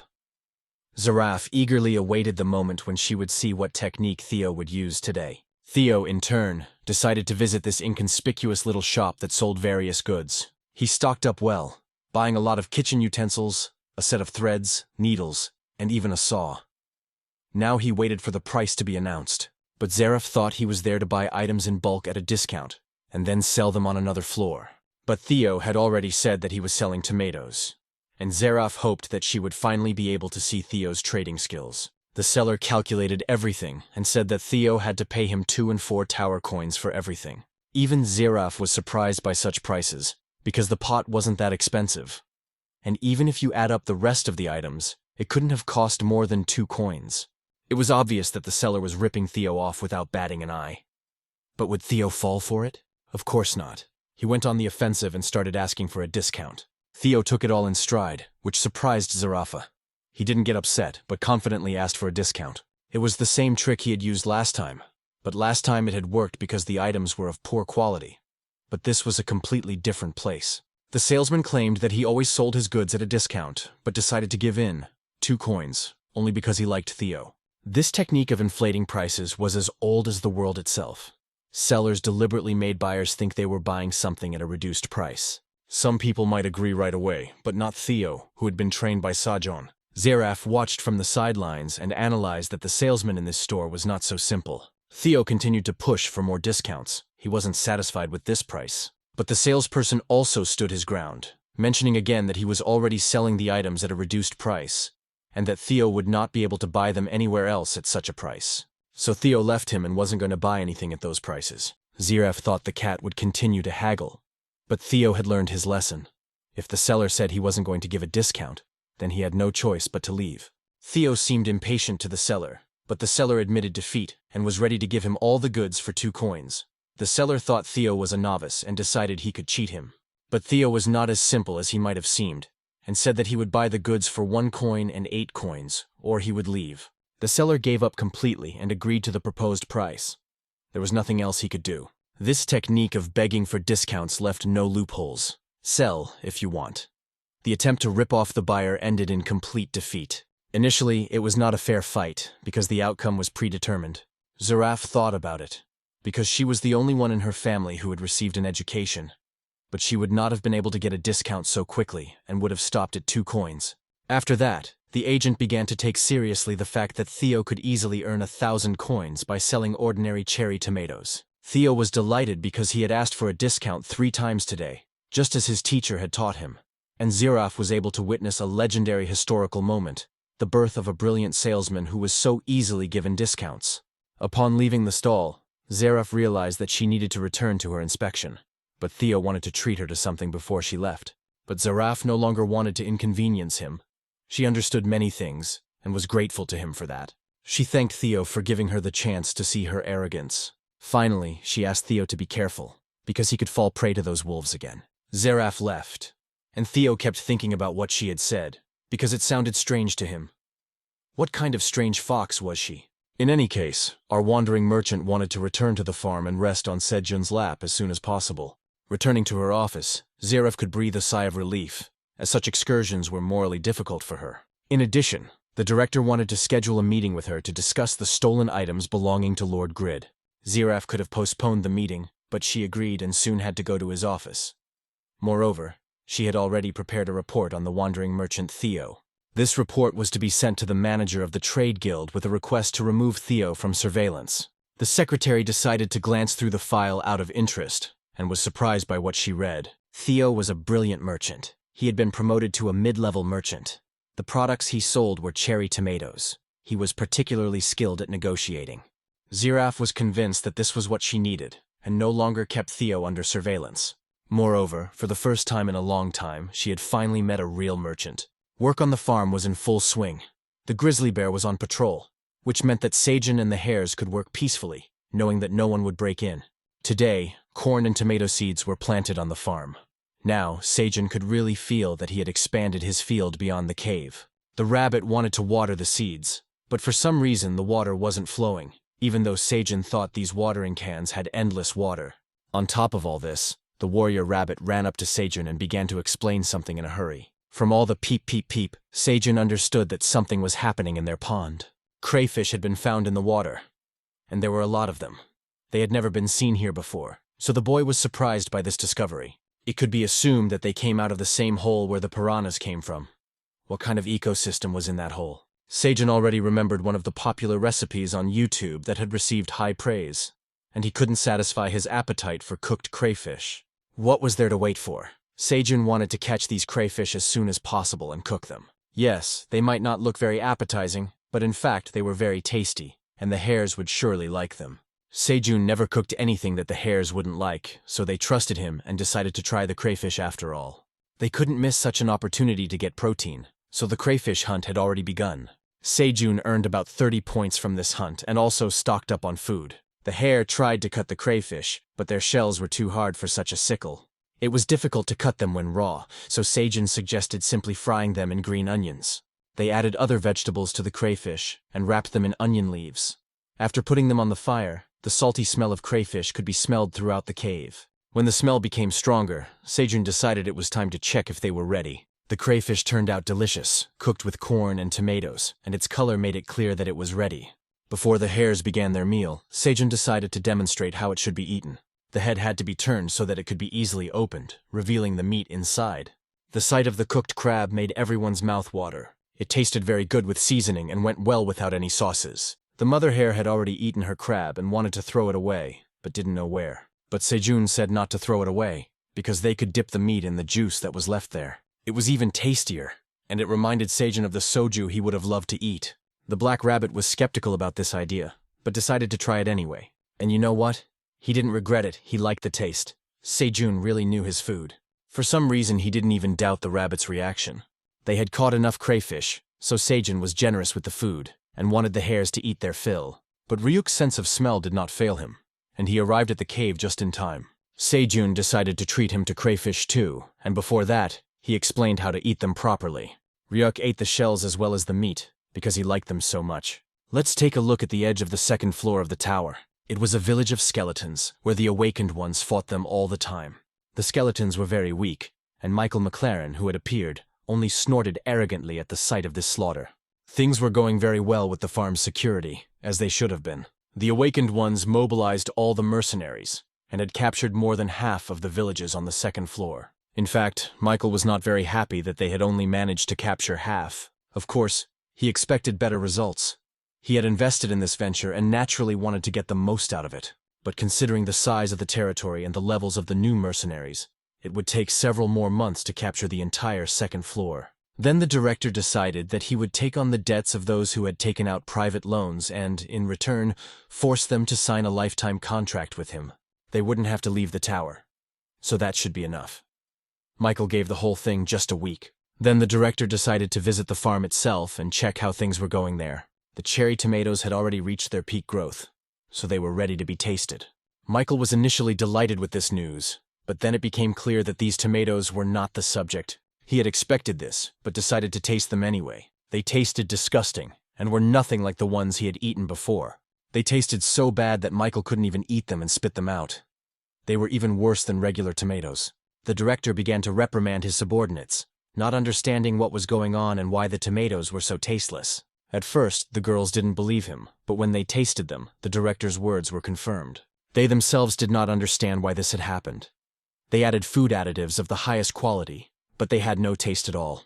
All the components of these fruits were below standard, in other words, at the lowest level of marketability. Moreover, when Michael McLaren crushed a tomato, he found that there were no seeds inside. It was quiet on the farm. Everyone was asleep. Meanwhile, outside the farm, the Minotaur was eating corn leaves again. Michael continued to ponder the tomato, because it had no seeds. This was not the right variety. It could not be improved, and without seeds, nothing would grow. He had some ideas about why this might have happened, and he didn't like those ideas at all. 10 years ago, Michael McLaren ended up in the tower shortly after it appeared. He was lucky enough to enter it through a portal and begin to develop there. His dream was born the moment he saw the rich and spacious land inside the tower. A sky where the sun never set and high-quality soil. What could be better for growing plants? If he could grow anything in the tower, a monopoly on the food market would no longer be a dream. Before starting, he had to level up and leave the tower. Then he went to the company to tell his father about his idea. Everything was going well at that point. Michael managed to launch his tower farm project, but soon problems began. None of the seeds he planted sprouted at all.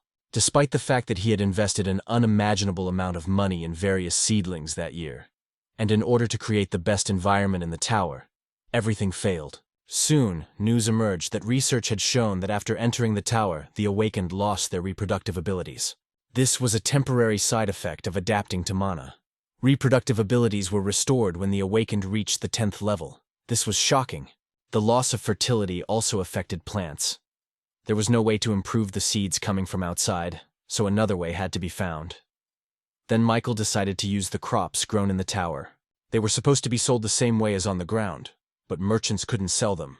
The sale of seeds was monopolized by Grid, a greedy lord from the 55th floor. At that point, Michael McLaren had only managed to reach the 10th floor. As a result, he spent a lot of money and was accused of incompetence by the board of directors. The spirit of youth was the only excuse he could come up with at the time. Opposite the high wall stood his dream of a farm project in the tower. But his dream collapsed. But when he tasted those tomatoes from the tower, he couldn't betray his dream and give up just like that. So he ordered the hunters from the 38th floor to be brought to him. Money was no problem for Michael, so he wanted the merchant's cat to buy all the level D magic cherry tomatoes. If level E didn't work, he wanted to try another higher level. He had a hunch that a higher level would give him better results. He wanted to grow these tomatoes at any cost. Meanwhile, Theo was already approaching the farm, but nearby he noticed the corn leaves that Sejun was growing. They were scattered everywhere, and Theo began to gather them up carefully. He walked along, gathering them up, and didn't even notice when he bumped into something hard but fluffy. Looking up, he saw that there was a huge minotaur in front of him. The third realized that he was facing a wandering merchant. But Theo had no idea where this cow had gotten the leaves.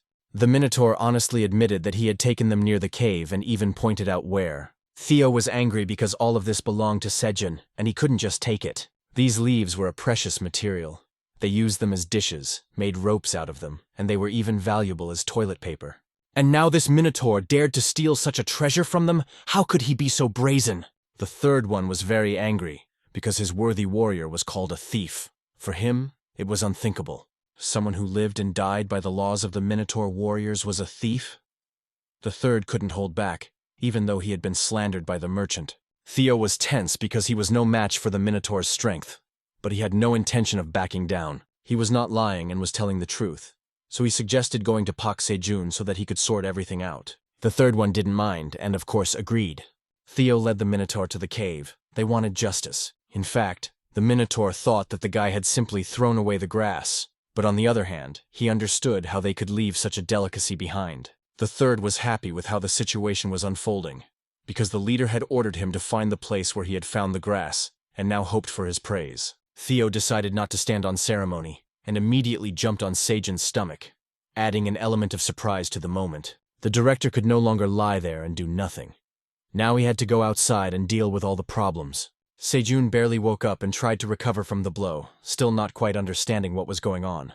And Theo was already starting to tell everyone that he had caught the thief. Sejun looked outside and began to worry because a huge horned creature was staring at him, which could harm him at any moment. The guy couldn't believe his eyes that it was the very thief Theo had caught. Now the cat expected Sejun to sort everything out. He would come closer and scare the thief, showing him who was boss. Theo wasn't going to stop there. He even provided his boss with proof that this minotaur had stolen the leaves. Sejun saw those same leaves again, the ones he had so carefully covered his field with. But now everything was destroyed again. The third began to justify himself by saying that he had simply taken what was lying on the ground. If he wasn't going to throw it away, he wouldn't dare leave the grass just like that, would he? Sejun saw that he was facing a black minotaur, and apparently this was what the grizzly bear had been talking about. It seemed to be true that they had ravaged the field during the blue moon, and it was they who had stolen the corn leaves that he and the hares had covered the field with a couple of days ago. Now Theo had caught the thief stealing leaves again. But the minotaur claimed that he was an honorable warrior and could not steal. Sejun was now thinking about something else, about the fact that the minotaur was a bull.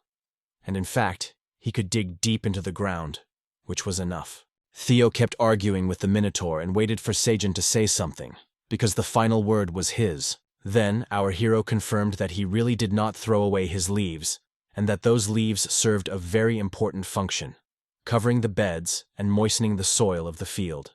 The minotaur realized his guilt and admitted that he was a thief, for which he apologized profusely. But he understood that a simple apology would not be enough. And it really was not enough. Sejun demanded compensation in the amount of 100 tower coins for the mess they had made in his field and for stealing the leaves. 100 tower coins was too expensive for grass, and where would the minotaur get that kind of money? Of course, stealing was scary. But if the minotaur had found out, he had to hurry up and pay the 100 tower coins. Theo even wanted to help, or discovered that the minotaur didn't have a penny to his name. If he had no money, then he would have to pay for his offense with labor. From that day on, the minotaur had to come to the farm every day and work. Sejun would give him 1 tower coin every day so he could pay off his debt. In essence, the minotaur had to come here every day as if to work, all in order to atone for his guilt. Besides, he would not go hungry. If he liked green onions, he could eat as many as he wanted. Sejun was a kind boss. As soon as the subject of food came up, the minotaur admitted that he was ready for anything. In fact, both sides were satisfied with the arrangement and did not even make any changes. The deal was done, and starting tomorrow the minotaur could come to work and begin to atone for his guilt. And for Theo, it was another valuable lesson.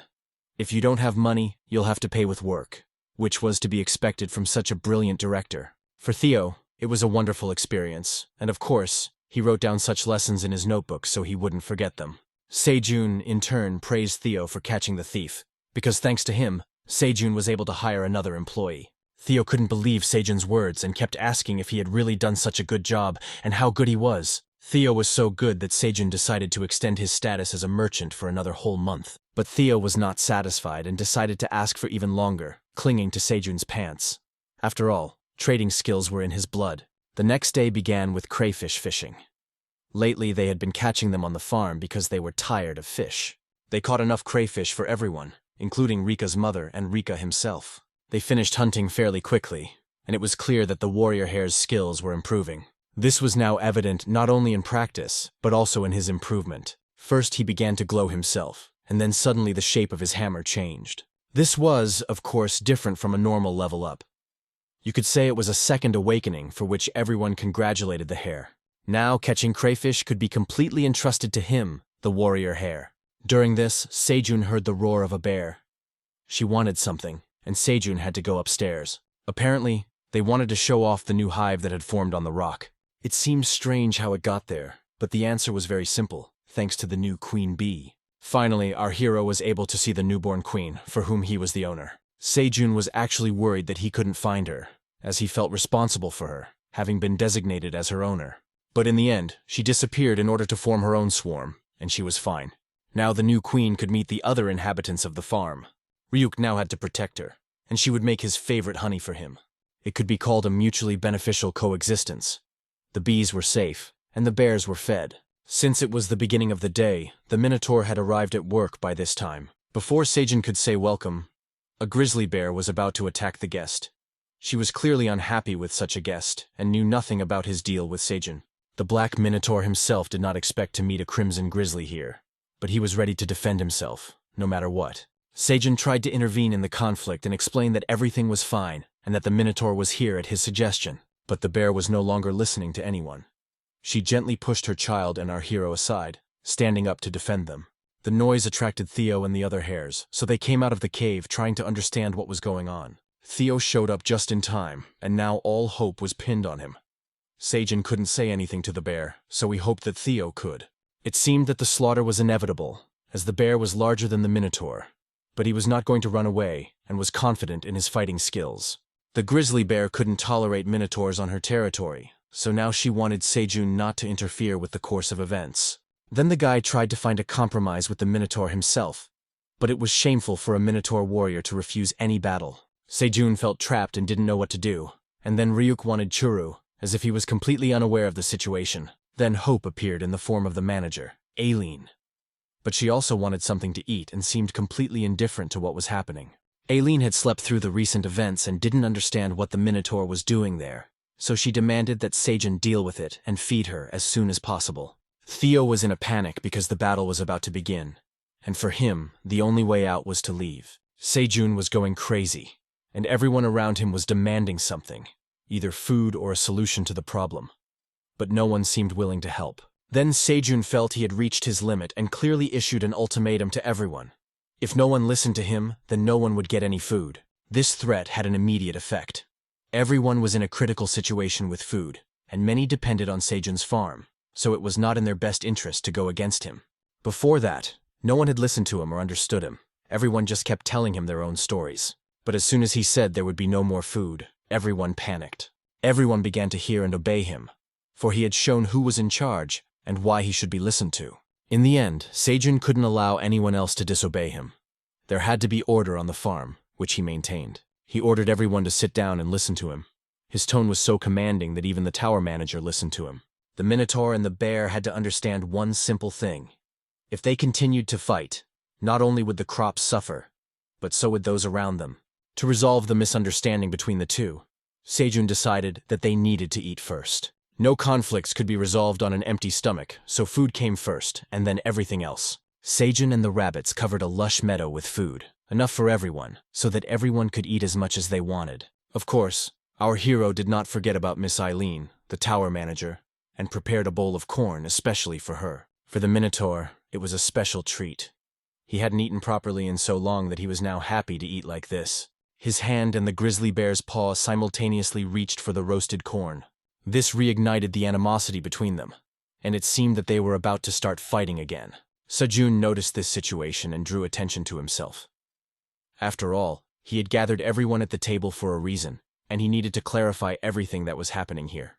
The boy began by introducing the minotaur to Roar's mother and her duties of guarding the fields and the farm cave. Now Sejun wanted to explain the minotaur's position, but he didn't know his name. Then the bull introduced himself simply as Bull Number 3, the Minotaur warrior. In short, Bull Number 3 had come to help with the field work, which was what the bear needed to know. Therefore, none of them were allowed to fight here, and it didn't matter if there were personal reasons for it.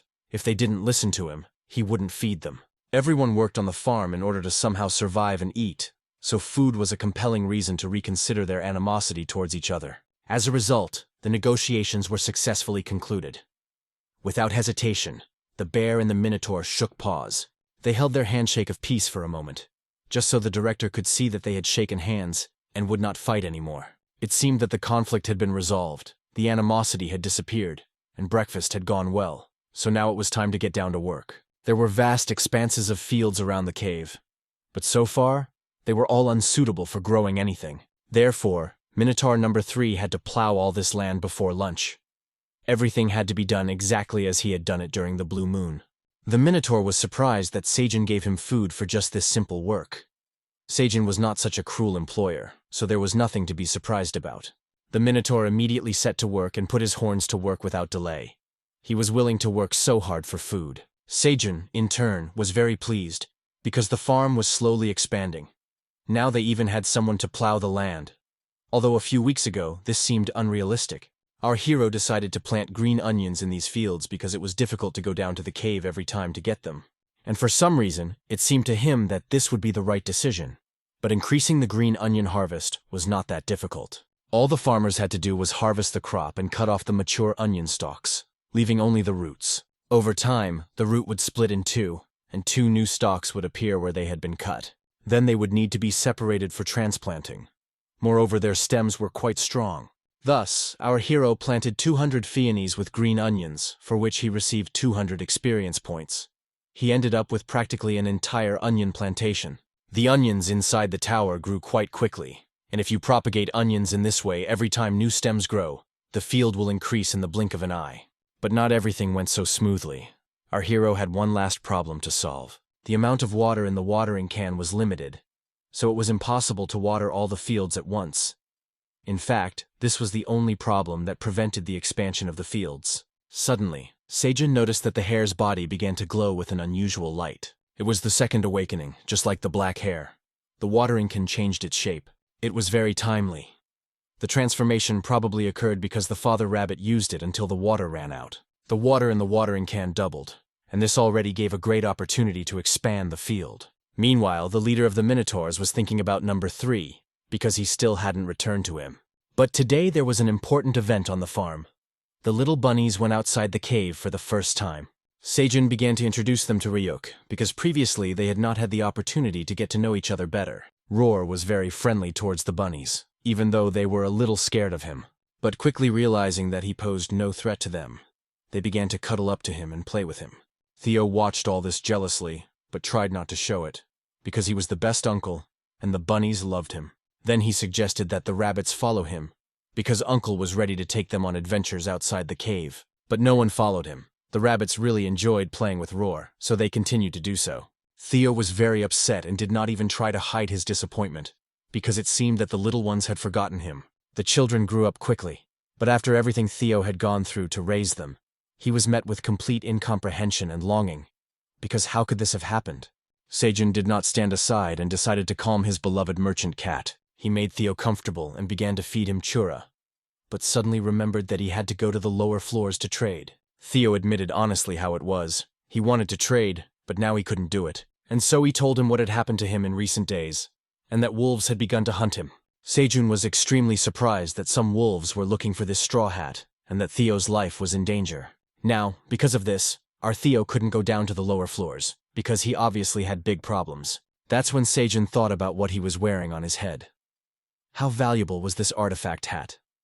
But when you think about it, it wasn't a necessity, and was useless unless you were a farmer. This could mean one thing. There were farmers on the other floors too. In any case, he urged Theo not to worry about it because he had a great idea. The idea was that Theo could hire a freelance mercenary, and that mercenary could be Bull number 3. It was a really great idea, and Theo liked it. Freelance mercenary was also a profession that creatures born in the tower could acquire, just like traveling merchants. Thanks to an agreement between the Association of Free Mercenaries and the Association of Wandering Merchants, free mercenaries could use the trade routes at any time by paying a fee. Moreover, those who were not mercenaries could be hired as temporary free mercenaries and obtain the right to use the routes. Sejun admitted that he was happy to go down with Theo as a free mercenary, but, like wandering merchants, only those born in the tower could become free mercenaries. Now the question was whether Bull number 3 would agree to become Theo's mercenary, since he was, after all, a monster from the 99th floor. Sejun could make him an offer he couldn't refuse. If the Minotaur agreed, the guy would pay him 3 times more coins per day. Theo couldn't contain his joy, because Sejun was very smart, and Theo admitted that he himself would never have thought of that. Although Sejun believed that Theo could have done it too, this cat had great potential. Theo lay contentedly in Sejun's arms and ate churu, thinking that one day he would follow Sejun's example and take advantage of it. Meanwhile, the Minotaur was either looking for something or keeping watch when he was caught off guard. Minotaur number 4 had been looking for Minotaur number 3 for the last 3 days because he was nowhere to be seen. Number 3 was agitated by the appearance of another Minotaur here, and was even confused for a moment. Moreover, number 4 noticed that number 3's face was quite full, which meant that he had been secretly eating somewhere. She wanted to know and demanded an answer as to where number 3 had been going, and she wanted him to take her with him. Number 3 tried to justify himself by saying that he was pretending. But it was obvious to everyone, and the leader was looking for him, and number 4 was going to tell him everything. That was enough for number 3 to agree to number 4's terms. The Minotaur promised to take his ally there right away, but made her promise not to tell anyone about this place. That's how Sejun and Theo met their friend number 3. Sejun was initially scared and surprised, of course, but soon realized that there was nothing to be afraid of. Number 4 was very friendly, introduced herself politely, and asked if our hero had given her food for plowing the land. It was clear that number 3 was very uncomfortable in front of Sejun. But he understood that if he didn't ask for his friend to work here, he would have big problems.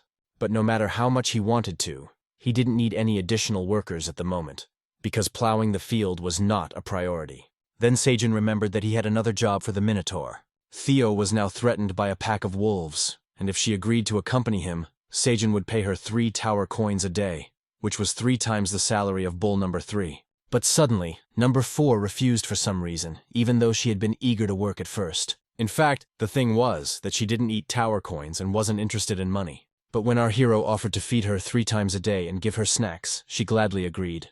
This offer was so attractive that number 3 wanted it too. Sejun agreed, realizing that they were obsessed with food, so the two of them had to try hard. In that case, Sejun said he would gather food for them so they could eat while working. Number 4 was very grateful to bull number 3 for bringing her to such a cool place. Number 3 was also happy that she was with him and didn't hold back his emotions, hugging his companion tightly. By this time, the onions had already grown.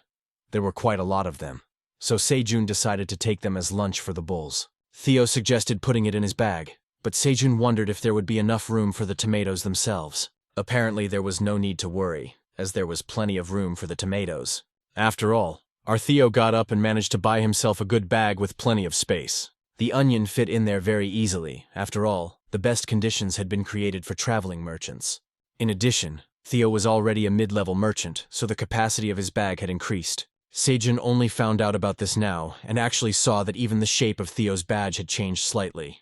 Theo found this tactless, but instead of being clever, Sejun wanted this wandering merchant to hurry up with his preparations. Our hero also wanted to send something to his family, and believed that Theo knew perfectly well what needed to be done. Sejun could really rely on him in this matter. It was no problem for him. Now Theo would be like behind a stone wall.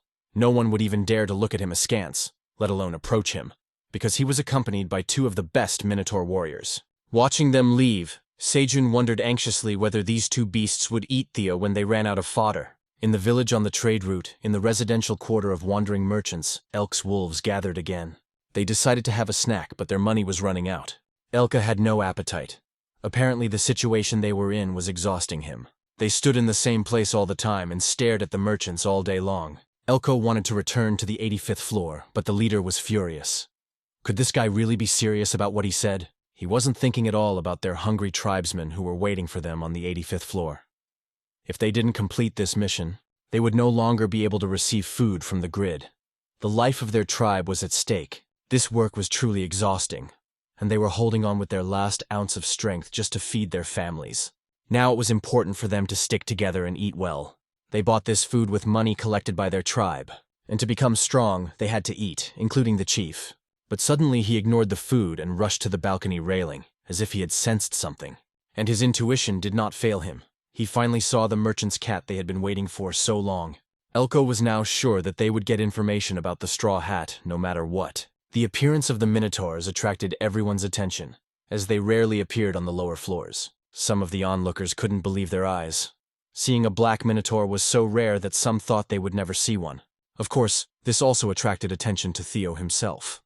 After all, what kind of merchant could afford to hire black Minotaurs as bodyguards? Theo had to draw attention to himself, because no one yet fully realized that he was the one who had hired these Minotaurs, and it was quite obvious that he was flattered by such attention. It was a whole new level, a whole new status, but not everyone could believe him, because he himself was completely unknown in these circles. And how could such a small red cat hire such warlike monsters as escorts? Then he decided to prove the opposite by calling both Minotaurs. But the Minotaurs had come out into the light for the first time, and they were curious to see everything there was to see. For the first time in their lives, they saw cabbage. Who was Theo anyway? There was cabbage here. The salesman was trembling with fear for his life, and Theo finally found his bodyguards.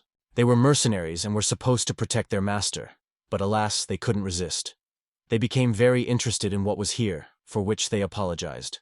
It was indeed the first time in their lives that they had been on a trade route, and they had never even left the 99th floor. Moreover, the Minotaurs did not even know why this place was called a trade route. Could it be that not everyone born in the tower could use this road? The Minotaurs really knew nothing, which is why Theo considered them to be complete bumpkins. Theo saw a small tower made of boxes, and nimbly jumped to the top to be at the same height as the Minotaurs. So the middle-level merchant decided to kindly explain everything to his companions. As an experienced speaker, he began his story, gesturing actively with his paws. Long ago, many paths of the tower had been arbitrarily stretched from the very base to the top. However, none of these paths were safe for simple passage and transition to another section of the tower. So the first wandering merchant created an association of wandering merchants and organized this transition, eliminating dangerous paths and leaving safe ones. The Association of Free Mercenaries, which later became the main force behind the tower, entered into an agreement with the tower. They provided all the resources and manpower necessary to manage the passage. However, since the passage was still under the control of the Association of Traveling Merchants, it became known as the trade route we all know today. The Minotaurs were so impressed by Theo's speech and knowledge that they couldn't help but give him a standing ovation. Theo admitted with undisguised pride that this was basic knowledge for mid-level merchants. But in fact, it was the first page of a guidebook for itinerant merchants, and it was the best thing Theo had ever read. As already mentioned, all residents of the tower could use the passageways, but there was a paid passage that only wandering merchants could use, and it was something like a shortcut. Since Theo was a traveling merchant, they could of course use this path. If they had taken the usual route, it would have taken much longer, as this village was the center of such paid routes. Now they needed to get to the 38th floor, so they would use the toll road to go down to the 40th floor, and then continue on the usual route. Although the Minotaurs were brave warriors, they realized that they had a difficult journey ahead of them. Therefore, before setting off on this journey, Theo naturally suggested they have a bite to eat. The Minotaurs gladly agreed, and now our traveling merchant led them to his favorite fish restaurant. He was about to ask about their food preferences, but that was not to be. All this time, the leader of the White Wolves had been waiting for Theo, just waiting for the right moment to attack. Elko was already delighted to have found the wandering merchant. But Theo no longer traveled without guards after the previous incident. Number 3 reacted lightning fast and fought off the wolf to protect Theo. Elko had excellent reflexes, so he was able to quickly dodge the direct blow and distance himself. Theo quickly explained to Number 3 who it was, and that this wolf was the bastard who had been following him. The Minotaur was about to get rid of him, but other wolves that had been lying in wait attacked him from behind. Number 4 was standing by and reacted in time, fighting off both wolves at once. The leader was afraid for his brothers. Their situation was already bad, and now their lives were in danger. Number 4 didn't even expect there to be 2 more puppies here, and she was afraid she wouldn't get any work. Number 3 stayed to protect Theo, while Number 4 decided to deal with these dogs herself. Theo was worried about whether Number 4 could handle it alone. But such a question was already an insult to the monsters of the 99th floor. For them, the glorious warriors of such a high floor, these dogs were nothing. Besides, Number 4 was stronger than Number 3, which the Minotaur proudly acknowledged. Before Number 4 left, Theo asked her not to kill the wolves. But alas, she could not guarantee their survival, so she made no promises. The leader was worried about the condition of his brothers, and they, in turn, tried to hold on only for his sake and for the sake of their family. Although it was clear that things were not going well for them, it was obvious that their forces were unequal in this battle. But they couldn't retreat and allow themselves to miss this cat, whom they had been watching for so long. The leader ordered everyone to get ready. They had to attack now and simultaneously. It was all or nothing. Meanwhile, on the farm, it turned out that the hare with the sickle had outstanding hairdressing skills. Sejun's hair had grown quite long and was constantly getting in his eyes, so he entrusted himself to the hare to trim it a little. Ryuk was a curious little guy, and his face could be seen everywhere, even this time, when there was such an important task at hand. Ryuk breathed on the hair so hard that it made his nose itch, and he sneezed. Unable to control his paw at that moment, the blade of the sickle accidentally cut the wrong strand of hair, leaving a small bald spot on Sejun's head. It was bad, because this was clearly not what Sejun had expected. How could they fix this situation now? Sejun, in turn, couldn't wait to have a Hollywood hairstyle on his head. As planned, the wolves attacked Number 4 simultaneously from different sides, biting her in different parts of her body. Her body seemed so powerful that the wolves clinging to her with their teeth looked like mere fleas. One of the wolves suddenly realized that the Minotaur's skin was so thick that he couldn't bite through it with his fangs. Number 4 noticed his surprise and reminded him that the Minotaur's skin was not as easy to damage as they might think. Number 4 threw one of the wolves away from her with such force that he couldn't control his body at that moment. Then she threw another one away. It flew away just like the previous one. The last one remained, the leader. He clung to her skin as tightly as possible, wanting to win at any cost. But he didn't have enough strength for that. It was clear from the start that even the three of them couldn't defeat the mighty Minotaur. But their desire to win was so great that they stared fear in the face. Just one punch to his face and it could be smeared all over the surface. At that moment, a memory from the past flashed through his mind, back when he was just a wolf cub. Back then, the leader told him that they were a pure-blooded tribe of silver wolves, and if one of the wolves died, its spirit would become one of the guardians of the tribe. The tribe of silver wolves was much stronger than other tribes. They were able to increase their ability to track prey and hunt. Silver wolves could inherit the protection and will of their ancestors, becoming even stronger. The ancestors of the silver wolves were their honor. They always honored their memory and knew that even after death, their experience was passed on to them. Therefore, the silver wolf tribe was proud of this and behaved with dignity, thus honoring their traditions. But it was equally important for them not to tarnish the honor of their ancestors and to preserve the reputation of the silver wolf tribe, which had been built up over centuries. Grandfather told Elko all this with pride and honor, and he took everything he said to heart, because he was part of this history. But maybe now he could get an answer to his main question, or maybe not. Elko grew up during the period when the Great Famine had already begun.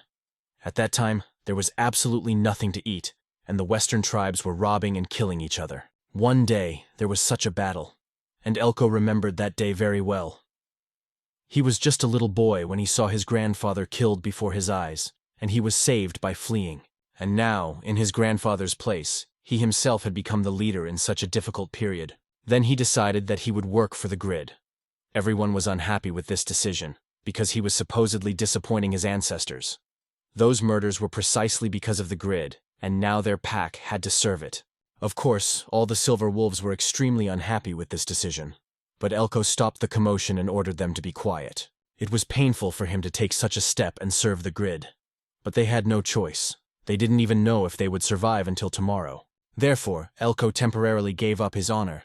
And all this was for the sake of the children, so that they would have a future and something to eat. Elko was sure that his ancestors would understand and not condemn him. After all, he tried to do everything for his pack and protected it as best he could. He understood perfectly well that his grandfather had died because of the grid, but he hoped for their understanding. The fourth deliberately missed and did not hit Elko, at Theo's request. The leader was beside himself and muttered under his breath, "All for the children. All for the children." Theo wasn't afraid to approach him and noticed that the guy had completely shut down. The fourth girl got into her work and offered to break Theo's legs so that he would no longer be able to follow them. Theo was too soft-hearted. He understood that the attempt on his life was a serious crime, but breaking someone's legs was too cruel. So the cat decided that they would take these three wolves to Sejun, and he would decide what to do with them. Meanwhile, our hero had a new stylish hairstyle that even an avid stylist would envy. Sejun began to touch his hair in anticipation of at least feeling this new hairstyle. There was no mirror, and it was difficult to see what was on his head. He turned pale with horror when he felt that he had a bald spot on his head. If only he had known that he would be getting a haircut today, he would have asked Theo to buy him a mirror at the market. Sejun saw that the rabbit was also upset and began to calm him and himself down, saying that everyone makes mistakes, and after all, who would see him here? He was the only human, and everyone else was a monster. Besides, he had such a wonderful straw hat, so everything was fine. But in reality, Sejun was ready to fall into depression because of this. But the mother rabbit tried to tell him something. After all, she also had scissors and could cut his hair better and fix the situation. Sejun decided to trust her. Meanwhile, Aileen was relaxing at home, enjoying reading a book and eating delicious tomatoes. But they had a tendency to run out, especially since she had grown bigger. Her usual amount of food was no longer enough to satisfy her hunger. Aileen thought about asking Sejun for food, but then she remembered that anything could happen, like last time when he called her a pig with wings. And yet, even so, her hunger was stronger than her need to eat. She immediately turned to Park Sejun, but noticing that he was doing something unusual, she asked what was going on and why his appearance had changed. Sejun explained that his hair was too long and uncomfortable, so his mother had cut it. The boy even took off his hat so that Aileen could admire his hairstyle, probably because it was unusual for her to see him like that.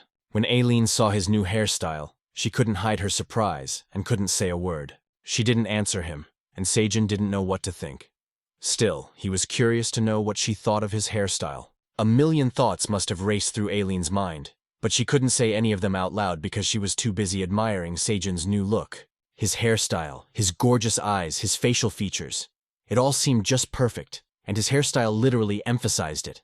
In the end, in order not to go crazy from his appearance, Eileen asked him not to come closer, although such a request might sound strange to a guy. In the end, the manager explained that everything was fine, and that she couldn't take her eyes off our hero, and reminded him that she wanted some of the crayfish she had eaten the other day.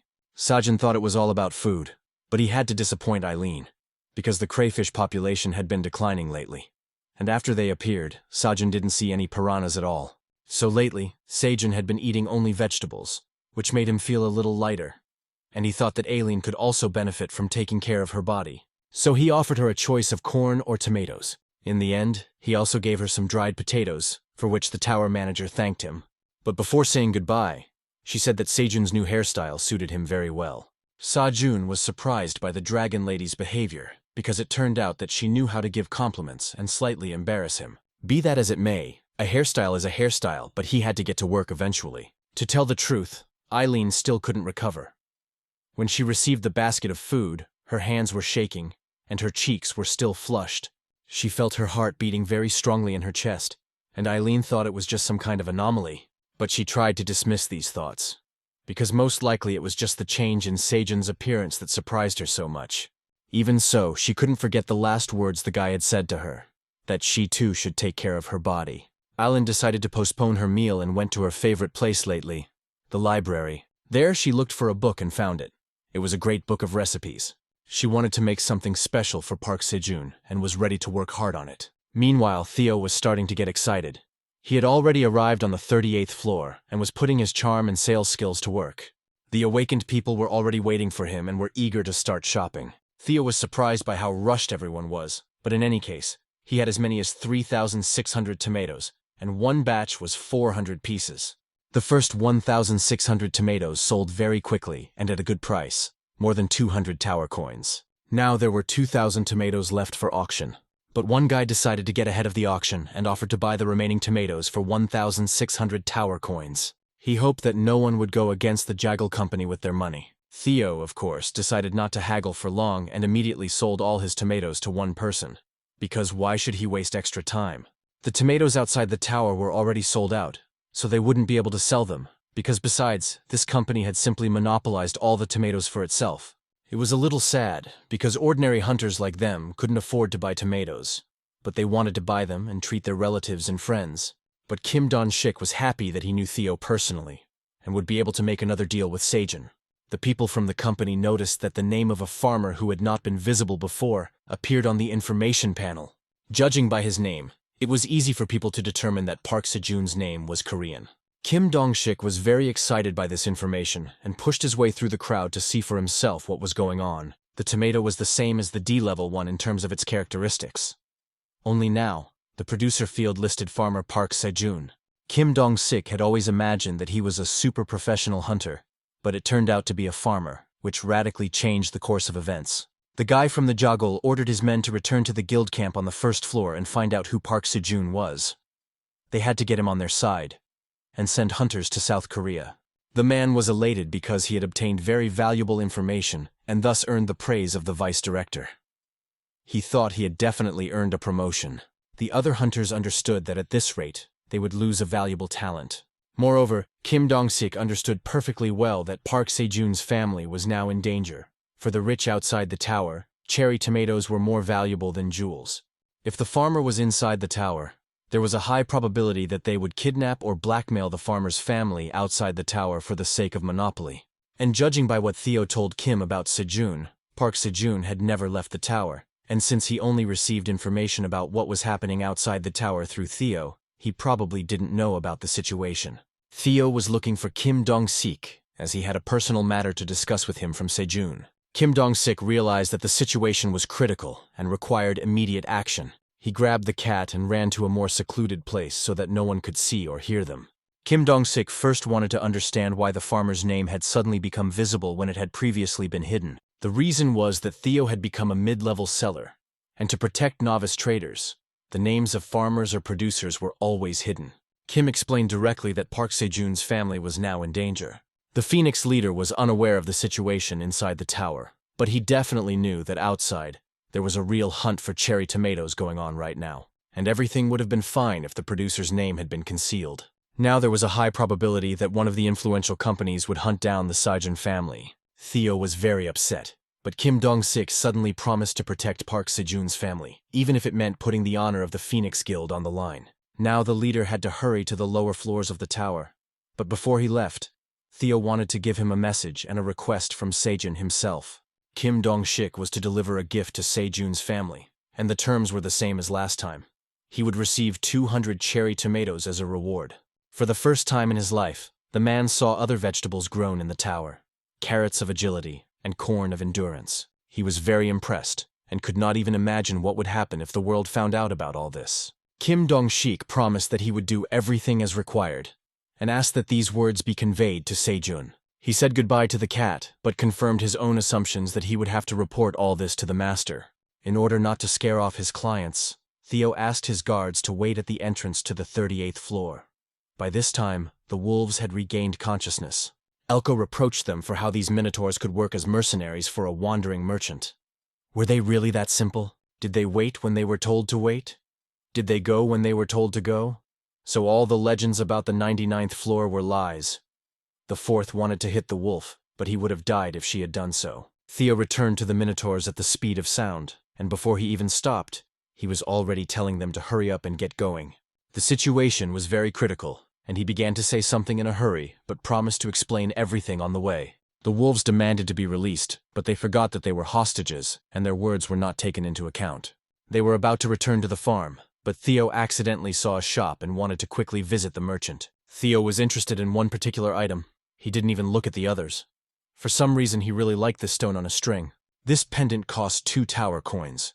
But of course Theo wanted a discount. And the merchant began to fear for his life when he saw 2 minotaurs behind Theo. Kim Dong-sik began to think about the situation with Park Sejun. There was a suggestion that he had entered the tower through a portal and quickly made his way to the 40th floor. He was now 26 years old, but his exact location was unknown. It had recently been discovered that he was growing magical cherry tomatoes and distributing them through the merchant's cat.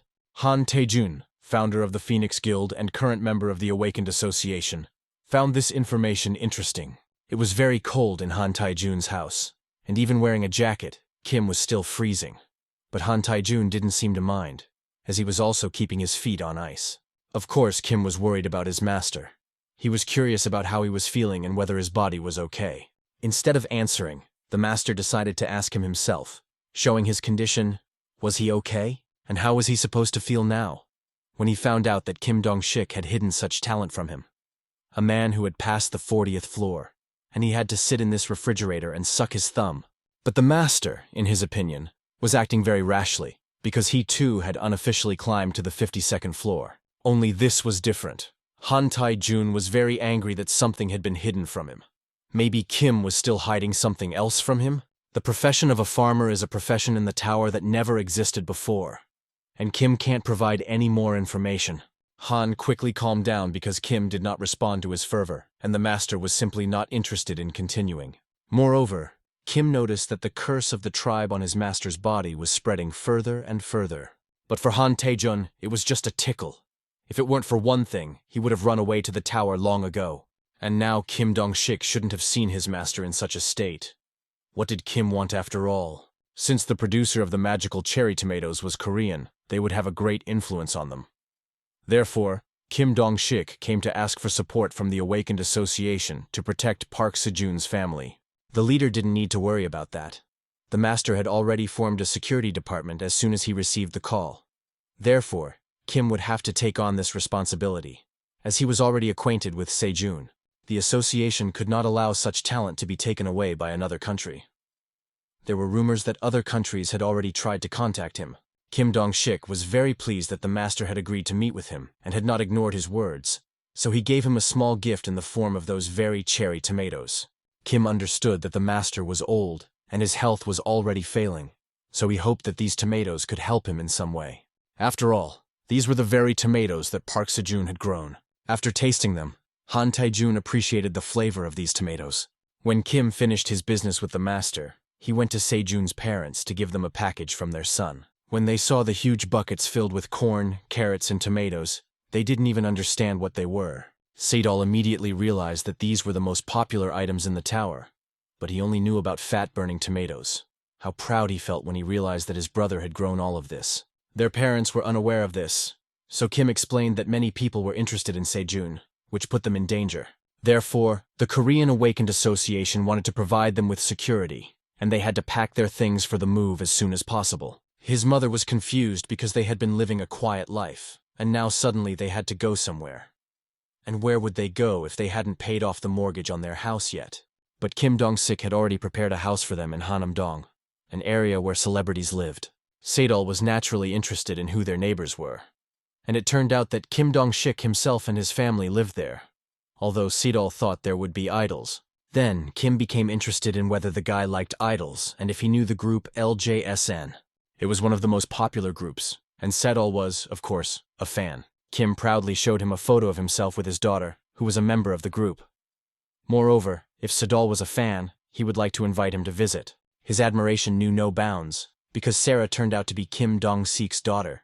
She was the leader and vocalist of the group, a genius among geniuses, writing music and producing the group from within. Sejun was very excited because he would be neighbors with this girl and get to know her. She said in the cover album that her father was a hunter, but he had no idea that it was Kim Dong-sik, for which he now apologized. His parents were completely confused because their son started calling Kim Dong-sik his father and saying that he loved him, and they had no idea why. Mom was still worried about Sejun. He said he would be a good son and earn money in the tower. But who would have thought that he would become a farmer and work so hard? Who would take care of him? Meanwhile, Aileen put all her affairs aside and started cooking to treat our hero. Her recipes were unusual, as were the ingredients. The dish was almost ready. She added the finishing touches in the form of miracle mushrooms from a starving demon of the 1,000-year dimension and seasonings. Aileen was very pleased because the dish was already cooked. Sejun had collected seeds from green onion flowers 2 weeks ago, and during that time, new ones had already grown. It was time to harvest. They had also planted those seeds inside the cave in the hope of obtaining an item, but unfortunately, it had no properties. Sejun believed that this was because onions are not vegetables. The black rabbit seemed to have figured something out and tried to tell our hero about it. Sejun understood what the hair meant and pulled out the onion completely, roots and all. Then the information panel appeared. He also gained professional experience, points, and increased skill. The bow was very useful. It cleansed toxins. When consumed, it removed Class C or lower toxins within an hour. It had a liver detoxification function. Its shelf life was 135 days. It belonged to Class C+. In fact, as he guessed, our hero's item was made from fruits or seeds. It was a special onion, and Sejun was curious to see what it tasted like. It didn't taste much different from what they usually ate before, but it was difficult to say anything about the detoxification. The liver detoxification function could be very useful for those who like to drink. As soon as more onions grew, Sejun wanted to start selling them. It was already lunchtime, and Sejun and the rabbits decided to check if there was any wildlife in the pond. But the population of piranhas and crayfish was declining, and they didn't even show up when he lured them with blood. As much as they wanted to, they would have to give up meat for a while. Sejun had already been in the tower for 200 days, so Aileen decided to prepare a special gift for Sejun on this occasion. Sejun was deeply touched that the tower manager had prepared a gift for him and was attentive to such things. To receive the gift, Sejun first had to give 1 tomato, and in the end, when he fulfilled the conditions, he received Aileen's healing soup. It was the first dish that the great black dragon Aileen Fritani had ever cooked in her life. The taste could not be guaranteed, but the effect was excellent, provided the consumer survived. When consumed, all characteristics increased threefold. He was poisoned with a Class C paralyzing poison and an acid poison of the same class, and the dish itself was Class A. This dish was an item and was specially prepared for Sejun. But Aileen could no longer respond. She went to bed because she was very tired from preparing this dish. But how hard did she try that she didn't even have the strength left? Aileen really felt tired. It was her first experience cooking, so she hoped that Sejun would eat everything. She decided that she would listen to Sejun's feedback after he woke up, and if he didn't eat the dish, she would kill him. Sejun tried with the last of his patience to call the manager, but she left and didn't answer anymore. The dish was completely unappetizing, and even the hares felt a sense of confusion when Sejun looked at them. He wanted to take the hares that could eat this soup instead of him, but they all ran away without even looking back. But when you think about it, it was a really cool item because it could increase all of their stats. But the level C poisons were dangerous. Then the warrior hare had an idea, and he pointed to the onion, which had detoxifying properties. It was a really good idea because he could cleanse this dish of toxins, and everything should be fine. At the very least, he knew that he would not die from poisoning if he ate this soup. Now, after eating the onion, he was protected from all poisons for an hour. Sejun was very curious about how this dish tasted. It looked disgusting, but he hoped that it tasted much better. Unfortunately, the taste of this dish was simply disgusting. It was impossible to keep it in his mouth. His gag reflex kicked in immediately. The wise men said that the worse the medicine tasted, the more effective it was. But this was the most horrible thing Sejun had ever tasted. He was poisoned with a paralyzing toxin and at the same time cleansed of it, thanks to the onion. But did that flying pig alien really want to kill him? Our hero's determination was enviable. He decided that he had to eat everything at once. The whole pot. He knew he could do it. And it almost reached the bottom when he suddenly saw a fish at the bottom. Symbolic, isn't it? Sejun was so frightened by this fish that he dropped the whole pot from his hands and almost fell himself. Unfortunately, the pot flew into the pond and all the little leftovers spilled out, polluting the water. Sejun still finished eating Aileen's healing soup, and his stats were increased by 3 levels. But because of his emotionality, he also killed a piranha and a crayfish, for which he received additional points. But that wasn't all. With the help of this soup, Sejun killed a giant electric eel and received 5,000 points. The pond was now poisoned, and everyone who lived in it was killed by the healing soup. The hares were unhappy because now they would definitely not be able to eat meat for the next few weeks. Sejun felt guilty because all the food had been killed because of him. They would not be able to eat what was in the pond now. There was also a problem with drinking water, but it was solvable thanks to the hare's watering cans. Still, Sejun was very worried about the hole in the pond, because many piranhas and crayfish had died of poisoning nearby, including a huge electric eel which probably wasn't even swimming nearby. All this indicated that there was a huge ecosystem in that hole. Now the number of piranhas and crayfish entering the pond had suddenly decreased, which was already a problem. If our hero could find a way, they would have several sources of protein in the future. The hare had a new idea. He was ready to climb into the pond and swim through the hole. It was a very bold proposal, but also very risky. After all, the water was still poisoned, and even if he ate the green onions, the hole was too small, and if something went wrong, he could get stuck and die. Sejun understood the hare's feelings, but he valued him too much to send him to such a dangerous place. He suggested thinking about it after the water in the pond had cleared up a little. The farm still had some food reserves, so everything would be fine for a while, and there was no need to worry. The king of the Minotaurs sat in his lair, and bull number 3 was still missing. Bull number 4, who had gone to look for bull number 3, was also missing. The leader was beginning to think that they had forgotten his orders. Number 1 assumed that the 2 might have wandered into the territory of the red-haired monster, or the poisonous bees in search of grass and were in danger. Or maybe they had wandered into the territory of those bastards. And if you ended up there, there might not even be a body left. But the 4th bull was the best warrior, so the leader thought that might have happened to the 3rd. Still, the situation bothered him, so he ordered the 1st bull to gather all the bulls from 1st to 100th and take his place for a while. The leader could no longer sit still and realized that he had to intervene and find his warriors himself. Meanwhile, a new crop of onions had ripened on the farm, which Sejun and the hares had managed to harvest. Sejun guessed that there were so many onions that it would probably be enough to feed 100 minotaurs to their fill. Ryuk was having fun because lying on the onions was very soft, and Sejun even allowed them to take some for him and his mother when they went to bed. Suddenly, Sejun noticed that the blessing for a good first-level harvest had been activated. Now 70 hectares of green onions were blessed with a good harvest. And next week, the harvest would increase by 50%. The onions were growing well on their own, but with the blessing effect, they were growing right before his eyes, and now he would have to harvest them 3 times as often. Thanks to Aileen's soup, Sejun's skills had improved, and because of this, he would easily harvest such a large amount, especially since he had helpers. As soon as they remembered Aileen, she appeared, asking if Sejun had eaten her soup. Our hero happily replied that he had. He also thanked her because his level had increased. But then a tricky question arose. Did Sejun like the soup? He didn't want to hurt Aileen's feelings, so he thought carefully, choosing his words carefully so as not to lie or offend her. The manager noticed this pause in his answer and was upset, because she guessed that her soup must have been bad. Sejun hurried to rectify the situation and explained that he had eaten it after all. Or should he have said that he would die for it? Aileen held her pot and said that she would make more of this soup if our hero liked it so much. But Sejun stopped her, saying that she had spent all her energy cooking it, and he asked her not to go to such lengths for him. He liked communicating with her this way, so he didn't want her to waste her energy for his sake. Sejun was ready to cook himself. He liked it better when Aileen ate well, so she no longer had to try so hard to cook something for Sejun, which he was almost ready to beg for. These words did not offend Aileen in the least. They seemed to melt her heart.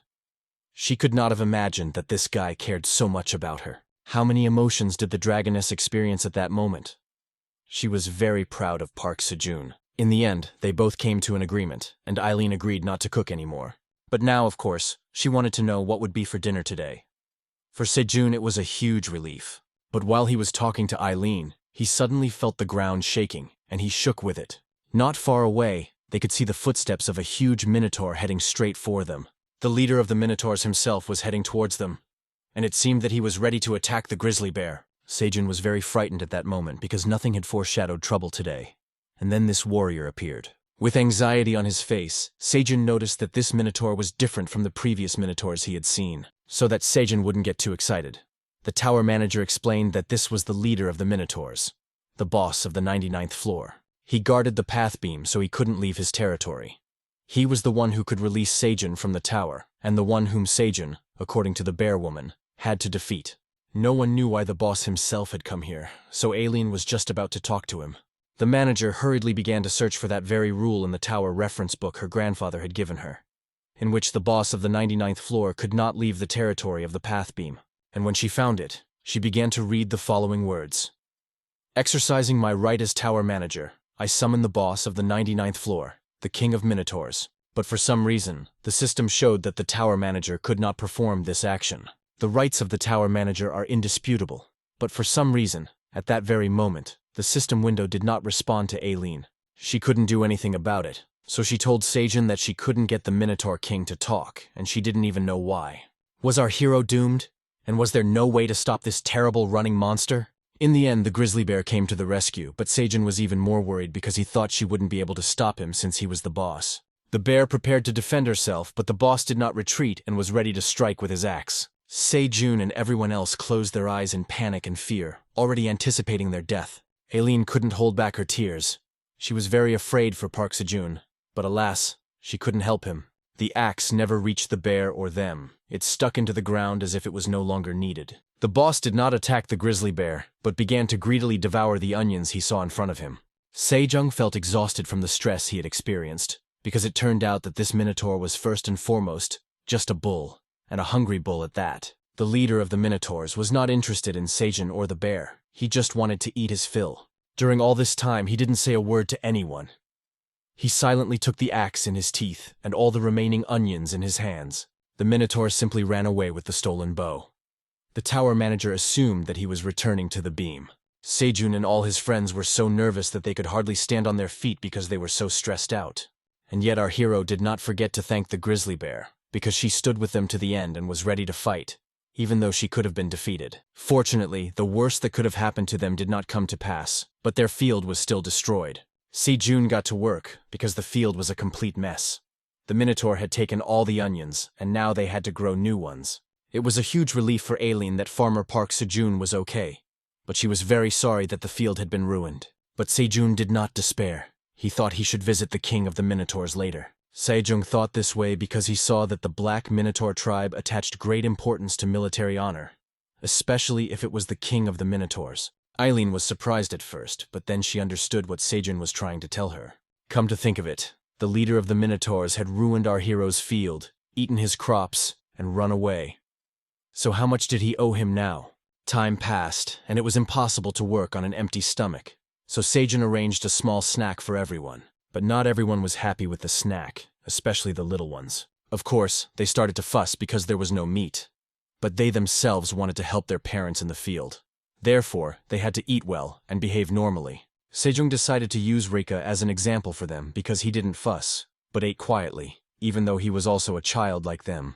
The blue moon was coming soon, and during this period, the hares had to become adults, and in order to become adults, they had to eat well, whatever was available. Ryuk was also a good boy and didn't fuss about food, happily eating whatever was available. Sejun began to think that Ryuk had not been growing lately, and considering his growth rate, he should have been taller than he was. Sejun suggested that perhaps the bear cub was not eating enough, or maybe he was sick with something, but he did not know for sure. After lunch, Theo finally returned with the Minotaurs and some new guests. Now our hero also met the wolves, and not just any wolves, but a pack of silver wolves. Theo explained that he didn't know what to do with them when they tried to kill him again. The fourth gave them a good beating, but they decided to bring them here so that Sejun could decide their fate. Sejun decided that first they needed to hear why they were chasing Theo, but now the wolves were unconscious. It turned out that these wolves were too loud, so the fourth had to calm them down. Now all that remained was to hope that they would wake up. Theo discovered with horror that something had happened to the field, and he had no idea who could have done such a thing. Sejun had to say that the king of the Minotaurs had been there, which surprised the Minotaurs themselves. Of course, they began to panic, because he had probably come here for them. They already understood that this was probably the end for them, but Sejun suggested discussing these details later. The Minotaurs had worked hard, and now they should eat. Theo wanted to tell the director something very important, which was why he had been in such a hurry to return to him. He had already begun his story, but for now, this conversation was not meant to begin, because there were outsiders present. Sejun and Theo quickly sensed that someone was close to them, and fear enveloped them once again. Probably at that moment, they didn't even have time to understand anything. Everything happened too quickly, but fortunately, there were no casualties, because Ryuk managed to protect them. All this time, the wolf had apparently been pretending to be unconscious, just waiting for the right moment to attack. He did not attack, but he managed to steal the hat, which was his goal all along. All the wolves quickly regained consciousness and were about to run away, but the Minotaurs returned from lunch when they heard a strange noise. The elder even had the audacity to thank them for the hat, which he had sought for so long and finally stolen. Theo and Sejun were very angry because the wolves had acted so dishonestly and belatedly. They were already getting ready to leave because they had gotten what they wanted, and there was nothing left for them to do here. But alas, they couldn't leave so easily. They were cunning, but they didn't take into account that there was a grizzly bear here. Until that moment, they were sure that everything was going according to plan. But when this obstacle appeared, the leader was confused because he understood that the bear was too much for him. Today, Rika's mother was very angry. Too many uninvited guests had come into her territory, and she had to constantly defend her territory and protect her family. In the end, the leader of the pack decided that it was time to give up. After all, life was more important. Sejun returned his straw hat to its rightful place, on his head. Fortunately, it wasn't even torn. The Minotaurs and the she-bear were ready to destroy these wolves and break their legs, but Sejun was the one who made the decision. Suddenly, Ryuk put forward his proposal, in which he argued that they should eat these wolves. Sejun was seriously surprised, but suggested that the bear cub eat honey instead and left him in the care of the bee. Now they had to decide what to do with the wolves. First of all, everyone had to stop arguing and sit down. Elko simply wondered why the strongest monsters, 2 minotaurs and a crimson grizzly bear, listened to this ordinary man. Elko recalled that the cat merchant had previously referred to this man as the director. One could assume that this was some kind of nickname that was only used on the 99th floor. Elko came to the terrible realization that this was a black dragon. Otherwise, the monsters of the 99th floor would not have obeyed him. And yet the great black dragon did exist, and director was a respectful way to address the black dragon. The leader of the pack pondered the words of the other wolves. After all, the great black dragon did rule the tower from the 99th floor. And this skinny guy was the very great dragon who was at the head of the tower. The leader even thought that he wanted to weaken their vigilance, probably as a real test from the black dragon. Elko was sure that this was the answer from their ancestors that his grandfather had spoken of, and that this was their chance. Sejun finally wanted to understand why the wolves needed this hat and Theo. The wolves began to apologize to the great black dragon, realizing that they had shown him disrespect, but they did not know that the wandering cat merchant was a subordinate of the black dragon. Sejun did not expect to be perceived as the black dragon, and did not fully understand their train of thought. Eileen, of course, watched all this, and when she saw the situation, she couldn't help but laugh. She found it very amusing and funny, so she asked Sejun to pretend to be a great black dragon and even created a quest for it. As a reward, he would receive Eileen's joy. So now our hero had to show the greatness of the great black dragon instead of Eileen. She claimed that this would definitely help the guy. Only now did it dawn on our hero that Eileen was not a flying pig, but a real black dragon that everyone feared and respected. This quest was a requirement. Aileen wanted to have fun, and it suited Sejun himself very well, so he quickly slipped into the role of the Black Dragon. However, our hero did not mind making Aileen happy. Theo looked at everything that was happening with suspicion, but remained silent. And Sejun diligently pretended to be a black dragon, hoping that no one would recognize him in this form. He couldn't understand how these wolves dared to encroach on his property and threaten his subordinate. He couldn't forgive them for that. Aileen's reaction was ambiguous. She was surprised by how Sejun approached her task. Sejun was so realistic in his role that even the third Minotaur wondered if it was true or not. Theo even felt a momentary sense of fear, but Sejun hastened to reassure his beloved subordinate Theo and offered him a treat from the great black dragon. Theo quickly understood everything and also got into character, trying to explain to the wolves that Director Park was the Black Dragon, and he was Theo, his subordinate, so the wolves had to bow down to him. Elko repented that he had committed a grave sin for which he, the leader of the Silver Wolf tribe, could not pay even with his life. He hoped only for the mercy of the great dragon, and for pity, at least for the first time. The Black Dragon was very merciful, and decided that he could give them a chance to atone for their sins. The price of atonement for such sins was 10,000 tower coins. This was the price of Theo's subordinate's life. The manager was willing to forgive them if they paid, but for them, it was an unbearable amount. Meanwhile, Theo rejoiced and rejoiced. He couldn't believe that his life was really so expensive. But it was obvious, because he was, after all, a salesman, and was responsible for distributing their farm's products. The leader of the pack didn't even know how to respond to Sejun's offer, except to admit that they didn't have that much money. Theo had already prepared the contract, and there was nowhere for them to go. So if they couldn't pay with money, they had to pay with their bodies and work on the farm. But Elke reminded him of their previous contract with Grid, which they had drawn up. The leader remembered this and had to apologize to the great black dragon again, because they couldn't do it. Theo and Sejun were surprised that the wolves refused, because it was a pretty attractive offer, and they basically had no choice. The tower manager continued to observe the situation, and now could not forgive them for refusing such an offer. Sejun understood that it wasn't that simple. There must have been some reason for it, and he wanted to know what that reason was. On the 85th floor, where the Silver Wolf tribe lived, there had been a long drought, which had led to a catastrophic food shortage. Their pack had to become freelance mercenaries in order to survive. Lord Grid hired the wolves in exchange for food for their tribe. His last task was to find this hat, but now that they knew the hat belonged to the great black dragon, they had failed their mission.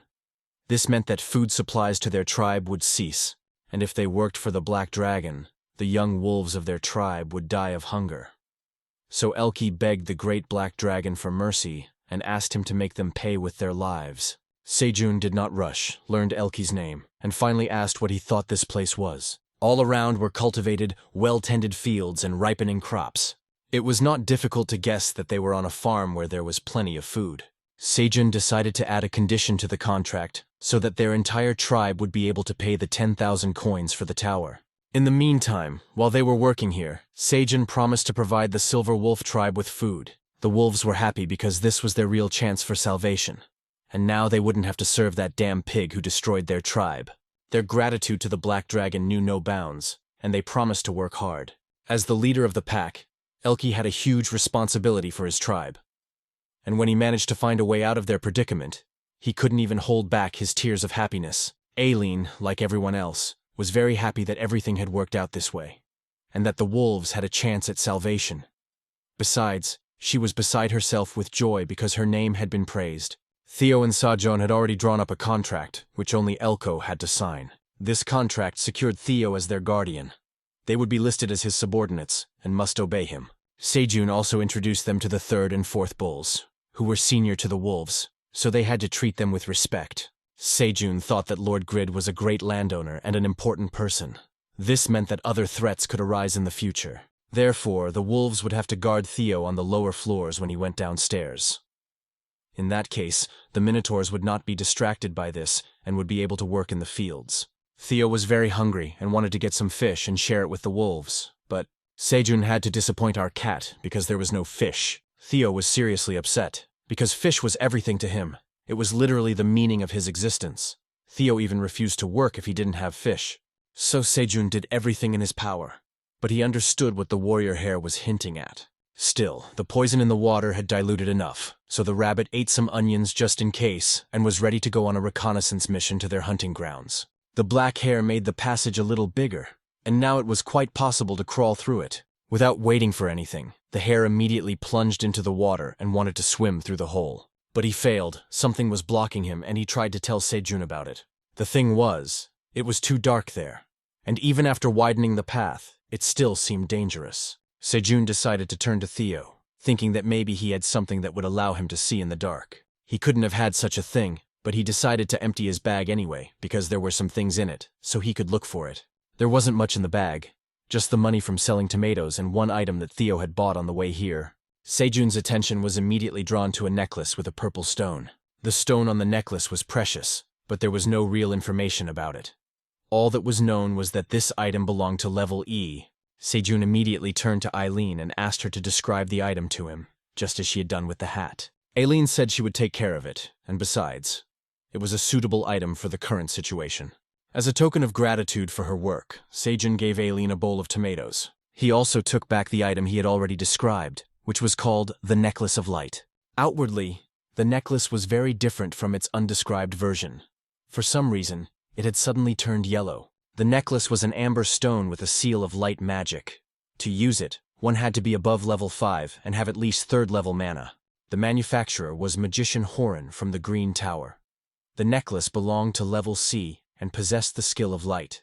When the skill was used, it illuminated everything around it, and the higher the level, the brighter the light.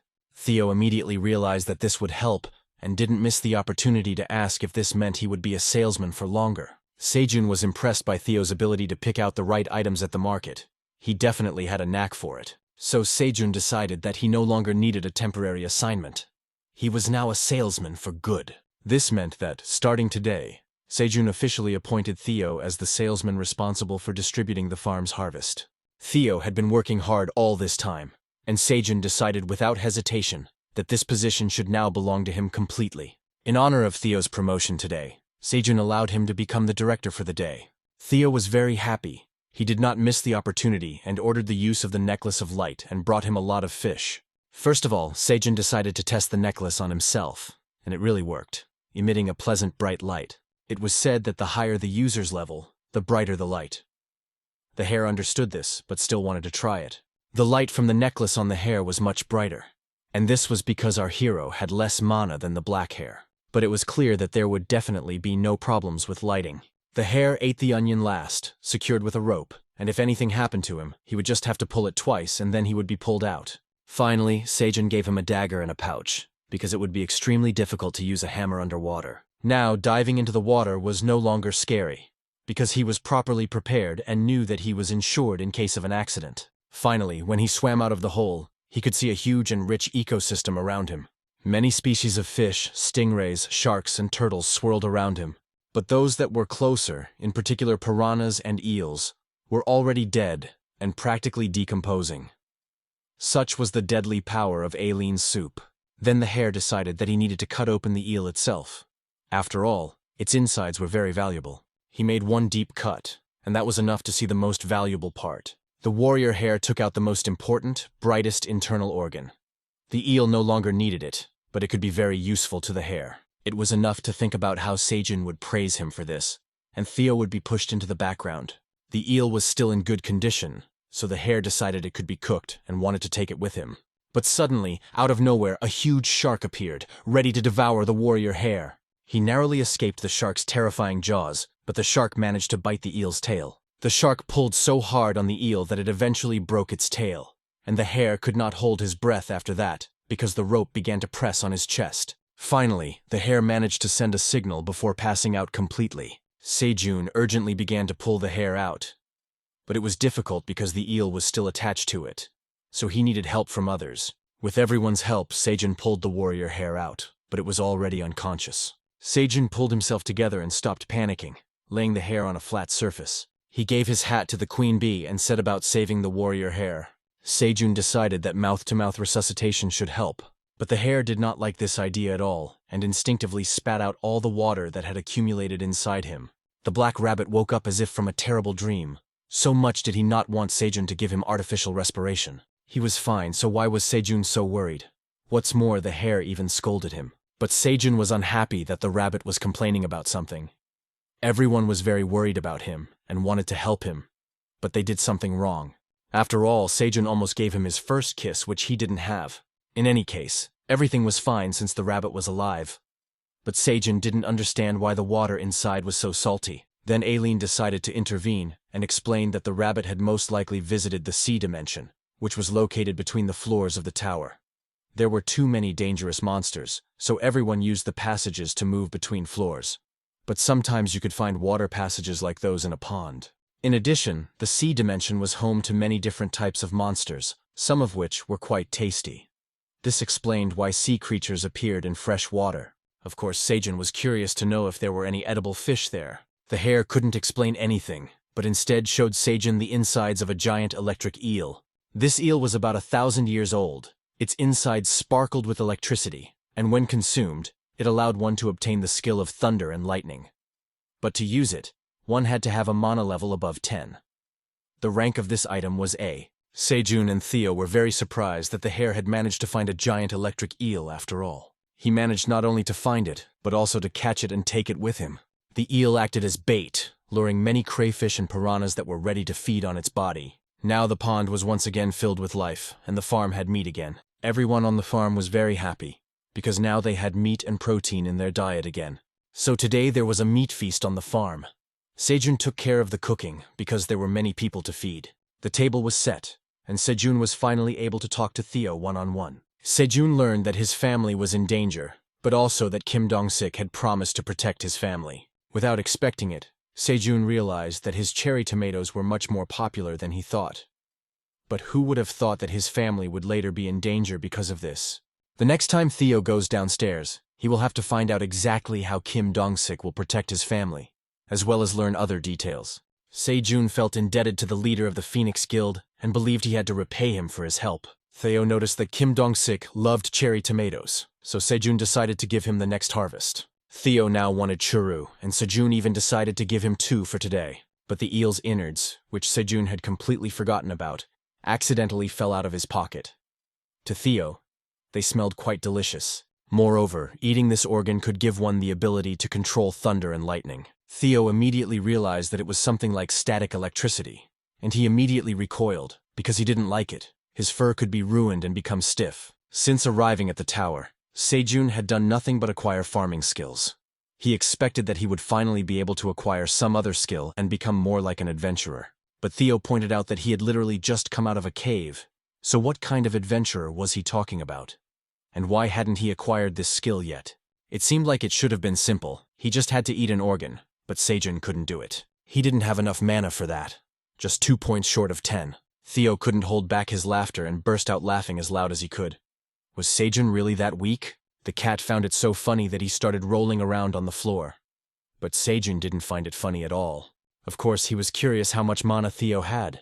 But Theo wasn't going to tell him. So Sejun decided to check the level himself, especially since he knew how. When he put the amber necklace on Theo, it began to shine like the sun and blinded those standing around him with its light. Sejun was upset because everyone had more mana than he did. But Theo decided to cheer him up and said that from now on, he would protect him. Ryok apparently wanted to make Sejun even more miserable by eating that organ himself. The wolves were finally able to enjoy a full meal and eat their fill. Sejun decided to ask if they liked the food and if they enjoyed everything here. The wolves immediately showed courtesy and respect to the great black dragon. But it was unnecessary. Sejun just wanted them to enjoy their food. The great black dragon shared such precious food with them, and they could not describe his kindness in words. The food tasted simply amazing to them. Sejun, of course, noticed that something was wrong with Elko, and assumed that he was worried about his pack on the 85th floor. As expected, he couldn't hide it from the great black dragon, but there was no need to worry, because very soon they would be able to reunite with their pack. The blue moon was due to appear in a few days, and they were to descend to the 85th floor. If they helped out on the farm, Sejun would be generous and give them even more fish for their pack. In the meantime, Sejun left the wolves with Theo, because he needed to plant vegetables and harvest the new crop that they had been putting off for so long. The cat merchant happily led the silver wolves away, taking full responsibility for them.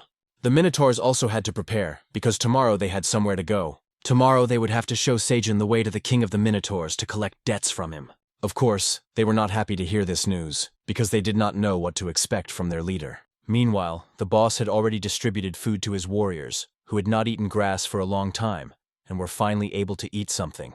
The king himself felt very guilty because he thought he had completely screwed up. Initially, he went to the border of the territory to find bulls number 3 and number 4, but instead stumbled upon a giant raspberry grizzly bear and the rest. At that moment, the king was too excited and did not pay attention to them after seeing a pile of grass. He could not help himself, as hunger got the better of him. After that, he considered himself unworthy of being called the Black Minotaur Warrior, the king of minotaurs, and yet he had gained something more valuable: neatly mowed grass. That place was definitely a meadow, and those creatures next to the giant crimson grizzly must have planted that grass. But the king had a very poor memory of what they looked like and who they were. He clearly remembered the white hair, the farmer. It was definitely him. Only the boss couldn't understand one thing. Why was the giant crimson grizzly with the white hair farmer? And he, as a black minotaur warrior, shouldn't have stolen from such a small, defenseless monster. The blue moon was approaching. The time the boss could spend outside this territory was running out. As the defender of the 99th floor passage, he could only stay outside his territory for 1 hour. During that hour, he considered it imperative to return to the farm and pay the white hair and the giant crimson grizzly the price of the grass he had taken. Besides, the king couldn't pass up the opportunity to get such high-quality grass. But there was one important question. The king of the Minotaurs did not know how he could repay them for his mistake. Since Sejun would be away for a while, he decided to take care of the farm and harvest as much as he could. It was hot on the farm, so our hero entrusted his hat to a bee and did not leave it unattended. The fruits were large, and Sejun could pick 9 magic cherry tomatoes at a time. He worked so hard that he didn't notice when he reached the rank of Tower C farmer. He gained enough profession experience points to be promoted. With the increase in profession rank, all characteristics related to the profession were also increased, and Sejun became closer to nature and awakened his hidden talent. His talent was called Friend of Nature. This talent showed a high level of closeness to nature and gave him the ability to communicate with plants and animals that couldn't speak the same language as humans. This meant that now Sejun could understand hares and bears and more, so he immediately decided to test this skill. He spoke to the father hare, and he answered him. Sejun now understood what he was saying, and instead of peep peep, there were clear words. The boy was so surprised by this skill that he asked the hare to answer him again to make sure it wasn't a joke. But then a hare with a sickle approached and asked if everything was all right. It turned out that he had always considered Sejun to be his uncle. Sejuna found this so endearing that he couldn't help but hug the hare with all his might. He enjoyed being addressed as uncle so much. The rabbit began to panic. He didn't really like such hugs, and he asked his uncle to let him go, otherwise he was ready to cut him. Sejun didn't want to be cut, but apparently the hare wanted to leave another bald spot on his head. The rabbits were very surprised when they realized that Sejun understood their words after all. There was no limit to their joy at this new skill. Sejun decided to tell everyone about it because it was really important news. The mother rabbit was suspicious and asked her husband if Sejun had eaten something strange again. Sejun was surprised that they didn't trust him and explained what was going on. The warrior rabbit was the most delighted of all. He was happy that his uncle now understood them, because he had always wanted to talk to him about many things, and now he had the opportunity to do so. Sejun gathered everyone around him. Obviously there was a lot left unsaid between them, and now they could talk about everything they had missed during that time. The queen bee noticed that some changes had taken place, and hoped that perhaps Sejun understood her too. Sejun understood the language of the queen of poisonous bees perfectly, and whatever she said, Sejun would now understand everything. This news was the beginning of something new, because now they would perceive each other differently. Of course, Sejun couldn't help himself, and he wanted to share this news with the others as soon as possible. As soon as our Shiro put on the hat, he learned that St. Patrick's straw hat improved the wearer's professional skills and confirmed the rank of tower farmer on the hat itself. Absolutely all the characteristics of St. Patrick's hat itself improved to the same rank as Sejun's professional rank. Moreover, our hero had a new skill called Growth Stimulator. This active skill increased the growth rate of 10 crops per week. There were no side effects, and the skill's cooldown was 10 days. After such joyful news, our hero had a brilliant idea that he was going to implement right away. Sejun decided to plant sweet potatoes. Of course, his skills with this increased, but he wasn't going to stop there. He was very curious to test the growth stimulator skill right away. This skill was only at the first level, but when he used it, the growth rate of the sun's sweet potatoes increased significantly. Sejun was pleased because he was looking for the right moment to plant the sweet potato shoots outside the cave. Now the shoots would quickly take root and grow well. But now there was little prepared land. So Sejun planted onions and potatoes nearby, hoping that everything would be fine. He discovered that the sweet potato shoots began to grow even faster. Was it because of the growth simulator? But it was the desire for a good green onion harvest that spread to the sweet potatoes. By the time the effect of the good harvest on the green onion field ended, the yield of the sunny sweet potatoes had increased by 50%. While Sejun was thinking about how he would be able to harvest the potatoes, he suddenly noticed Ryuk's paw. Ryuk learned from the black rabbit that Sejun could now understand all monsters and could not contain his emotions, wanting to find out about it for himself. But most of all, our hero was surprised by what Ryuk called him. And it wasn't just uncle, but dad. Just think, Sejun was already being called a father, even though he had never even been in a relationship. What else is there to say? The grizzly bear was also delighted that Sejun could understand her. After all, it all seemed like some kind of incomprehensible dream. The grizzly bear mother was truly happy, because her son didn't just call Sejun his father, he trusted him. Taking advantage of the opportunity, the grizzly bear did not miss the chance to thank Sejun once again for taking care of her and her son. If Sejun was now perceived as a father, he didn't mind and began to think that he had a cute, chubby son. Now his son was hungry and wanted honey and green onions, and he also wanted sweet potatoes and fish, which he had wanted to tell his daddy for so long. Sejun did not expect the boy to have such a big appetite, but in honor of today's event, he decided that they would eat something special. Today, our hero harvested the new beds where potatoes had been planted. From one bush, he managed to collect more than 5 potatoes of strength. When consumed, these potatoes burned 30 grams of fat and increased strength by 0.5 for 10 minutes. They could be eaten 10 times, and the effect lasted for an hour. The potatoes were ranked C. A few hours later, the meal was ready. The dishes were already being served, and everyone was eagerly awaiting the moment when they could start eating. Sejun realized that he was truly happy here, and something told him that only good things awaited them in the future. Ryuk was very upset and sad now that he knew his father was going to leave for the king of the Minotaurs, and was not taking him with him. Meanwhile, Sejun was busy with preparations, checking whether Theo had taken enough green onions with him.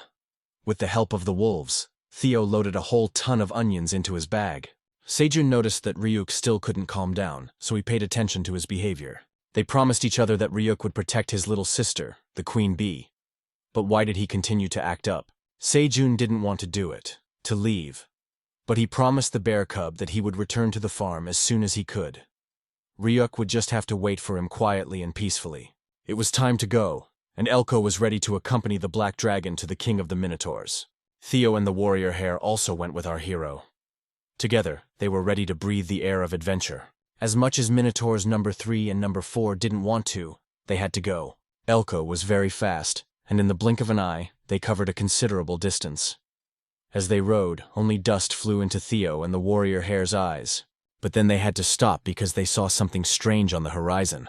It seemed to be an ordinary forest, but Sejun felt that some kind of dark energy emanated from it. The third knew this place well and said with displeasure that those idiots lived there. Even on the 99th floor, there were several different territories. The place they were heading to was the territory of the Minotaurs, and the territory Sejun was now looking at belonged to the Crimson Grizzlies. But that forest was the territory of the vicious creatures of the West, although the fourth one knew from the beginning that those monsters weren't always like that. The Minotaur didn't want to go into details about what happened, but asked Sejun to stay away from that place. Of course, Sejun couldn't ignore this information. He wondered what was evil about these creatures and decided to ask Aileen about it later. While he was thinking about this, he didn't notice a large chunk of mud flying into his face. There was so much dirt, and it flew with such force that our hero couldn't hold on and fell off the wolf. Fortunately, he was fine, but he didn't even fully understand that it was really mud and how it got there. But when he looked ahead, he saw many minotaurs devouring the mud. Sejun was very surprised that they were eating mud, but it was clear that it was not out of love for mud, but out of a desire to survive and eat something. Now everything fell into place, and Sejun understood why the minotaurs reacted that way to the grass. The fourth one couldn't let this incident go and wanted to know who was throwing food. One of the bulls who recognized his fellow creatures came up to her with this question. The minotaur asked too many questions about where numbers 3 and 4 had gone, and why they had brought such weaklings as toys. There was only one answer to all these questions: a strong blow to the face. The minotaur did not even expect this, and number 4 did not have time to defend himself, so he fell to the ground. They had no time for conversation. so they wanted to go straight to the king of the Minotaurs. The leader was immediately informed that bulls number 3 and number 4 had returned and brought some strange guys with them. Number 3 introduced these strange guys as guests from the territory of the giant raspberry grizzly. This was enough to attract the attention of all the Minotaurs. Some feared the crimson grizzlies, while others hated them. For the leader, such guests arrived at just the right time, because now he would not have to leave here to meet them. The boss thought he was looking at a white rabbit, which he remembered, but upon closer inspection, he realized that it was not a white rabbit. Sejun kindly introduced himself by his full name, Park Sejun. Theo was introduced as Theo, a traveling merchant. Park Sejun was a sight the leader had never seen before. In any case, he thought the guy had done a good job getting to his lands. The king admitted that he had tried the grass he had grown, and thought it must have been difficult for Sejun to survive on this floor with his strength. He didn't know what terms the Crimson Grizzly had offered him, but if Sejun didn't like his current conditions, the Minotaur King offered his protection from that bear. That would be his reward for the weakling Sejun.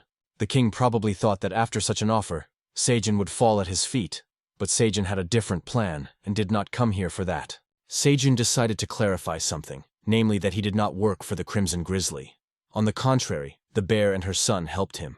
Moreover, he had not come here to ask for help, but to receive compensation for the grass stolen from the fields by the Minotaur 3 days ago. Of course, that was if the king of Minotaurs didn't want to call himself a thief. Sejun deliberately provoked the king, and he succeeded.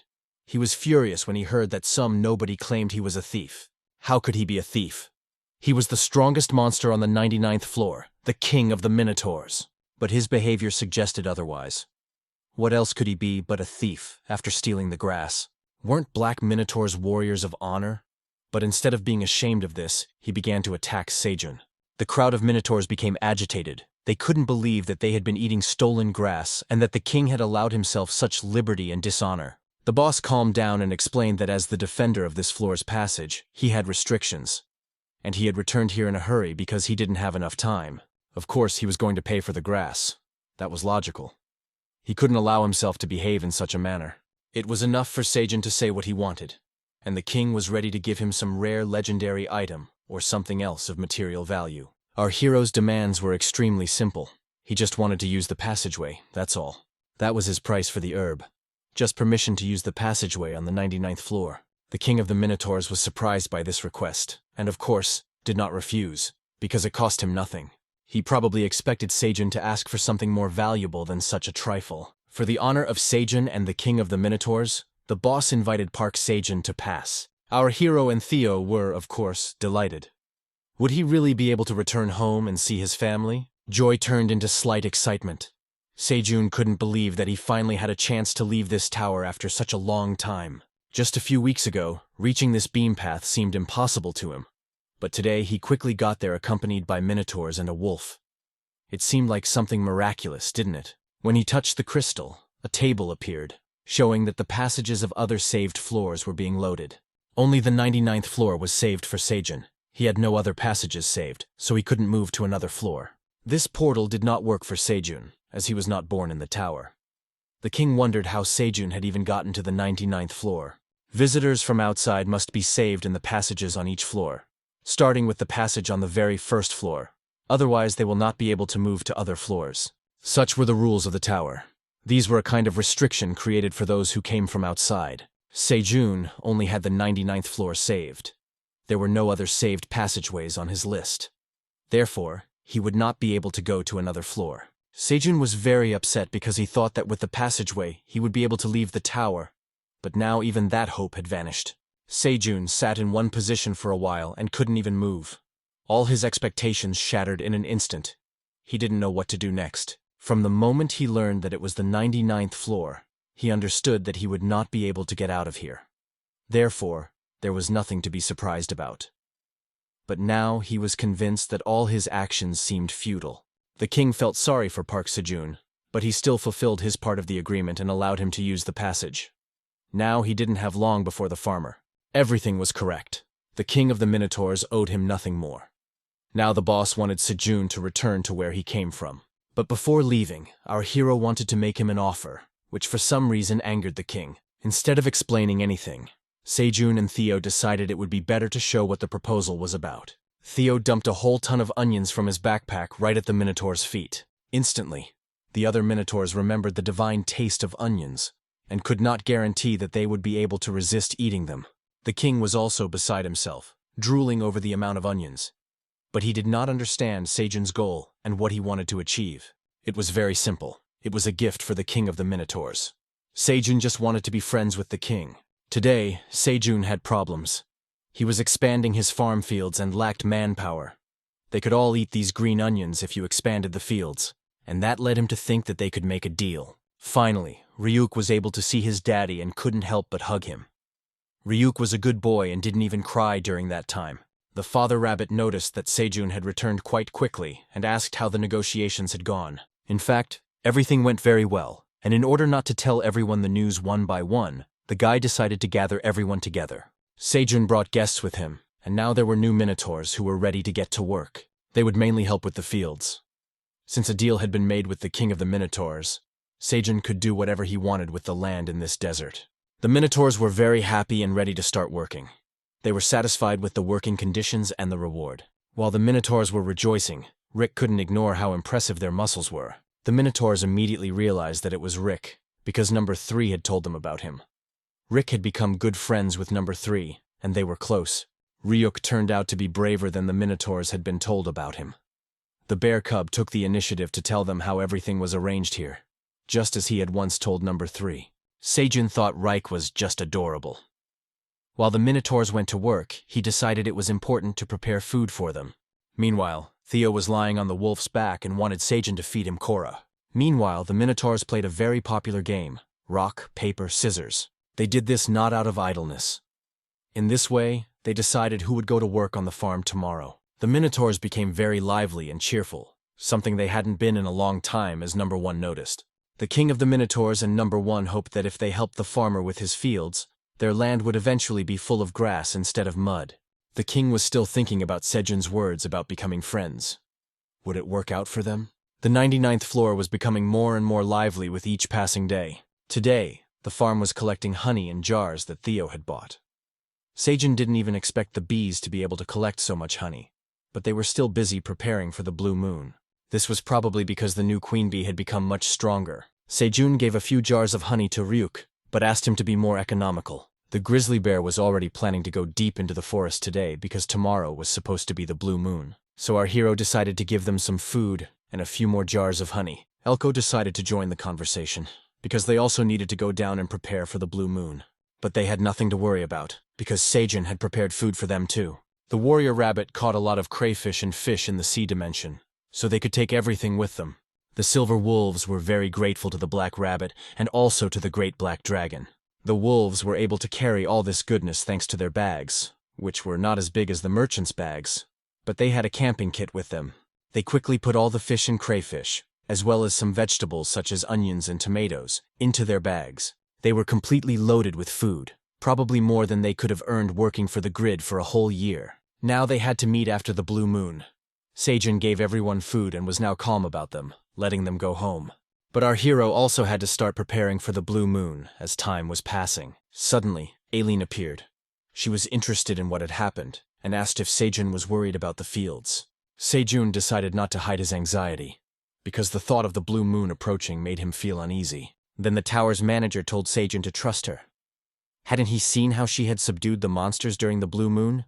Such was the nature of the tower that, from the beginning of the blue moon, the monsters would go berserk, and it was difficult to control them, a task only the tower manager was capable of. A month ago, during the blue moon, bull number 3 trampled all the fields, and now everyone was trying to minimize the damage by staying away from the fields. Nevertheless, the fields remained defenseless, as they were in an open space and no one could guard them. Aileen listened attentively to Sejun's concerns on this matter and did not interrupt. So Aileen promised to protect the fields, even though Sejun didn't even know how she would do it. But he remembered that during the first blue moon, he had seen a black dragon and assumed that it was her. So he decided to trust her. Sejun could trust her completely and even plant more seeds, because the harvest would not disappear as long as Aileen Fratani was protecting it.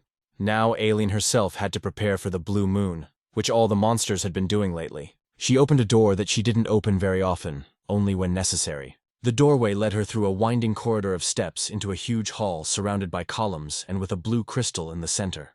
It had been quite some time since she had last come out here and stood on this balcony enjoying the fresh air, but there was no time to relax. She had come here for one reason and now had to get down to business. To activate the blue crystals, she had to go through verification, where her paw print was verified. The blue crystals gave her so many more possibilities, and controlling this system was like her moment of glory for Aileen. The great dragon Aileen Fratani was in action, and now she was about to show what she was capable of. Meanwhile, Sejun was almost finished preparing for the Blue Moon Night. Theo was practically killing himself to get Sejun's attention, and there was a lot to do. After all, these bunnies would be all grown up by their next meeting. And Uncle Theo was so moved by this that he couldn't hold back his tears. Sejun was worried about Theo, telling him not to go out unnecessarily, but rather to just climb into his bag and stay there. But Theo asked to be called if anything happened. He shouldn't have worried about that at all. But he should have taken care of something else. In the morning, the queen of the poisonous bees left this before leaving, probably because the hive had grown large and cocoons continued to appear. Of course, it was good for Sejun that the hive was getting bigger and bigger, but with that came greater responsibility for it. But Theo promised to take care of the cocoon this time too. Fortunately, Sejun finished his preparations in time, because night had already fallen and he needed to go to a safer place. As soon as the blue moon came into effect, the hares immediately began to react to it and transform. Sejun had already witnessed this event once before, but even this time he still couldn't get used to the fact that they changed so quickly. Our hero began to hear strange sounds and rumblings, although, in theory, there should have been no monsters nearby, and Aileen had not yet arrived. The hares, which had been so cute, turned into real monsters and now looked like predators searching for their prey. In theory, they should have become normal adult rabbits after the transformation, but they no longer changed. Sejun was scared because these cute monsters could attack him at any moment. Our hero didn't know what to do and just started screaming because the situation was getting out of control. But suddenly everything stopped, and his fear seemed illusory, because now Aileen had arrived, just as she had promised. Sejun immediately felt calmer. Now he knew for sure that he could rely on her.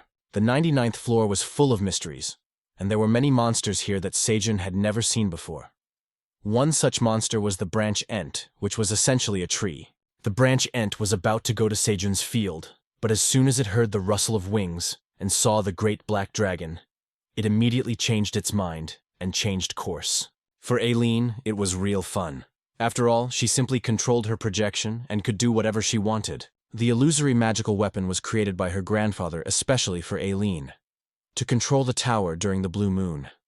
At that time, the dragon could not leave the administrator's territory, so she made a projection of the dragon similar to her adult self. Remote control was available up to the 99th floor. The projection could fly up to cloud level, but disappeared when it descended to the ground.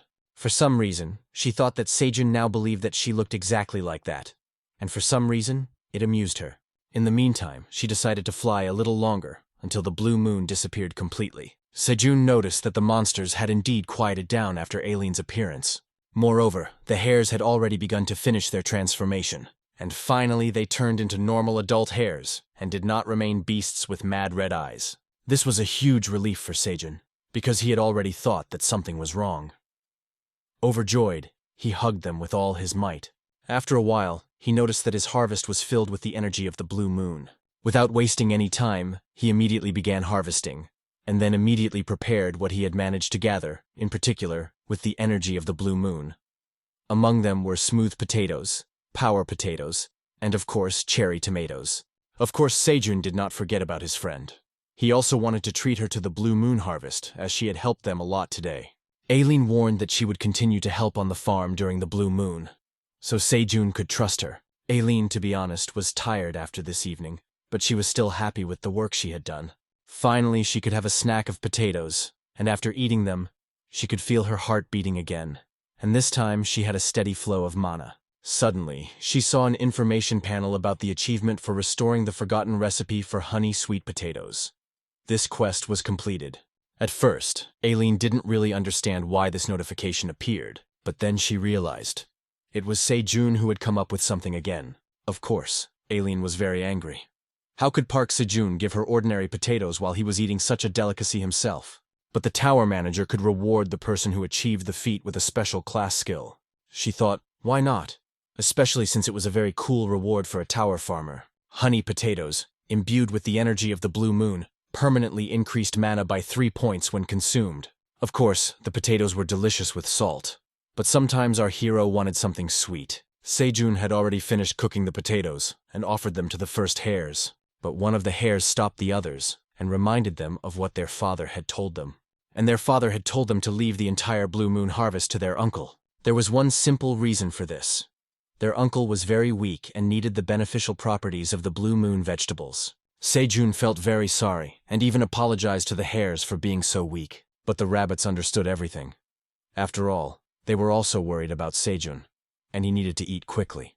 As for themselves, they were ready to eat regular sweet potatoes. The potatoes were very tasty, but only honey could improve their taste significantly. At this rate, he could easily become addicted to honey potatoes. Finally, Sejun saw a notification about his new achievement for restoring a forgotten recipe. Sejun was surprised that he had simply cooked potatoes with honey and received a unique achievement for it. In fact, he hadn't even made any special effort. Aileen was pleased with Sejun for completing such an achievement and created a quest in which our hero had to send honey potatoes in exchange for a class skill. If he refused, she would be upset, but of course she wouldn't show it.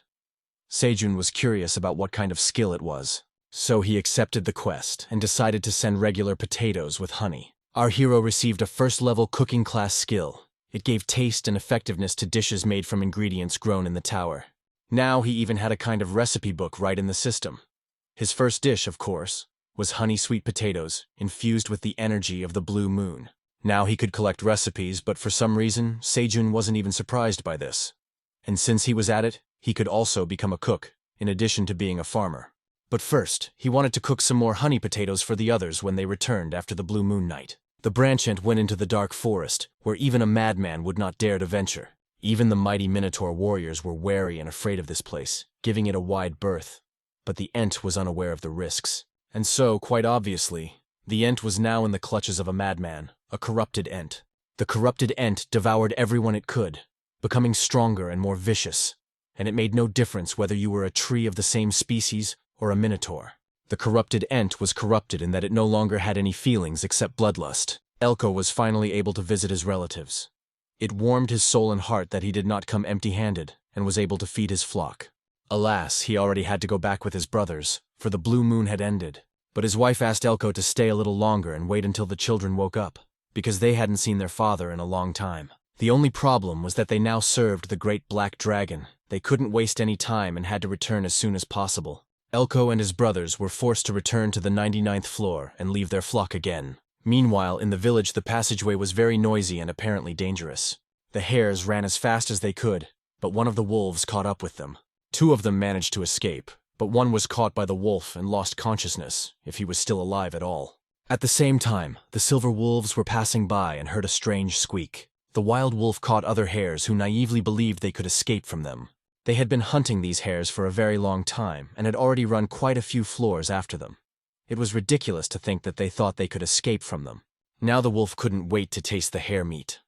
No one would notice the disappearance of one hare anyway, but his meal was not meant to be. Elko did not go further into the passageway, but decided not to ignore the cries and go to help.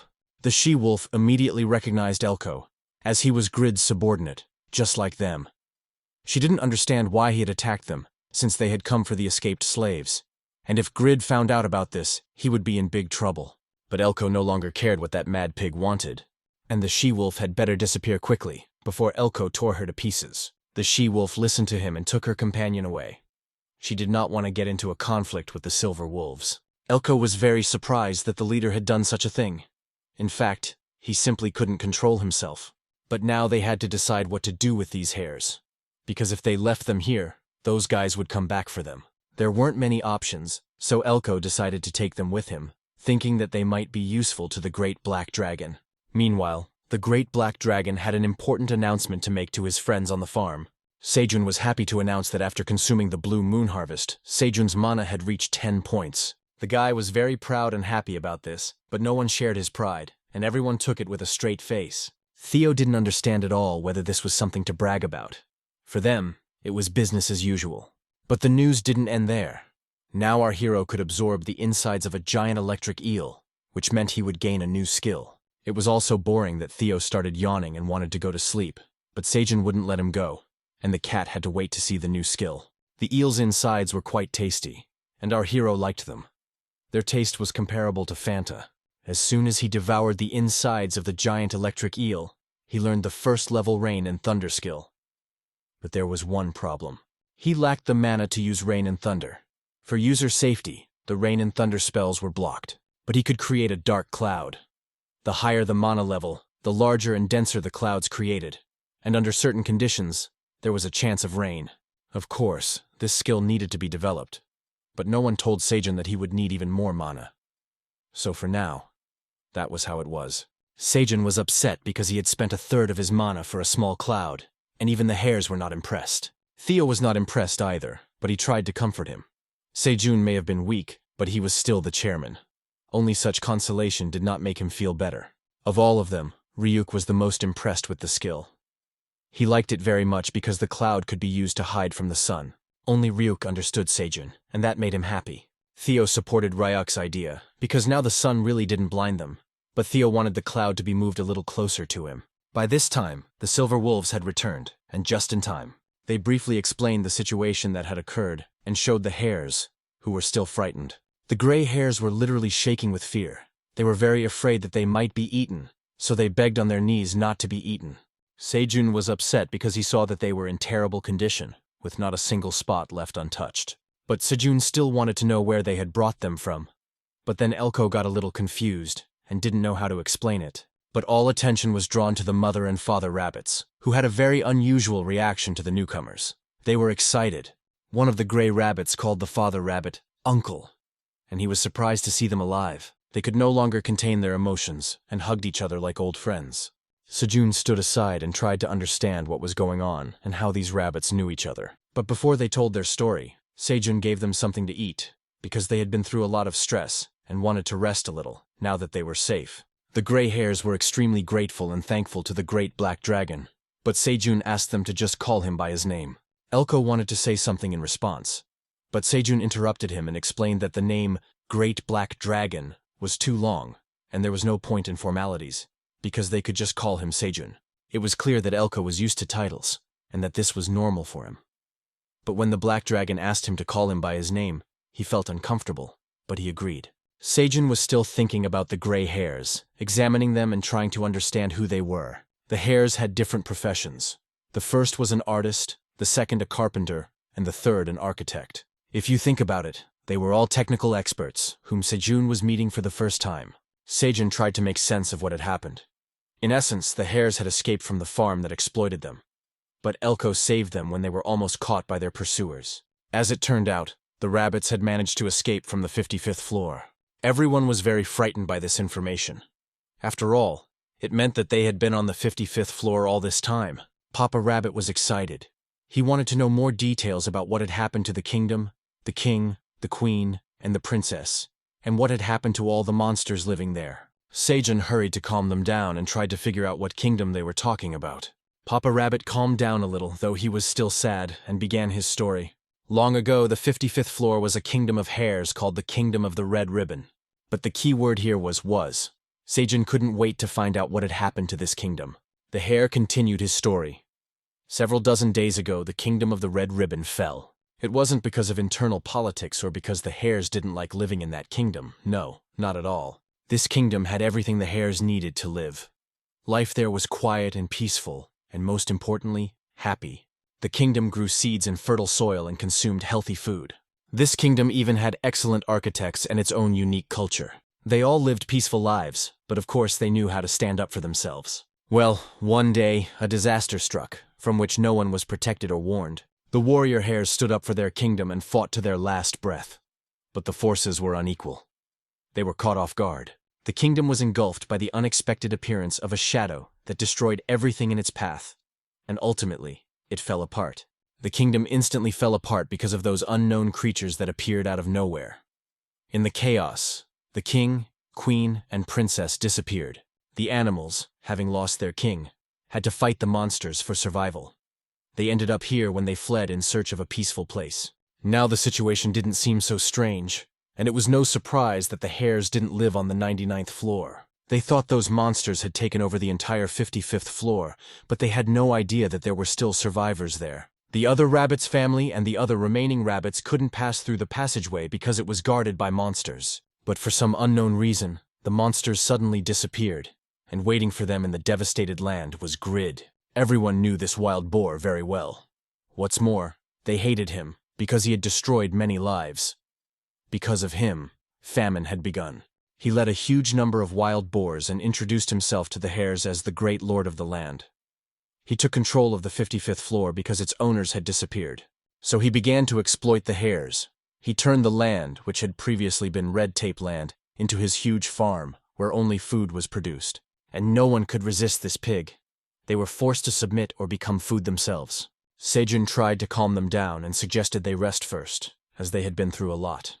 And the black hare was willing to share his bed in the cave. It was this straw hat that Grid, a rich boar who had influence throughout the tower thanks to his food supplies, was looking for. Elko was ashamed that he worked for Grid, a cruel exploiter, but he was in a hopeless situation. Theo also said that most of the food was supplied to the tower through a merchants' association, and he knew that most of this food was supplied by Grid's farm.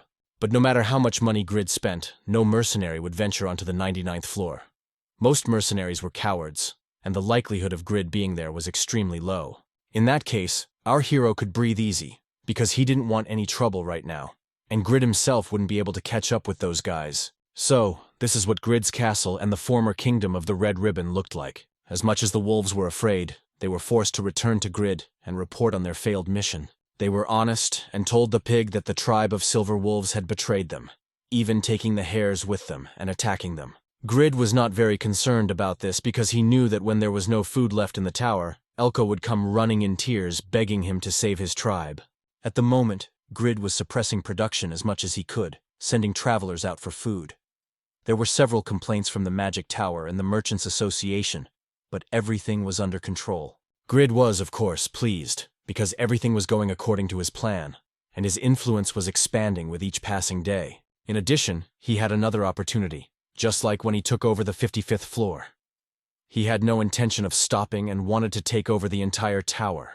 Sejun rested, slept, and when it was time to get up, he woke up Theo, who wanted to sleep more. But an unexpected but pleasant surprise awaited Sejun in the morning in the form of a bathtub. What's more, there was even a jug, a sign of civilization, which made our hero immensely happy. He guessed that the gray hares had built it all. And it was all wonderful, because now he could even wash himself completely. After washing his head, Sejunga was already being called by Theo, who had woken up and wanted to show him something. Theo couldn't hide his surprise, because what the hares had done was incredible. Now they had a practically complete kitchen with a stove and a table. They even made neat spoons and chopsticks so they could eat different dishes. Oh, how happy Theo was when he saw that they had made him a special bowl and even carved an imprint of his paw. As it turned out, the gray hares were named Pikmik, Pibik, and Pirik. They were very grateful to Sejun and continued to do something. They also made gifts for the other hares, because they were grateful that they had not abandoned them and had taken care of them. They expressed their gratitude by crafting something themselves that they thought would be useful to their owners. The rabbits understood that what they had done was not enough to repay Sejun for his kindness, and they were ready to help on the farm as much as they could. Then Sejun thought, why not offer them a job? They probably had nowhere else to go, and steady employment would be very useful to them. But they didn't quite understand what Sejun was talking about, so they wanted more details. In the end, it was decided that Pikmik, Pirik, and Pibik would now live here on the farm. Everyone was happy with this news. Sejun was sure that with the arrival of such skilled craftsmen, their farm would rise to a higher level, and the rabbits were ready to do everything in their power to make this happen.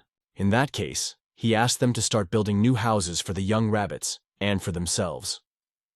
After all, there was a shortage of housing on the farm. The second generation of rabbits, of course, needed to be independent, but he thought that this was still too difficult a task for them. However, the architect rabbit thought that this job was right up his alley, so he gladly took it on. Theo, of course, also wanted a mobile home, even though he had a bag, but one of the rabbits could make him a cat house. Then the hare suddenly asked if Sejun had a house of his own, but Sejun just slept on green onion leaves. Then the rabbit offered to build him his own house. It would be quite difficult to do in a cave, but it was possible to build a house outside, and for an architect it was a quite feasible task, especially since all the resources were available for this. Sejun liked this idea because he often had to be outside, as he had recently expanded his fields. In addition, there were minotaur wolves and, of course, grizzly bears, so his safety was ensured there. But for construction, it would be good to have materials for making bricks. Therefore, the hare wanted to know if there were areas with mud or fine sand. Sejun thought about where such a place might be, and only one place came to mind. This place was the territory of the minotaurs, where no grass had grown for a long time, and there was nothing but mud. The humidity in this place was just right. Even dry leaves were well mixed here, and this mud was perfect for making bricks. The king did not quite understand why Sejun needed their mud. Then the farmer suggested another deal. Pimik was there to teach them how to make bricks, and if the minotaurs supplied the farm with mud, they would give them green onions in return. As soon as green onions were mentioned, the king was immediately on board, and even ordered the other minotaurs to stop eating mud, because there might not be enough left for bricks.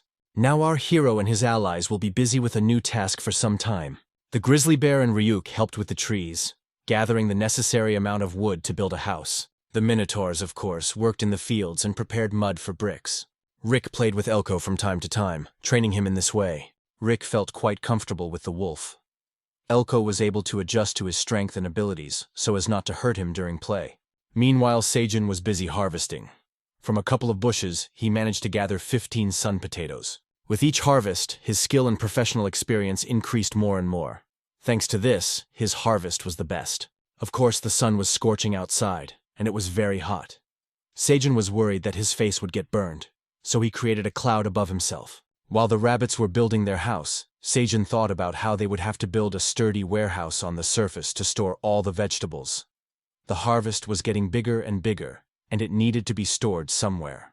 Meanwhile, Theo had already arrived. He also had his own business to attend to, like everyone else on the farm. He planned to go down to the lower floors anyway. He had already packed the cherry tomatoes and was ready to sell them. Sejun thought that if there was still room in Theo's bag, he could try to take some green onions, as they would probably be useful for the hunters. Theo had a little room left, so he decided to take about 100 with him. He wondered if the onions would sell, although Park Sejun was never wrong and probably knew what he was doing. Like a cat, Theo absolutely hated the smell of these onions. They smelled disgusting and probably tasted awful. After Theo gathered the necessary amount of onions, he would have to go to lunch, which Sejun had already reminded him about. Theo hurried, worried that someone would eat his fish, and accidentally grabbed some potatoes and put them in his bag. The 67th floor of the tower had its own life and ecosystem. Monsters killed each other and survived as best they could. The lizard man used his arrows and bow to kill a frog twice his size. This monster was already ready to feast on the frog's body, as some insect had done before him. But the lizard man didn't care. He decided to start his dinner with it and then continue with the frog. These were unusual bugs, red locusts, and there were too many of them. They were everywhere. And most importantly, they were aggressive and hungry. Half of their swarm was enough to wipe out the lizard man and the frog, as if they had never existed. Meanwhile, Aileen was sleeping soundly, but her sleep was interrupted by someone's annoying phone calls that kept her awake. And even despite the loud alerts from the system, Aileen was finally able to get some sleep for the first time in a long time. Upon opening the system, the tower's manager discovered 1,000 unread notifications. In particular, they were about red locusts infiltrating the 67th floor of the tower. Aileen was very frightened because the red locusts were still a problem. And 5,312,813,720 of them had entered the tower. It had been a whole 100 years since the last time red locusts had invaded the tower. Back then, Aileen's grandfather had barely managed to stop the destruction of the 55th floor. Aileen couldn't even open the passage connecting the inside and outside of the tower now because there were no connections and she couldn't connect to the outside world. Already, 0.01% of the 67th floor had been destroyed by the red locusts. The stream of notifications from the system did not stop. With each passing minute, the locusts spread more and more across the 67th floor, destroying the place right before the eyes of the tower manager, who didn't even know what to do about it. After harvesting, our hero began cooking under Theo's guidance. Today they would try fried eel, which was already making their mouths water as they cooked it. Sejun was assisted in the cooking by a rabbit with a sickle, who took care of the sweet potatoes and cut them into cubes. Before they started eating, Sejun warned them to be careful, because they could get burned when the oil started splattering. Sejun was going to make a masterpiece from the diced potatoes that was even tastier than regular honey potatoes. The hares had probably never heard of candied sweet potatoes. but today they would be able to taste this dish. Sejun was very glad that he had decided to save the eel oil because it was just right for the potatoes. First, he fried the sweet potatoes until they were golden brown. Then he added honey to the potatoes and mixed everything well. In this simple way, he made candied sweet potatoes. It was a delicious and very simple dish. Sejun thus achieved a new accomplishment for restoring a forgotten recipe. The recipe was recorded at the first level of cooking, and the effect of the cooking skill improved significantly. Theo really liked the idea of cooking this way, so he asked to have his fish fried in oil as well. Theo's fried piranha turned out to be a high-class restaurant dish. However, Sejun did not receive a new achievement for the fried piranha recipe. He wanted to understand what the requirements for the recipe were for it to be considered forgotten. In any case, the guy wasn't going to stop there and wanted to make more candied potatoes to learn new recipes. And so, the lush meadow was covered. Today, everyone worked hard on the farm, so Sejun spared no time or effort and prepared many delicious dishes, such as fried eel, fried piranha, candied sweet potatoes, and of course, cooked vegetables. But the Minotaurs were quite content with green onions. For them, it was the best food after such good work. Theo ate so much fried piranha that he couldn't eat anything else, but he had to leave for the auction soon. When the silver wolves had eaten, Theo wasted no time in picking up his bag and getting ready to set off with them. But before leaving, Theo noticed a separate plate that no one had even touched. It turned out that Sejun had set it aside especially for Aileen, but she hadn't answered yet, even though he had called her early enough. And the food had already cooled down. One might assume that she was still asleep, but Sejun felt that there was something else going on, and hoped that she was all right. Meanwhile, Aileen was very busy and didn't even have time to think about food, even though she loved to eat, because there were serious problems in the tower. The tower manager was very nervous because she couldn't connect to the outside world. And now she couldn't control anything. She had very little authority in this matter and was ready to cry because she had no idea what to do. And the locusts continued to take over the floor. Meanwhile, an important meeting of all the managers from different associations was taking place at the central office. Fox Mason was in charge of traveling merchants. Tiger Hannibal was in charge of freelance mercenaries, and Hamster Ion was in charge of the Mages Association. Zaref saw the leader of the Mages Association for the first time in her life. She had only heard that the 7 heads of the main magical association did not usually appear in public. But on the other hand, a gathering of all the heads of different associations in one place was a rather rare event. Something was definitely happening in the tower. The topic of conversation was the red locusts on the 67th floor. According to Mason's sources, it was known that a third of the floor had already been destroyed by the locusts. At the moment, the lizard people were busy defending their positions near the waypoint. The situation was not easy, but the question was whether the path of the traveling merchants was under control, and whether there was a possibility that the red locusts would reach other floors through it. The situation was such that the red locusts had entered the tower from outside. And as was known, the passageways were inaccessible to those who came from outside.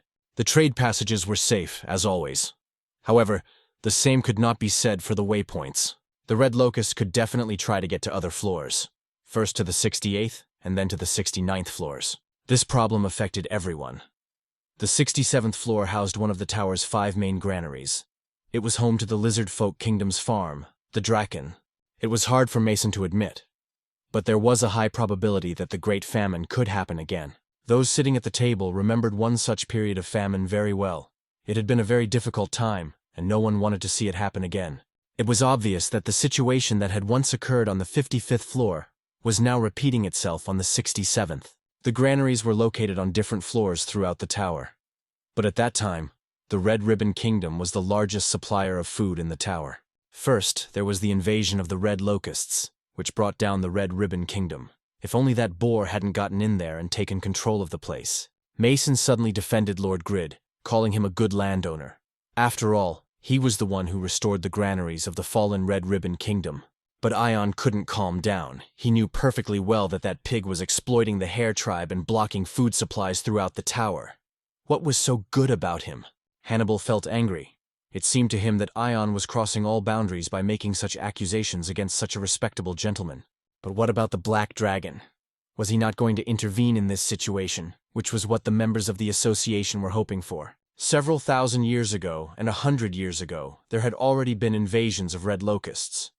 The Great Black Dragon had always protected the tower, and the red locusts had been eliminated in no time. However, During the last locust invasion, the great black dragon was unable to deal with them as quickly as before. The locusts were only defeated after more than half of the kingdom's population had perished. All the granaries were destroyed, and a period of great famine began in the tower.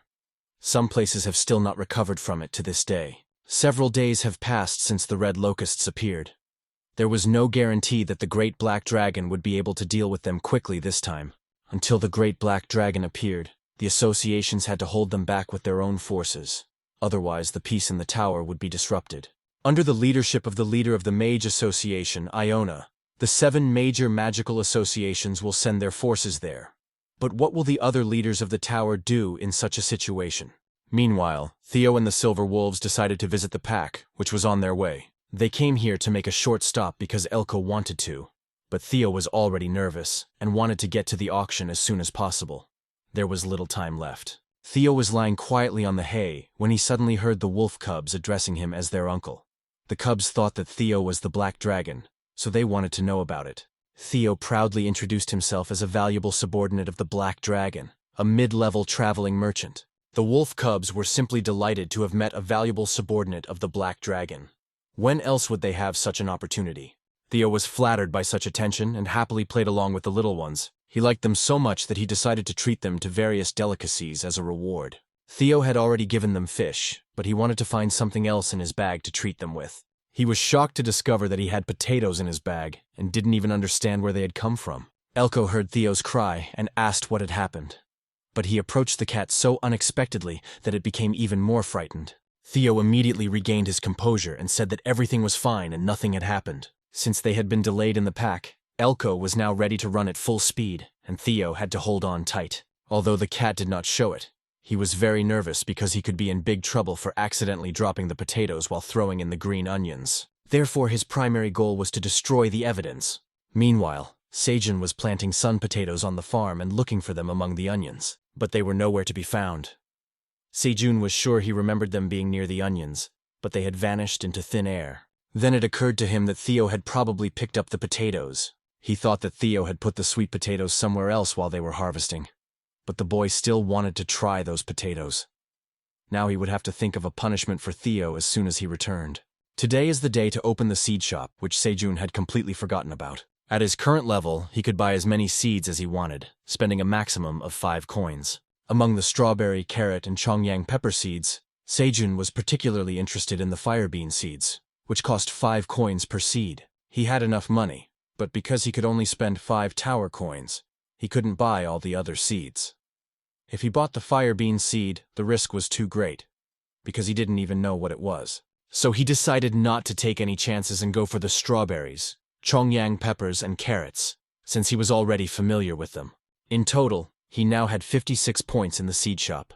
Sejun was happy because he could already imagine eating strawberries and how the peppers would fill him with strength. He immediately decided to make the other farm residents happy, because now they had a lot of work to do. Papa Rabbit was, of course, very happy, because he loved carrots more than anything else, and they didn't have enough of them. But in order to plant new seeds, they first needed to expand their fields. Han Taejun finally decided to come out of his refrigerator and breathe some fresh air on the roof of the house. Cha Se-hyuk, his student, kept him company, and together they enjoyed the view of the city.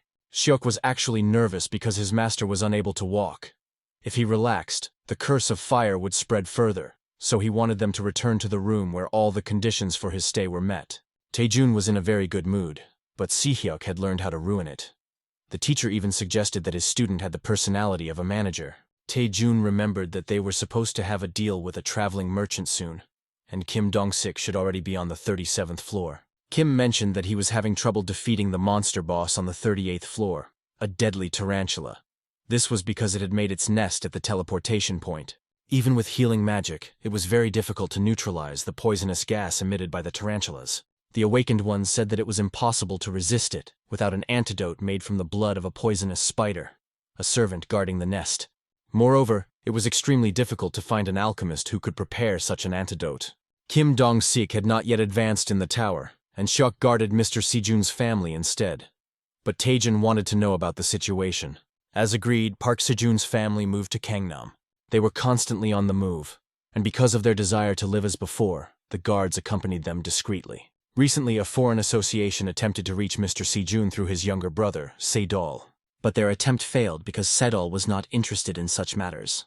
Therefore, everything was resolved without any problems, and the foreign association did not achieve what it wanted. This made Han Taijun laugh, but then he started coughing heavily, and Seok got a little worried because the master was already in poor health. Han Taijun said he was fine, but it was obvious what condition he was in.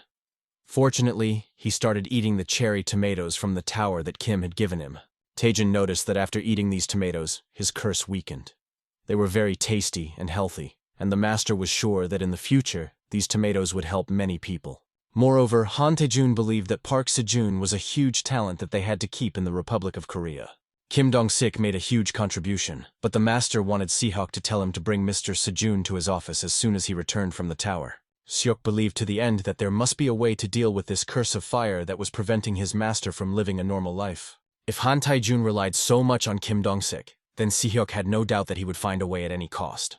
Kim Dong-sik, meanwhile, was fighting the spiders, but there was no end to them. They appeared one after another, and it was very difficult to destroy them. Therefore, he decided that they should retreat for now, then plan everything again and try to attack them again. One of the guild members shouted, warning Kim Dong-sik of danger behind him. The Phoenix leader didn't even notice how the spider quickly managed to get close to him and was already reaching out its huge paws toward him. It is unknown how it would have ended if Suko had not come to the leader's defense in time. She bravely resisted the spider, but was wounded and the poison probably began to spread. Nevertheless, she was faster. Suk managed to kill the poisonous spider and protect her leader. Suko turned pale in an instant and could not even stand on her feet. Kindon Shiku had to support her so that she would not fall. Since there were magicians here, they tried to heal the girl with restorative magic. The situation was dire. They had used all the antidotes and would not make it to the alchemist in time, but the mages were still stopping the poison from spreading through her body. If they stopped doing so, the poison would begin to progress. Kim Dong-sik was on edge. The situation was critical. They were about to say goodbye to life. He didn't know what to do, but suddenly Theo, who was looking for him, appeared. Theo was surprised to see Kim Dong-sik there, because he was supposed to be at the fair. The leader had completely forgotten that the fair was today. There was so much work and so many stressful situations that he didn't have time to think about it. Theo noticed that Suko was lying on the ground for some reason, when he was supposed to be getting his photos. So he asked the girl to get up quickly. Kim explained to the merchant that Suho had been poisoned, and then Theo showed some concern and asked her not to get up. The leader was nervous because at this rate, Suho might leave them. But Theo knew for sure that there were no alchemists or shops selling antidotes near this place. But then he remembered that he had brought a detoxification bow with him, which he was going to sell today. Kim, of course, had never seen such a thing before and was surprised, because how could this bow help? But he only had to glance at the information panel to see that this item would help cleanse Suko of the spider's poison. Without wasting a minute, Kim immediately rushed to Suko and lifted her up so she could eat the onion, which was now their only hope of saving the girl. When she ate the detox onion, the effect was immediate, and she felt her body become incredibly light. Suko was ready to kiss Theo, because in essence, it was thanks to him that she survived. As expected, he was the best cat in the world. No big deal, Theo replied, but he still wanted 5 tower coins. And as his subordinate, Suko would get a discount. Kim was still curious about where Theo got this bow, but it was very simple. It was a new crop that Theo was now selling, in addition to cherry tomatoes. The leader of the Phoenixes saw this bow as a great opportunity to advance further up the floors. After all, the bow gave them a huge advantage against the deadly tarantula venom. And just by eating this onion, he and his team could make a successful raid on the 38th floor, which they had been striving for so long. Kim Dong-sik kept looking at Theo and thinking that he was the best golden cat. But Theo was embarrassed by this gaze. Theo didn't have that many detoxification onions, only 100 bunches. After all, he was just starting to sell them and wanted to see how things would go. Kim Dong-sik was ready to buy all 100 bundles without hesitation. But alas, it wasn't that simple. There were others who wanted to buy such products. The guy kept wondering why the traveling merchant Theo hadn't come to them. But it turned out that the Phoenix Guild was against the ethics of the business. Kim Dong-sik was taken aback because this meant that the Royal Knights and the Sorcerers Guild were probably watching them and might even want to interfere with their raid. The leader of the Knights warned Theo that if any guild became his favorite, many people would be upset and he would lose customers. Cherry tomatoes and green onions were items that could only be purchased from Theo, the merchant from Park Sejun. No matter what anyone did, people had to seek out Theo. But now too many people were watching. Honesty and trust are directly related to a merchant's reputation. That guy was mocking Theo, leaving him no choice but to obey him. But Theo didn't give in and decided, as usual, to hold an auction, hoping that no one would object. So today, magical cherry tomatoes and detox green onions were on sale. The tomatoes were grade C with 500 in each basket, for a total of 6,000 tomatoes available for sale. The auction began,